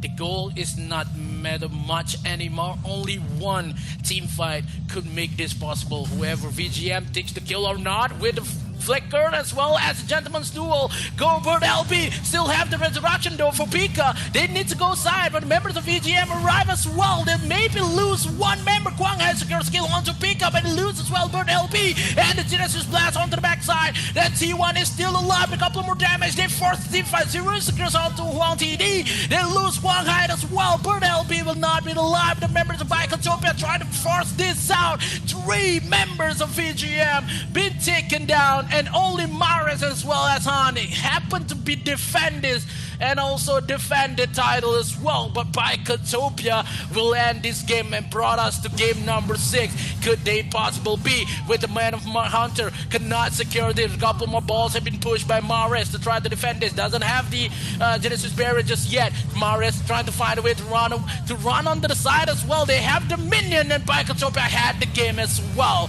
We are going to game number 6.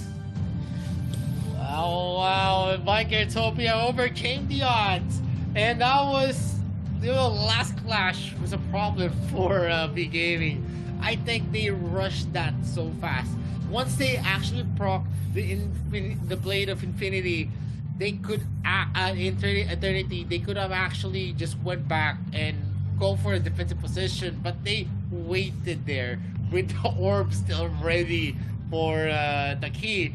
And they were pinned down with the Dragon's Maid, allowing the other members of Bikotopia to actually position themselves up.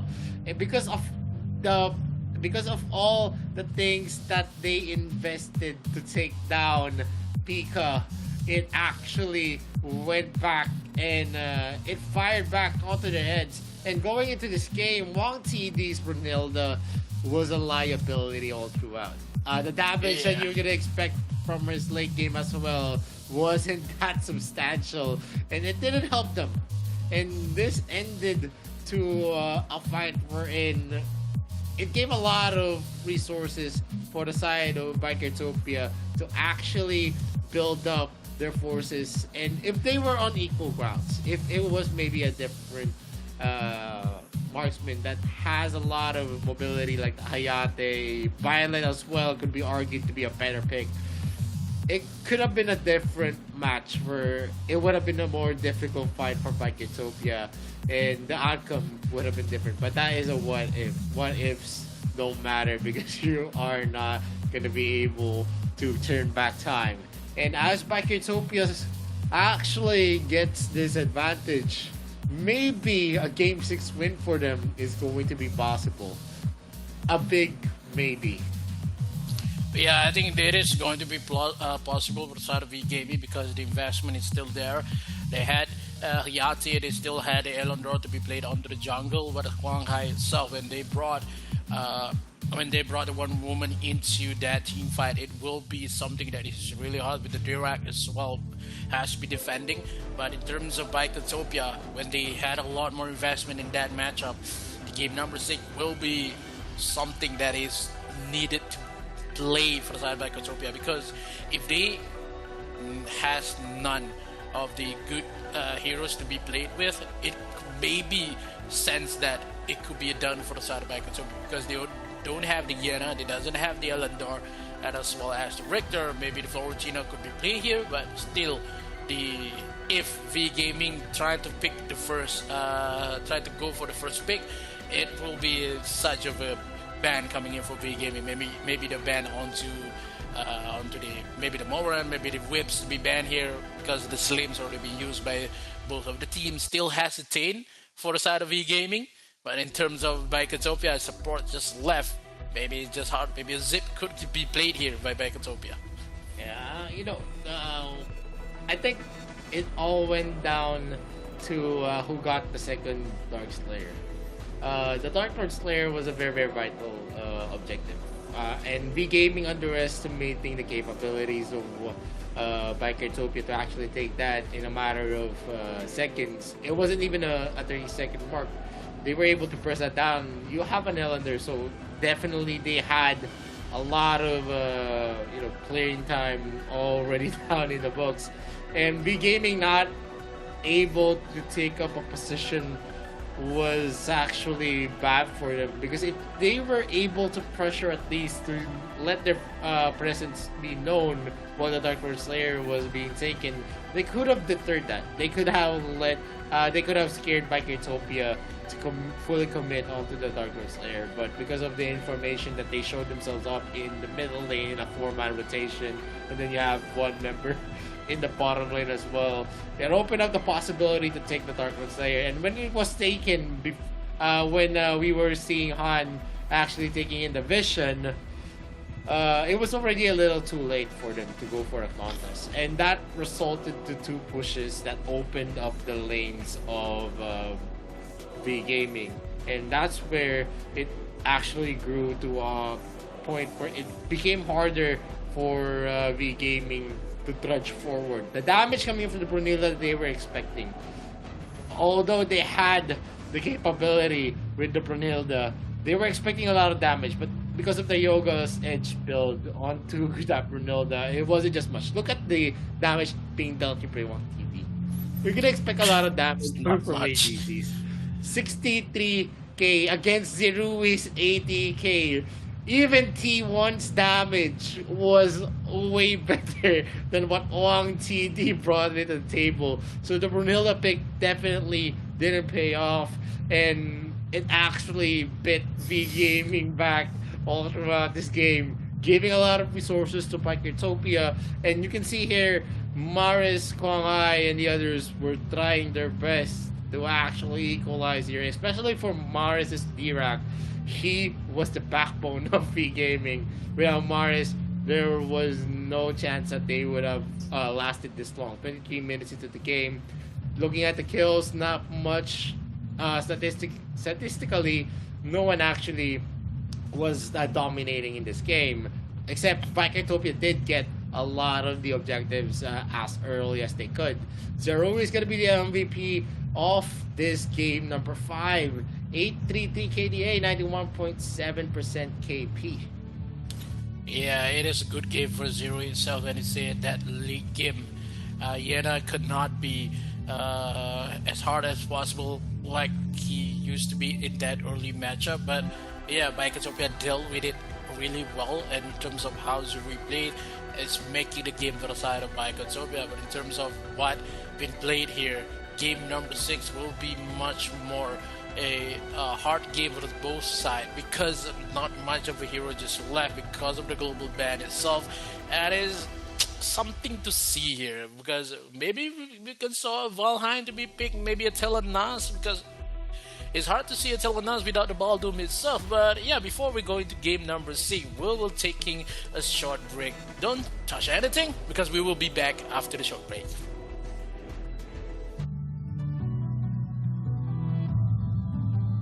Jade Fan Beauty Yue. As the princess of the Dragon Kingdom, Yue brandishes a fan as her weapon, retaining her elegance even in battle. Aqua Force and Mountain Crusher allow her to easily control the whole battlefield, and Borrowed Might allows Yue to unleash endless attacks. If an enemy dares to offend Yue's grace, then they will taste the power of Rising Wind. Passive skill, Borrowed Might. Every time Yue uses Aqua Force and Mountain Crusher, she will gain a stack of Borrowed Might. When she has 2 stacks of Borrowed Might, Yue will reset the cooldown time of Aqua Force and Mountain Crusher and strengthen the next Aqua Force or Mountain Crusher. Skill 1, Aqua Force. Yue throws 2 bone fans at close range, dealing damage to enemies in their path. After strengthening, Yue will throw out 4 bone fans when using Aqua Force. Aqua Force will deal several times the damage where the bone fans converge. Skill 2, Mountain Crusher. Yue throws 2 bone fans at far range, dealing damage to enemies in their path. After strengthening, Yue will throw out 4 bone fans when using Mountain Crusher. Mountain Crusher would deal several times the damage where the bone fans converge. Skill 3, Rising Wind. Yue knocks back nearby enemies and deals damage to enemies in its path while pushing them back slightly. Yue will gain additional vision.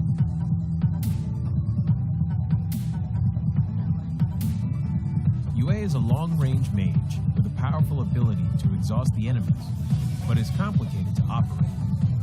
To deal perfect damage using Yue, you need to be skilled in combining her skills to deal damage multiple times stronger. However, when Yue overlaps with the enemy, both Aqua Force and Mountain Crusher can deal full damage. When in the lane period, Yue can quickly clear enemy creeps via refreshing her skills through her passive skill and then assist the side lanes. In team fights, Yue needs to use Mountain Crusher multiple times to exhaust the enemies and frequently use Aqua Force to charge up her passive skill to look out for chances to kill or exhaust fragile enemy heroes. The core combo of Yue is to save up a stack of her passive in advance and instantly use Mountain Crusher twice to deal burst damage. But be cautious.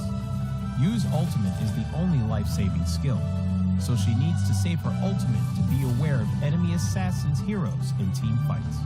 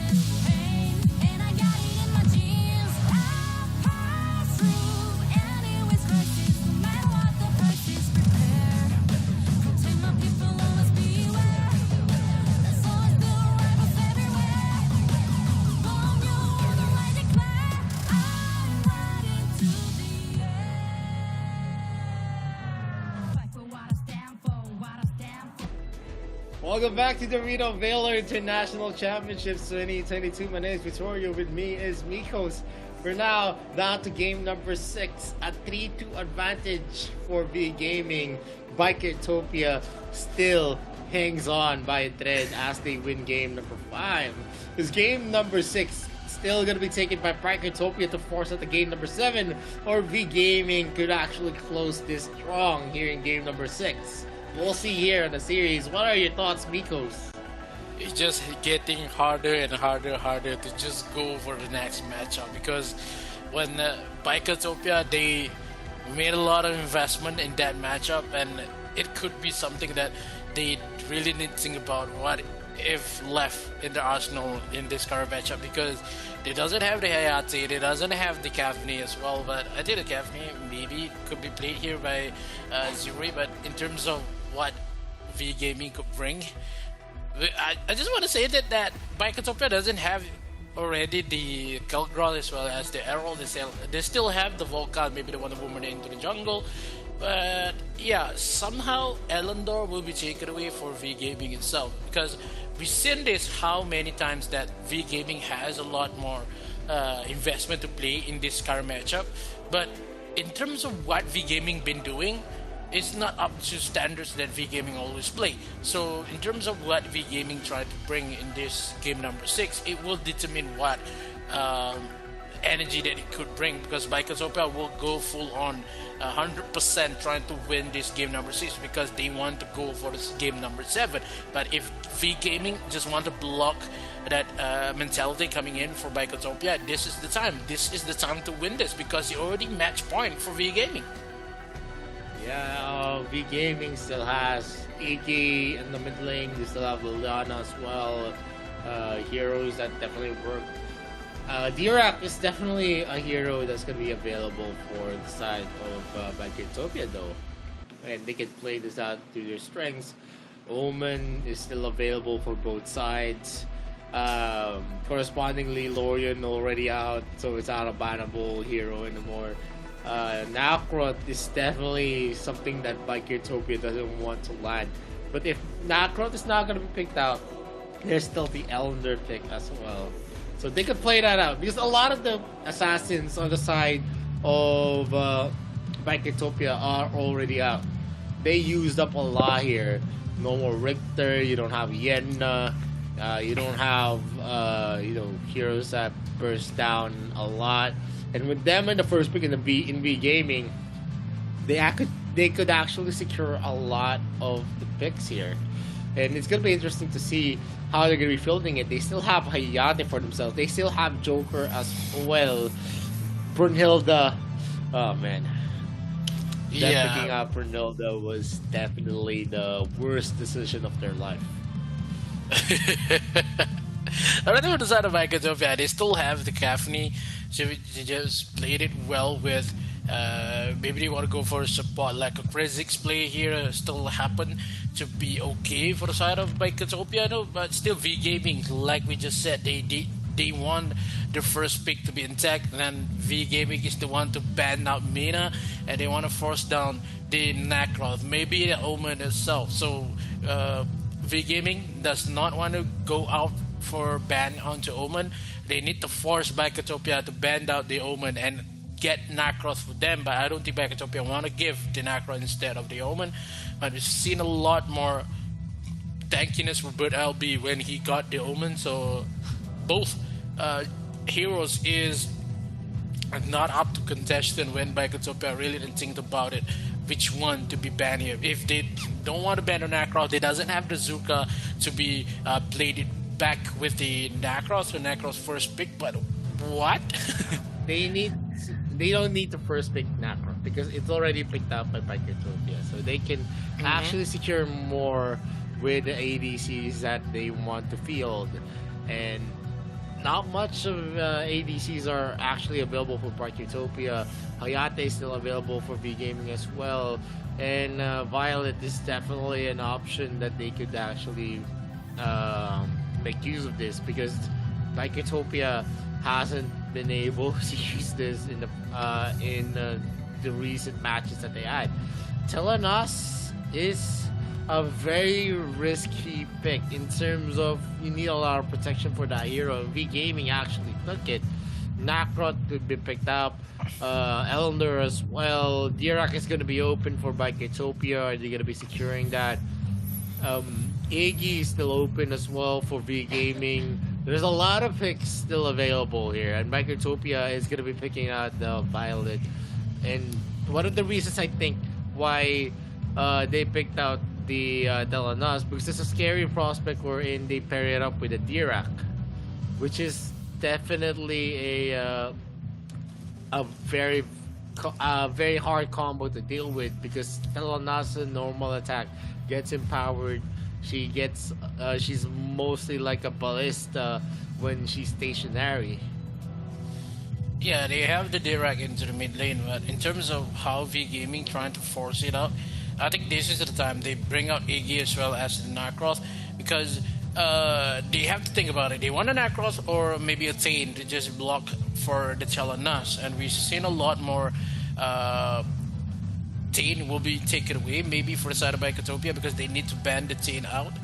In terms of Nacross, they still have the substitute for the Nacross in terms of they still have the Elendor. They can go for a quick down pick here, but it's going to be something that it's hard to kill down the Varus.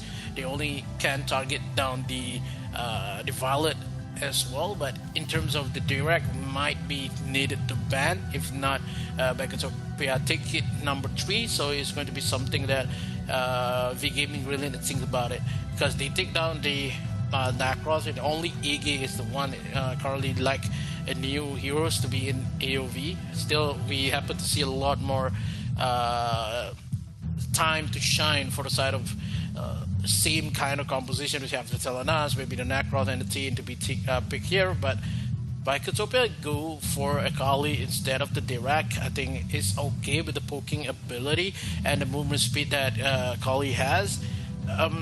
Versus the Nacross, maybe the shield will make a lot possible, but the Raz is uncontested. I think it is kind of good with the Raz pick here, because if you're versus a Nacross, you need to dive a lot. You need to wait for the Varus as well as the Raz to just invade the jungle of V Gaming in terms of early matchup, and it's going to be really good for Biketopia though. So when they force out the Raz, they doesn't want to give the Thane, maybe the Thane for the side of V Gaming. They need to ban out the Thane as well as other support that could be played here by V Gaming though. So the Amelie is out of concession for Biketopia. So in the Slayer matchup is a lot more. Maybe a Lubu could be played here, maybe a Kilgrave for the side of V Gaming. They have the Ryoma still for Biketopia though, so it's going to be really hard for the side of V Gaming in this matchup also. Yep, in this matchup, an Iggy, an Akrot, and a Telenas, you're gonna see a lot of damage on their side. Biketopia opted for a Raz pick.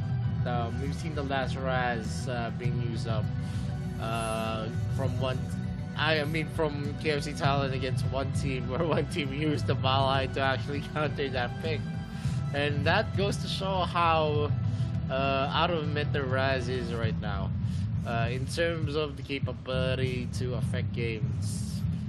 Definitely, in terms of ambushes, Raz is a very good hero, but in team fights, the utility he has not that big, because he needs to be up close and personal, and that's a problem with the Raz pick. You always need, if you want to make a crowd control play for a Raz, you actually need to be close, and that's also a big problem as the game progresses. In the late game, you can just be bursted down in the opening seconds. Yeah, the seconds is going to be something that is really hard on the side of Biketopia, because that early matchup is kind of a lot more contention. But in terms of they had Iggy for V Gaming, they can play much more defensive in that early matchup, because Telenas will have a lot more hard matchup versus a Raz. Maybe a Tara to just kill down. They need that because of death in that early game. So when they trying to fight down the Tara is going to be something that is hard to cope with side of e-gaming. So they doesn't have much more AIC as well as the Tay. They go for the Slayer, and now the Superman has been hovered for V Gaming itself onto the support role.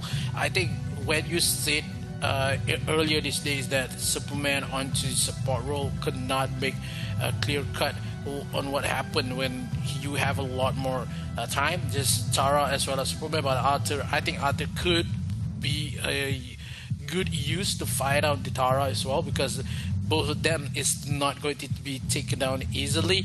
So maybe a Zip here to be played by V Gaming. I would say the Rui could be much better if they draft for the Rui game for V Gaming itself. Now Zip is the one to be locked by V Gaming. Last pick possible Tara support, and only one jungle. Who's going to be jungle? Maybe the Varus, and the Slayer matchup who's going to be fighting Ari here. Doesn't have the Yena. It doesn't have the maybe the Frontino is up to contention for Bicotopia. Still versus Irie, it could be something that is really hard because of the damage Irie has. Arthur is the good call. I think somehow Ed doesn't have the Emily, maybe the Mina. Roxy doesn't have.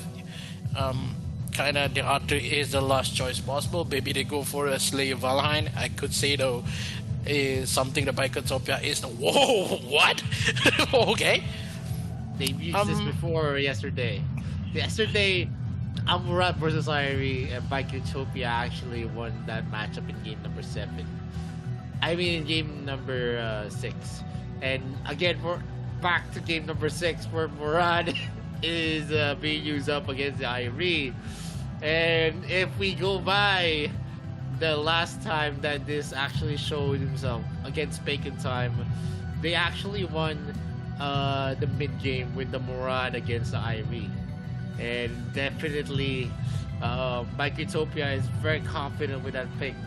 Let's see if Bicotopia can actually outmatch V Gaming here, because they had a lot of limited picks here, like the Raz niche pick onto the Murad and the Ara as well, while on V Gaming they're going strong with 5 big picks, which they really saved up to go into game number 6. Let's see if the investment is actually going to pay off here for V Gaming, or Bicotopia can actually topple what V Gaming built. As what V Gaming plays right now is on a couple more left, because if we go to game number 7 is anybody's game at that point, but now V Gaming is trailing 2 points ahead. They need one game here, and could they make it possible to win this, go for the final game versus one team, because one team is happy watching these two matchup. You know, if more games played, more information be taken out by one team itself. So maybe this is the game that V Gaming want to shut this down, but the drops coming in from Bicotopia is promising as well. But the Murat onto the Slayer late, we have seen that yesterday, like Victoria said, that Bicotopia won that matchup with that Murat onto Slayer late. So V Gaming, you saw that yesterday. Could you make it not work for the side of Bicotopia? And it is possible. They need to go for a couple of dives into the jungle of that Necroth. Quang Hai will happen to be something they already know, that Quang Hai starts on the blue because of the dives comes in for Bicotopia. They spotted no Necroth on the red side, top side here, a couple more damage, just giving Irie a lot more space, but the health coming in for Irie itself is going to be something that Murat could burst down. Exchanges are definitely going to be inside of V Gaming. Irie right now has a better capability than what Murad can bring. He's not going to be able to burst down Irie in a fight. He's not going to have that sustain just yet. But once he reaches level 4, it's going to be a scary prospect. I've seen a 40% cooldown reduction Murad, and I think it's the same kind of build that you're going to be expecting here from Pika. He's actually saving up for a flashy boots. Yeah, trying to pick a lot more times in this matchup, because if V Gaming, given the fact into the mid lane, still doesn't have the Phantom to go Zen with the flicker itself, and Zen secures the first blood onto Bicotopia. The V Gaming will play it onto the defense as well. That Guang Hai with the knockout has been chased away, ultimate has been pushed, trying to give a lot more sense, but a little bit too far away with the Telenas. Give the push away, but still not enough damage to kill down T1. Guang Hai arrive at the Abyssal Dragon, trying to find a way to still this Abyssal Dragon. A couple of more damage, a little bit too late there with the Jury Fury, but one more damage secures the kill. Huang TD takes the first kill for the side of VGM, goes with a couple of more damage just left onto the backside. T1 could not do anything. Zin is the first one to fall, but a double kill given to Huang TD at that Telenas. In that early game, it will be hard to find. Only one arrow left to kill T1, as well as the Tara on the bottom side. Oh, Telenas has much more damage in this early game versus Violet, but that is something that is hard to deal with for Bicotopia. Yeah, it's a very scary prospect. In the live servers, there's already a power-up on the Murad. The Murad right now, on the current patch that the AIC has been played out, hasn't been buffed yet. He hasn't been readjusted yet. So it's a scary prospect when Pika actually gets that buffed up Murad on the next competition. It's a scary sight to see, because he's been effectively using Murad here right now. He already has Flashy Boots, already has an Astral Spear as well, and the Ryu has been used up here. Bird LB has a damage reduction, so he's not going to be suffering from the temporal turbulence just yet. They are starting the Slayer though. A possible steal from T-Lin. He goes in for the Venom, but he is going to be a little too late as V Gaming secures that. Is going to be something for the side of V Gaming though, because that time is cramping for the side of V Gaming. With that, still nearly make it a steal for Bicotopia. If they did not take that Dark Slayer, it will give a lot more time. The ultimate has been pushed, couple more damage, and now the Zip Angry has been pushed. It takes the kill onto bottom side here. Zerui is not giving a good game because of V Gaming is trying to cap down on the backside. They have Wang Hai onto the backside as well. Only T1 trying to secure the turret onto the bottom side. It just cannot. The members of BGM, they are giving the hell to live for the Bicotopia. Yeah, they are having a clinic here as they have the advantage going into these fights, and Huang Hai being able to see the advantage that was being built here in the bottom lane, so he is actually helping up the bottom lane to actually get a lot more of the resources. The second tier turret is almost out, one push away, and that's gonna be crumbling, and V Gaming knows it, so they did not need to go for any more pushes. And you can see here on the replay on how big of a play that Maris actually was patient about. He was very, very patient in the moment. He knows that whatever happens, he still has a range to reach Zerui, who uses Flicker. But that's just how big of a pick Maris is in comparison to what Sin has, like the Raz, who's definitely only going to work as long as the power surge is going to hit. That's a Ryu being used up. Bird LB is going to be able to use it, but he actually went back. He can actually secure that kill, but Bird LB did not commit.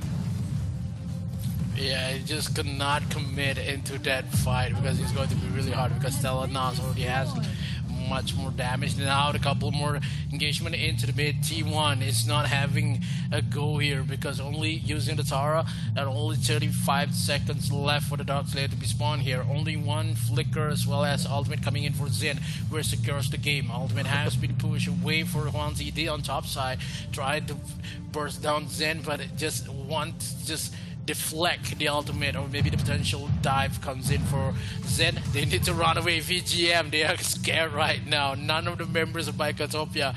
Bicotopia is mad on what happened to VGM on bottom side. They are just, whoever just appear on the map, Baikatopia will want to kill it. Look how Baikatopia is going. They're just really mad. What happened? VGM gave them in terms of that bottom side. They didn't want to dive in. They want to go for a couple of steals, but no. They cannot steal this. VGM scared, but the ultimate has been pushed. Roll away from Han, a little bit too late, giving a lot more defense. T1 dives in and back, and now been saved a lot. The Angry Zip is not there if possible. Juan TD scares the kill. Han will take it away with Zero. Still have managed to run away. One more dive is all he needed, but onto the mid side here, they kill VGM. Is on the brink of losing right now. They lose 3 members, and what happened to VGM because of Baikatopia is really mad at them. Off-cam kill by Karitopia. Pika was able to kill Bird LP. And, you know, Pika has been very, very solid. But T1 as well. Kwang Hai is running. He can't actually go and go for the defense because Kaitopia's damage is mounting up. If Pika and Zerui are going to have that power spike in the mid game, definitely the game is going to look to a harder fight. It's hard to actually protect yourself from the temporal turbulence. 40% of the CD is there as well. As long as they're gonna be not be able to hold back Pika's Murad, they're actually not gonna have, you know, the advantage in terms of the harassment that they need. Yeah, VGM trying a little bit of a time here because they can give a lot more damage, but siege ability for Baikatopia a little bit too much. They need to find what a good coming in with a couple more damage. This cannot kill down T1.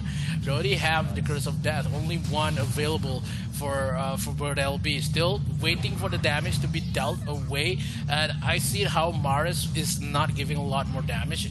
Is going to be something is really hard for side of EGM because Baikatopia itself has not enough of a goal gap because the VGM is currently leading in terms of 1,000 goal. But yeah, VGM, they happen to make a lot of mistakes into team fight with the zip roll as well as the Nacross play. They did not make a lot more split push, but the ultimate has been used here. But look at the health of Attila Nas as well as Han, a little bit too low there. None of the members of VGM could just process into this team fight. Bird LB still have the ultimate though. They need to defend into the mid lane first before they're going for the full-on fight. But they need to watch out for the Zen with that Raz pickup onto the Dark Slayer on top. Maybe Baikatopia could steal this, but members of VGM could not start before all the members has been resetted with the ultimate as well as the health. Yeah, Pika has been dealing a lot of damage onto the entry, and you can see already how substantial it is. If they're gonna be able to let Pika stack before the clashes start, they could punish the members of V-Gaming, and this has been affecting their game. But they're gonna be very, very reliant on that stacks that Pika is gonna be bringing into the fights. Not always you're gonna be able to stack using your skills, and he is gonna have that. Another bomb being thrown here. Bird LB does his best. That's a Judgment Blade being done with the Jury Fury. They get that kill that they need. T1 is running. He still has the regeneration though, so he's not gonna be easily taken. Temporal Turbulence used again by Pika is going hard there. Actually, the Murad already had that adjustment made. If he uses her first ability, you know, the time travel, he is gonna receive another stack, and this is affecting what's happening here. He only needs 2 stacks to actually proc that, and they are gonna be taking that again with Kwang Hai. There is gonna be a lot of damage coming in from Pika with the Temporal Turbulence. And it's been a disaster always happening here onto the clashes. it is somehow a hard game for VGM when they are the one who push in this current matchup. Is going to be something they go for. Dive again for T1. The member on the tail and us 1TD onto the backside trying to find a way here. But I know Bird LB a little bit too far, and Quang Hai is the one to fall in this current matchup. T-Lin is not giving a damn what on VGM trying to do. That kind of steals is making a way. Pika with the ultimate here. It still happened to play the best moment of Murad in this current matchup, and VGM is still go for a couple of lead in terms of goal, but the kills is not even there. The drops and as well as the rotation comes in for Quang Hai is not living to standard for side of VGM. Yep, and with 20 seconds left, the Dogster buff is going to be gone. But B Gaming is actually being pushed back here.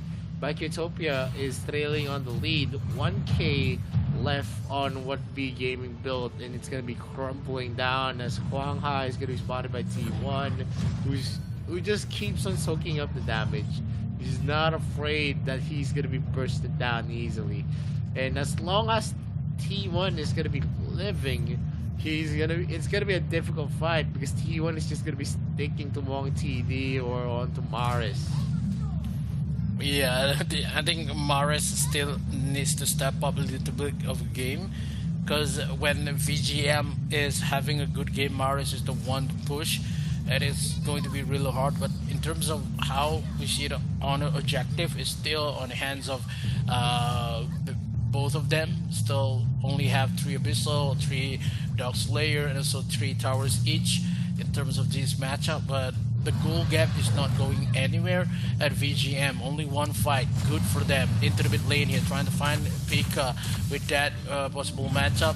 Quang Hai a little bit too late with the punish. Is still there. Can he do it? But Zen secures the kill onto the Holy Dragon. But the turbulence has been used, trying to force them away, but the ultimate has been pushed. T1 a little bit too low there.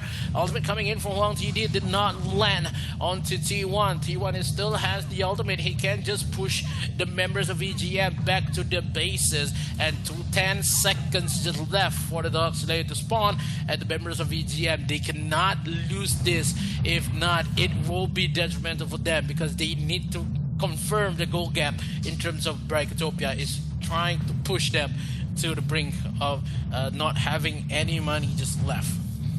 Yeah, 1 minute and Clark Slayer is going to be spawning, and this is going to be a signal. Whoever takes this is going to have the late game momentum. Zeru and the others are dealing a lot of damage, and that is an entry of very wild entry coming in from Quang Hai. Now very afraid from the damage that Waikotopia has. It's going to force a recall onto Zerui though, so they still have a chance here to take more resources. 20 seconds left, and T1 is going to be using his regeneration, pushing out Han and Maris into that brush. Pika, it needs one more. He hits out his temporal turbulence, and he's been harassing Quang Hai all throughout the day. He's not having the best of time here. D1 goes in for the duel though. Are they going to be able to take it? It's already started as T-Lin uses his Venom to go in. And with this, they know that it is going to be difficult. T1 is just going to be living there. As Sin bursted down Quang Hai. Mars traces around. T-Lin is going to be securing that Infinite Slayer. Ziru is doing his best. Han absorbs everyone, and it's gonna be a Zep roll, but Bird LB actually went out, and Wang TD gets double kills. Han is the only one left living, but it's a 3v1. Is he gonna be able to escape? And the answer is no, but in turn, Zirui gets killed, but with Pika in the area, they could probably go and destroy that third tier turret. Quang Hai has 7 seconds to get back. Will he be able to defend this? And I think the answer is going to be no, as it's already a force into game number 7 as Bikertopia wins game number 6. Wow, now. Game number 6 been taken away from Biketopia, and now we are forced to go to game number 7, and Biketopia is living again with the couple of games they played. Last night, game 7. Today, game 7. A lot more up to stakes in that game. Last game, possibly after this. But Biketopia played it really well in terms of drafts, in terms of game they played. Biketopia is on fire right now because V Gaming, they lose a lot of momentum when they give the Necroth on the side as well as the Telenas. We saw a lot more potential for V Gaming, but when it comes to team fight, it's Biketopia on top, and Biketopia one game away as well as V Gaming, whoever going to go for the finals. Yeah, that's what happens when you actually picked out Butterfly Jungle and the Brunhilde Marksman. We get a game number 7 when those heroes get picked out. I mean, it was a nice attempt on game number 6. Not gonna lie, it was looking strong here for V Gaming. The problem was in the mid game. Pika actually was the difference here. He outperformed Burdell B all throughout game number 6 with Amurad. We are Amurad Dark Slayer lane, and I've seen this before in game number 6 yesterday, and it got repeated back. Kwang Hai had the parry reflexes in securing the objectives, but at this point, it doesn't really matter because they actually lost the clashes. They needed to win there. Burdell B went out early on that zip roll, and moving forward onto the series, game number 7 is what I call a best of 1. A best of 1 because you can actually pick up a lot of the compositions that you want. Global bans are already resetting. You don't need to think about what's going to be the picks next because game number 7, you need to pick up whatever you think that's going to make you win. Whatever hero that you want. And it's always a mudsling here. Since if you reach game number 7, it means you have some kind of, this is more like a tiebreaker. In terms of skill level, both teams are definitely on par. That's why we reached game number 7. So it's a very scary prospect for V Gaming, who had a match point lead. It's a 3-1, man. It's a 3-1, and they fumbled on that attempt. Game number 5 was supposed to be theirs, but why Brunhilde? I don't know, man. They make a lot more questionable pick with the Brunhilde and the Butterfly, as well as they bring. But when they brought a lot more like unorthodox kind of picks, it's not working for V Gaming. But in terms of Biketopia, they brought up the Murad, they brought up the Kilgroth, and as well as the Arrow, kind of working for the side of Biketopia, but instead they lose the matchup. But yeah, Biketopia, when it comes to weird picks, they can try to win it, but instead of V Gaming, they're too reliable onto the meta. They need to win in terms of what the best pick for them, but when it comes to global bans, V Gaming is not up to par, and then the picks is not playable by them itself. Look at, as you can see, the latest game is that they have the Iggy, they have the Necroth, they bring out the Telenas, as well as only, I think Zip is the problem, and they have the Irie versus I think the Murad. It is so hard to just play it around, so they substantially forced down the Murad coming in for the side of Biketopia. But yeah, V Gaming, they kind of fumble a lot, but when it comes to best of 1, maybe they can win this, or maybe Biketopia could take the lead because they already have the momentum in that matchup. Just Pika carrying the game with the Murad was a sight to see. V Gaming, I could say, deserved this again. I was like this against Bacon Time. Bacon Time actually did bad in their draft. V Gaming as well. But in this time, it was a nice attempt on game number 6. They had the better picks, but they weren't able to actually know that Biketopia excels in a lot of niche picks, where it doesn't matter if the meta picks are unavailable to them because they're gonna make it work, especially the morale pick. They made the Tahar pick work as well. So you could see the versatility, and they also have an underpowered mage as the Raz, but the Raz knew who he needs to take out. Kwang Hai was the only one that he set his targets, his sights with, because he knows that Telnas and Maris as well is gonna have a lot of protection coming in from the zip. So if he does target that, he's 50% sure that he's gonna be able to take one down.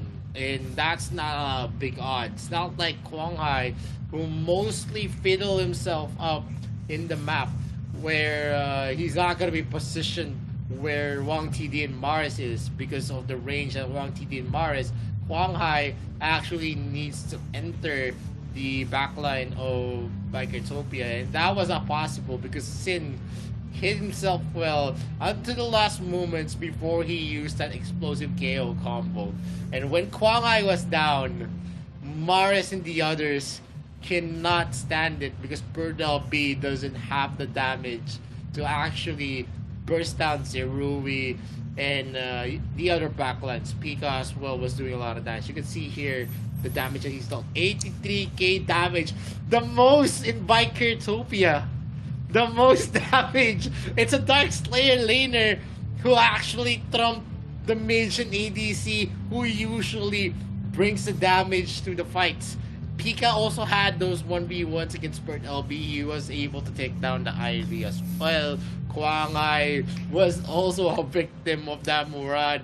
Maris and Wang TD brought the damage for their team. Kwang Hai contributed as well because he targeted Zerui and Sin. And the MVP of this game is gonna be Bikertopia's Pika with the morale pick 105, 50% KP, but that's already big. He was able to actually stop the members of V Gaming under his tracks, and that's how big of a pick Murad is for Bikertopia. Yeah, the Mura pick is one of the weird picks that win by the side of Bikertopia, and we saw how the momentum is that Pika before this with the Chi and also with the Murad, he is carrying Bikertopia to the last game for today. The game number 7 is going to be dictates who are going to be in the finals, maybe Bikertopia, maybe V Gaming, because we know for a fact that the global bans has been lifted, and also a lot more champions could be played in this matchup. Maybe we could see back the Hayate, maybe we go back for the Elendor pick here. So not much of a mistake can be made in terms of drafts, but if we recall back when it comes to game number 1, is V Gaming takes a lot of lead, but in terms of what Bikertopia has currently, if they make it weird again, maybe they can win this matchup in game number 7. So yeah, has a lot more potential for Bikertopia instead of V Gaming. They maybe has suffered a loss in terms of energy as well as momentum. But yeah, this is the time for Bikertopia. Game 7, we saw it yesterday. Bikertopia played it really well. Yeah, definitely. If Bikertopia, if this is a sign, Bikertopia could become the comeback kings of AIC 2022. They went for game number 7 repeatedly, and if they win this is their second consecutive best of 7 wins. So V Gaming is gonna be the first pick. They banned out a Yeoman, so that's already some information. A lot of picks are gonna be up. Lorian, you can still actually see Nacron being taken as well. So moving forward, game number 7 is a best of 1. Let's see what are going to be the main picks of V Gaming in Bikertopia. It's going to be something for the side of Bikertopia itself because they want to win this so bad. And if Bikertopia could win this in game number 7, we want to see how Bikertopia could play 7 games in the finals as well. So whoever going to be there, just brace yourself. 7 games into finals. But now V Gaming, they ban onto Roxy as well as the Omen. Bikertopia, they are having a good time. We can see on their faces they are happy with the 7 games and also the chances to go for the finals and the ban of the Laville. I kind of like it, the Laville ban, because they want to go for Huang TD. Happen to be instant, but they give DeLorean for V Gaming. We saw this, what happened when DeLorean been played by Maris itself.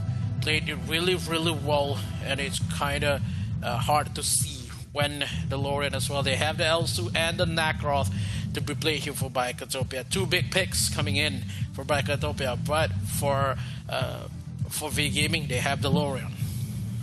Yup, and right now they're hovering onto a Tulin and Nakaroth. And Tulin so far against matchup against DeLorean, he does excel in some ways that he can out damage Lorian in a short amount of time. The advantage of Lorian is that the Starry Sky is definitely a game changer in terms of the clashes. It actually stops the momentum of the other team, and he's able to actually have the usage of his passive where he has that kind of magic vamp where the spell vamp that he has is sizable enough to regenerate some of his health in some of the clashes. And they're gonna be pairing it up with a Paina and a Kafeni. A very scary combination here. Team fight is definitely an option for V Gaming if they really want to win this. If they force Bikotopia in any of the team clashes, they're definitely gonna want to be the one who is reeling from what is gonna happen. But Baldum has been picked out here, and Baldum so far is also a support that brings a lot to the table, and they're gonna be switching it out with a name. Baldum is still gonna be hovered. Whoever is gonna be picked up, I think Baldum is gonna be the better pick. Yeah, Baldum is a good pick because they don't want to give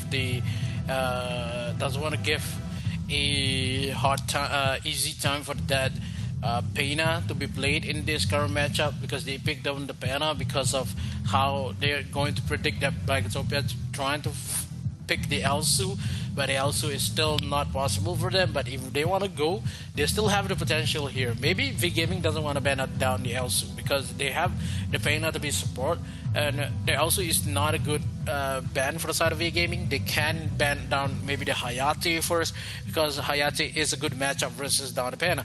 Veda has the healing, but the true damage coming in for Hayate will give a hard time for the side of V Gaming as well. The Torn itself, I think, is a good ban as well.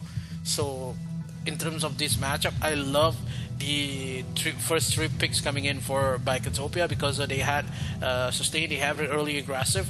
In terms of V Gaming, they still has a lot more crowd control as well as the late game potential for the Dead Cavity. In terms of Bikotopia, they need something that can cope with the Slay lane. Maybe they go for somehow like a Zuka pick here. Doesn't want to give Zuka for that for the V Gaming. Zuka as well as the Varus could be picked here. Look into the drafts, but I think Zuka will not be banned. They want to ban down the Varus first because maybe they want something into the support role. Maybe in terms of jungle, Varus is the one could fight down the Nakaroth much more often, so Elendor could be the possible pick here for side of V Gaming. Yeah, definitely. And V Gaming still has the capability to field a lot of Zuka can be picked out to actually deter the Nakaroth. Elendor is kind of good if they can add a sustainable hero on their lineup. Maybe someone that could tank, but Scud has been banned out by Bikotopia. It could work out well if Scud was still available. There's not much of any heroes that could excel onto the Darkslayer lane. Maybe someone like the Key could actually be picked out, but they're actually hovering onto a Yena instead. I think Yena could be the plausible for a side of V Gaming when it is a hard matchup with the Zuka pick onto the jungle. I think versus a Nakaroth is a good, but Yorn pick, yeah, I just love when any teams pick Yorn because of how potentially Yorn could just melt any towers in the game, as well as they had the Nacross. The early game is secured, but now if Pika pick down the Chi again, it could be the same result what happened in game number 5. That is the good matchup coming in for Biketopia. Picks away the Chi versus Iena, and Biketopia lays every ammo they had to win this matchup. But V Gaming still had a good draft in this matchup. Game number 7, who are going to go for the win and going to the finals. I mean, one of the one of my pickoffs here for Biketopia's lineup, it's going to depend heavily on to Zerui's Yorn. If Zerui is going to be able to farm well, Biketopia could actually have this because they have strong lineups here. They have sustainable heroes like the Paladum and the Key. They provide a lot of crowd control as well. You have you have one of the best junglers in the AIC, the Nacrot, and then you have some damage on Tulin. He is a finisher and someone that can burst down any of the people at V Gaming. But V Gaming has something here. In terms of the team fight, the AoE skills that they have, the Healing Light, the Nature's Rally, coming in from the Paina, you have the Starry Sky as well. You have some gap closers with the Zuka and the Yena, which is going to be the key here. Are they going to be able to zero into Zerui, or are we going to see V Gaming fall in game number 7 with the damage that Biketopia has? We have to see. We have to look what happened in game number 7, the last game for today. New hope, new rivals. Who's going to go for the finals? V Gaming or Biketopia? We saw this happen for Biketopia because they had a lot more fancy game in the game number 7. They had a lot of momentum here with the good draft they made in this card matchup with the Chi onto Pika again. With this matchup alone, Biketopia takes on V Gaming semifinals. I just love when they just want to execute that. They want to give loose onto the speed buff coming in for V Gaming. That Yorn is too bold in that move, in that early matchup. Without a couple more attention, not enough of a dive will go for V Gaming because it has been secured here by Zen onto the bottom side jungle, but Lorian as well as the support just goes in. Peina and Lorian goes into the jungle trying to find the red buff, has been tendered away with Bird LB and waiting for Quang Hai to just happen to go onto the top side, but been pulled out by the members of Biketopia, but it lost one Salamander on top side. We already see here matchup between Pika there. I think that was a steal that happened. Quang Hai is still level 2. At this point, not much that you're going to be expecting here. They're not going to be that aggressive. They go for, calculated pickoffs by taking some of the small caps. Wang TD is definitely going to be a threat here, as we see Zerui just piling up the damage for himself here as he procs his passive multiple times. It's not going to be something that hurts them though. In the early game, you don't expect a lot of damage coming in from the Yorn. So definitely protection is also going to be a key here. Zerui needs a lot. So he has an alchemy for himself. So every time he hits up a hero, can have additional gold. That gave him a boost. 200 gold already difference against Wang TV. There is the trade on objectives though, as Biketopia settles for the Pistol Dragon while V Gaming goes for the Slayer. They actually went for a invade there for the side of V Gaming. Okay, out he goes in for a couple more damage, but the Seraph Knight has been used trying to run away, but They will get a potential dives here, trying to secure the kill onto Maris in that mid lane. But a huge clash has been a couple more damage. But now by Katopia focusing onto the mid lane here. They're waiting for Zen to have more magic pierce for anybody, but they leave the potentially Kafni onto the bottom side. Huang TD will have a lot more damage with the Kafni when none of the members of Bikotopia are trying to cope with that movement. Oh no, checking the bush. T1 with the flicker trying to run away, but T1 will be taken down as well. With a couple more damage just left. Wicked first blood for Huang TD. VGM takes the first blood.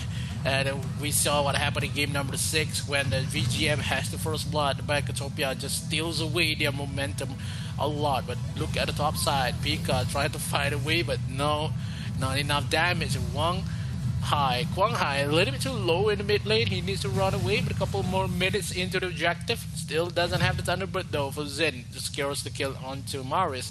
At V Gaming, currently they have... Ooh, that is some target coming in for Zero. A little bit not on the target, but that will make Maris scream a little bit. But when Bikotopia tried to play it really well, VGM, they lost a lot more potential in this matchup in terms of they had first blood, but still they are trailing by goals because of Kwang Hai has been pushed a lot from his jungle, and he's going to go for the punish himself, trying to force it away with Thunderbird, trying to chase down with a couple more dive, and now takes the first kill. T-Lin takes down Bird LB, and Kwang Hai is the one to be blamed there because Bird LB sacrificed himself for that Zuka.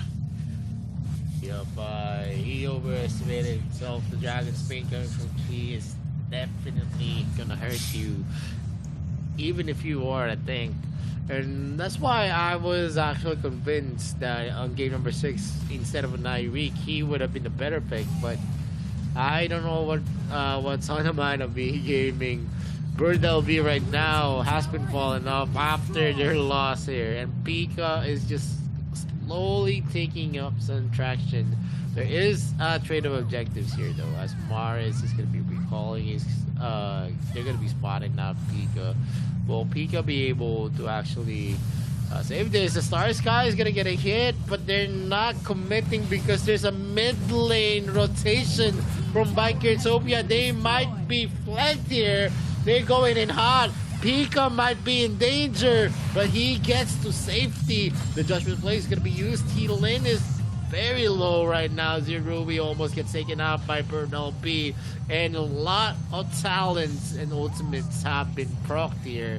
Bikotopia is going in strong, but we're seeing Sin and Kwang Hai actually duel that out into the mid lane. Are they going to be able to kill each other? The answer is no. It is still not here as T1 goes for a wild charge. Maris goes in with the Star Sky. They are not going to commit yet again. They just push out T1 from the zone. And there is a fast pick here. Wang TD takes that Slayer. Good thing T-Lin was not in the area, or a punish was already in the making. T-Lin is now going to take the holy the Abyssal Dragon for himself in exchange of that Slayer. Yeah, I think that Bikotopia want to go for a second round when they trying to go for that Dark Slayer's wall, and it makes a lot of sense when they know for a fact that the ultimate coming in for Maris is not available for him.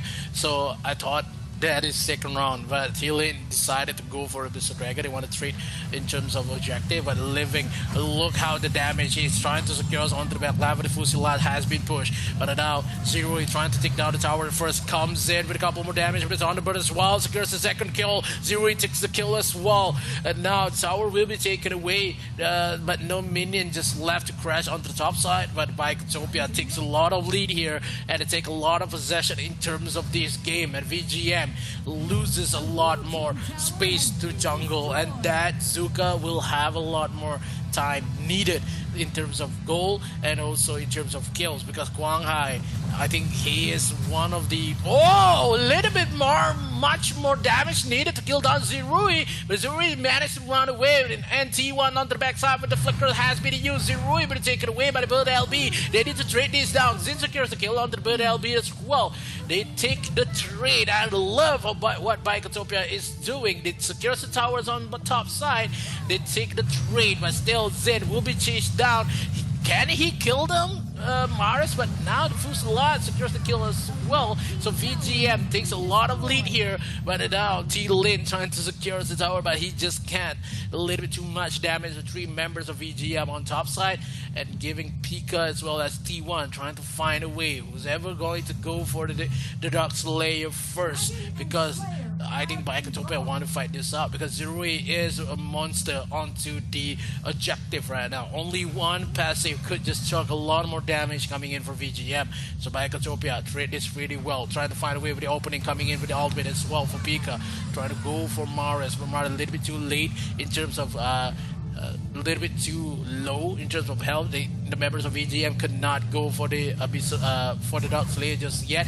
They can steal this, but T1 really need to do good work. Zin onto the backside as well. Use the Wild Prison, trying to secure the Quang Hai, secures the kill onto the Dark Slayer. They lost Zero on the process, and VGM, they are going for Brinket to win this. Double kill for Quang Hai. Gives one to the backside here, one by one will be taken away. One more attack with the Fusilade has been pushed. One TD secures the kill. They lost 3 members. Bottom side, but takes the kill onto the tower. But now the members of VGM will force T-Lin into TP back home to try to defend this. Because this is the last game possible. Whoever wins this matchup will take the hand, and also their feet go for the finals. Bikotopia in the brink of losing, but the members of BRO already respond in this matchup. It goes in with a couple of ultimates just left for Quang Hai. They need to force this matchup, and VGM is trying to kill one by one. Zero is still alive, but T1 will be taken down as well with Wild Fusion. Doesn't even connect into one member. It's no, T-Lin secures the kill. Onto back on the Wang TD. The members of VGM really need to back away. If not, it will be a couple of lower mistakes coming in this matchup. As always goes for Bikotopia with a couple more counter attacks on the VGM members. That was a good attempt. Birdel B being named. This is one of the key factors here. If Zerui is dead, no one can actually deal damage. Even if you can say that Pika can deal a lot of damage if he's going to be able to pin people down on the wall.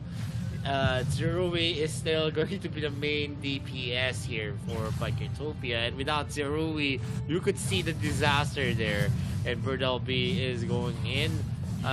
Spots on T-Lin. He's not gonna let an easy push come to V Gaming. They need to fight it with every inch of the ground, as a rotation is going to happen. They're setting up death traps for themselves. Death traps or not for the side of V Gaming currently, they are trailing in terms of the goal, couple hundreds only, but Bikotopia trying to find a way with 2 kills they need to find. They're finding a lot more. They spotted one member on bottom side. They spotted as well as Quang Hai. They can't go for this Dark Slayer. They're watching down the towers on the bottom side. T-Lin secures the tier 2 towers on top side. Members of Bikotopia goes in into the mid lane, trying to secure a lot more possession into the Dark Slayer, forced into the mid lane, where a couple of more criticals comes in for T-Lin, and they will set up a little bit more defensive in terms of how they want to take these 20 seconds into the Dark Slayer, and it would be something that V Gaming really needs to realize. They goes for a couple more damage. Zerui into the mid lane, trying to flicker onto the backside. Zerui a little bit too fast, but Serenite does not hit. Zerui is still alive, but now the ultimate confirmed. Quang Hai onto the backside, secures the kill onto Zerui. It doesn't have much more DPS, and Bikotopia, they need to realize that Zerui is the one who could make this game possible. He needs to defend that Yarn, and it's not plausible if they lose Yarn at that first team fight. Yeah, definitely. And the Slayer is going to be taken. They're going for the defensive position as Quang Hai being able to take that Zerui. And this is the problem with the Yorn pick. If Yorn doesn't have the flicker. They're not gonna be able to reposition that hero. He doesn't have the kind of ability that you need. He's more of a walking turret, and he needs to be stationary as well. And that's the hard part here. And Han is just gonna be getting in, taking in the damage coming in from Biketopia. Sin is going to reposition himself. T1 doesn't have the ability to have the flicker anymore. He is going to be taking that. Guang Hai is going to be taking and securing that kill. T-Lin is running. Skyfall is going to hit. He is going to be in the far side, and he is going to be hit in the head. And a Nexus block is already going to be possible, and it is going to be an AOG versus TCS here on the finals of the AIC as V Gaming takes game number 7. They are going to the final versus one team for GCS. And it going to be an AOG team coming in for V Gaming. The life of the Vietnamese team is still possible in that team fight, and as well as the AIC 22. Congratulations for V Gaming, but I would say good job for Biketopia to bring us to game number 7. The fighting spirit is there, but the execution is V Gaming really needed the win for themselves. But V Gaming, when they played a good game, they will have the win. But in terms of drafting, it will be something that needs to go back into drafting board, because that final versus one team, they will have their Cinderella story versus one team again. If not, it will be the same kind of result when the upper brackets final is the 4-1 win against one team. VGM, they have a lot more to give to one team in that final matchup. Then V Gaming is the one going to the finals. V Gaming consistently being the finalist for the AIC. They were the finalists in 2021. They actually was in the finals dominantly, sweeping people up in the upper bracket, only losing to Burrito United in the best of 7. And right now, maybe we're seeing a prelude on the game safe and capability of V Gaming. They were able to overturn the odds and the winning condition. They know who they need to take out on the side of Biketopia. And once Zerui was out, it was very easy for V Gaming's damage dealers to wrap everything up. You have the healing light coming in from the Pina. You also have the Nature's Rally. You have a lot of stunts, and Maris really securing most of the opportunities for them. Without the Starry Sky, they won't really have a lot of free looks. But they made it work despite what happened in the early parts of game number 7. They were able to get their winning condition, and V Gaming takes game number 7 strong. That's a lesson. Don't pick out a Yorn, a Brunhilde, and maybe Atelinas could actually work.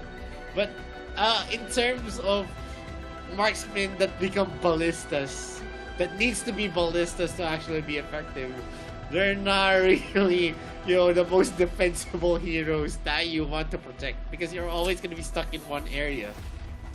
Yeah, because that problem is they doesn't know how to defend out the Yorn. You pick it up the Yorn versus Izuka, as well as the Lorion, is going to be really, really hard, because you have the Baldoom, but Baldoom is the first one to fall, and it's going to be something that is hard to defend the Yorn itself. Maybe if they take down the Elsu, maybe they had a much more comfortable pick because of the range that Elsu has, and none of the members of V Gaming could go onto the backside without being noticeable. Look how Zuka just Guang Hai just go onto the backside, just use the ultimate, and then boom, Yorn is gone, and none of the members has the DPS, and the Knuckles could not do anything, as well as using his ability to just take a lot more objective, and it is really hard on the side of Biketopia. But yeah, they brought us to the game number 7, and kudos to them. They still have the potential, but V Gaming really needs to win. They have this the fighting spirit into the late game possible, and makes the win for them, and they are wanting to play one team once again in AIC 22. Yeah, definite rematch after they lost in the upper brackets. A redemption story could actually happen. A redemption story, but that's not sure. One team wiped them out with a Nazenka in the last game on the series. So, you know, there's a lot of confidence on one team. But the gaming can actually still be, you know, be a contender. They are challengers, and they showed it up here in the game number 7. They are hungry for the win, and whoever is hungrier is definitely gonna be chunking the biggest piece of the meat here in the AIC 2022. Well, let's see. Are they gonna be able to actually damage the pristine record of one team not losing a series here? They did lose some matches in the series that they played, but it doesn't matter because they're looking strong. They had a 4-1 lead against V Gaming in the upper brackets. But we also saw Biker Utopia had a 3-0 lead against Bacon Time, and they went with a it was a hard fight for them. It was a 4-3 as well for Biker Utopia, and that could also translate going into the finals because these guys who've experienced a lot in the lower brackets definitely has the experience, has the capability. They are the top of the lower bracket, the teams that were desperate to stay in the AIC, and they were able to call them all to enter the finals. Yeah, I could see with the couple stats left for the side of Bikotopia. 13 minutes into the game, and we see Maris dealing 89,000 damage in terms of that matchup as well. But I think the most of the point when Pena is the one making the healing for the members of EGM makes the game. And I think when Bikotopia had a lot more potential in that matchup because he has the goal different over time. And at only one, I think it's 2 point over time that V Gaming is still up front. But yeah, the 2K goal lead made by Bikotopia is not enough. And that choke point alone, when they happen to catch down 0 a lot time, and it is giving hard time for the side of Bikotopia. So yeah, Bikotopia is the one we seated third in this AIC 22. Congratulations to them. But in next week, we're going to find who's going to be the number 1, maybe number 2 in this AIC 22. Because whoever are going to win that trophy is going to go home with 700,000 US dollars. Ooh, this is exciting, man. Yeah, definitely very, very exciting. And the MVP of this game is going to be Kwang Ai on that Zuko 504, 75% KP. He did well on finishing up Zerui. But I think, you know, most honorable mention is always going to be on the Lorian pick. Maris on that Lorian was a menace. If he did not proc the flicker from Zerui, Kwang Ai will not have that open looks. As well on the attempts by Purple B. Although he was falling off against Pika, in terms of the team play, he knows what he needs to do. That's what matters. You don't let the game affect you. You always look at the brighter side, look at the objectives, look at what you can do for your team.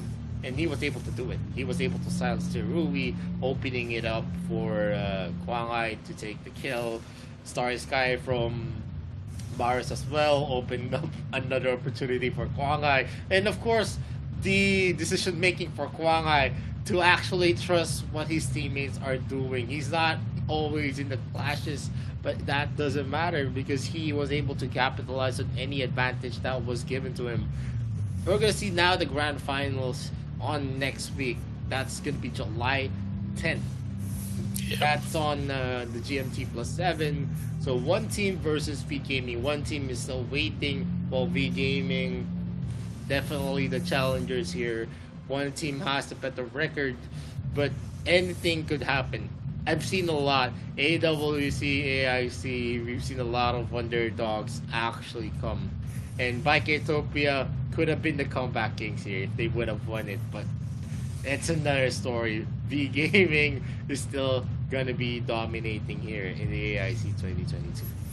Yeah, this is going to be something of an exciting game to see one team takes down VGM again in the finals as well in the 10th July, and it could be hard to miss this because only one best of 7 to be played at that matchup, but it's going to be something that we need to see. But yeah, in terms of what happened in the finals, we will see.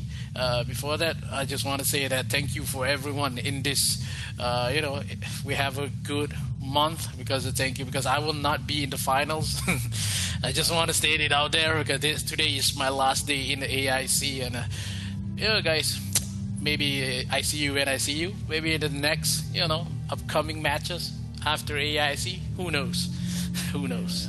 Yeah, definitely. Migos has done well for the AIC 2022. I'm pretty excited now for one team in V Gaming, but that excitement is gonna be coming into next week's cast.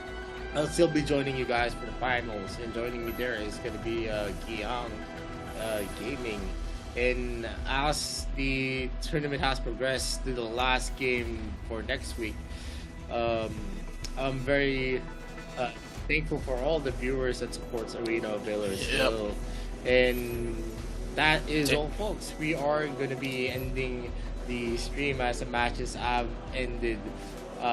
We're very, very thankful again for the viewers, and in behalf of Tencent, Level Infinite, BSPN, and Garena, my name is Pisorio. This is Mikos. This is Arena Valor International Championships 2022, and we'll see you in the grand finals.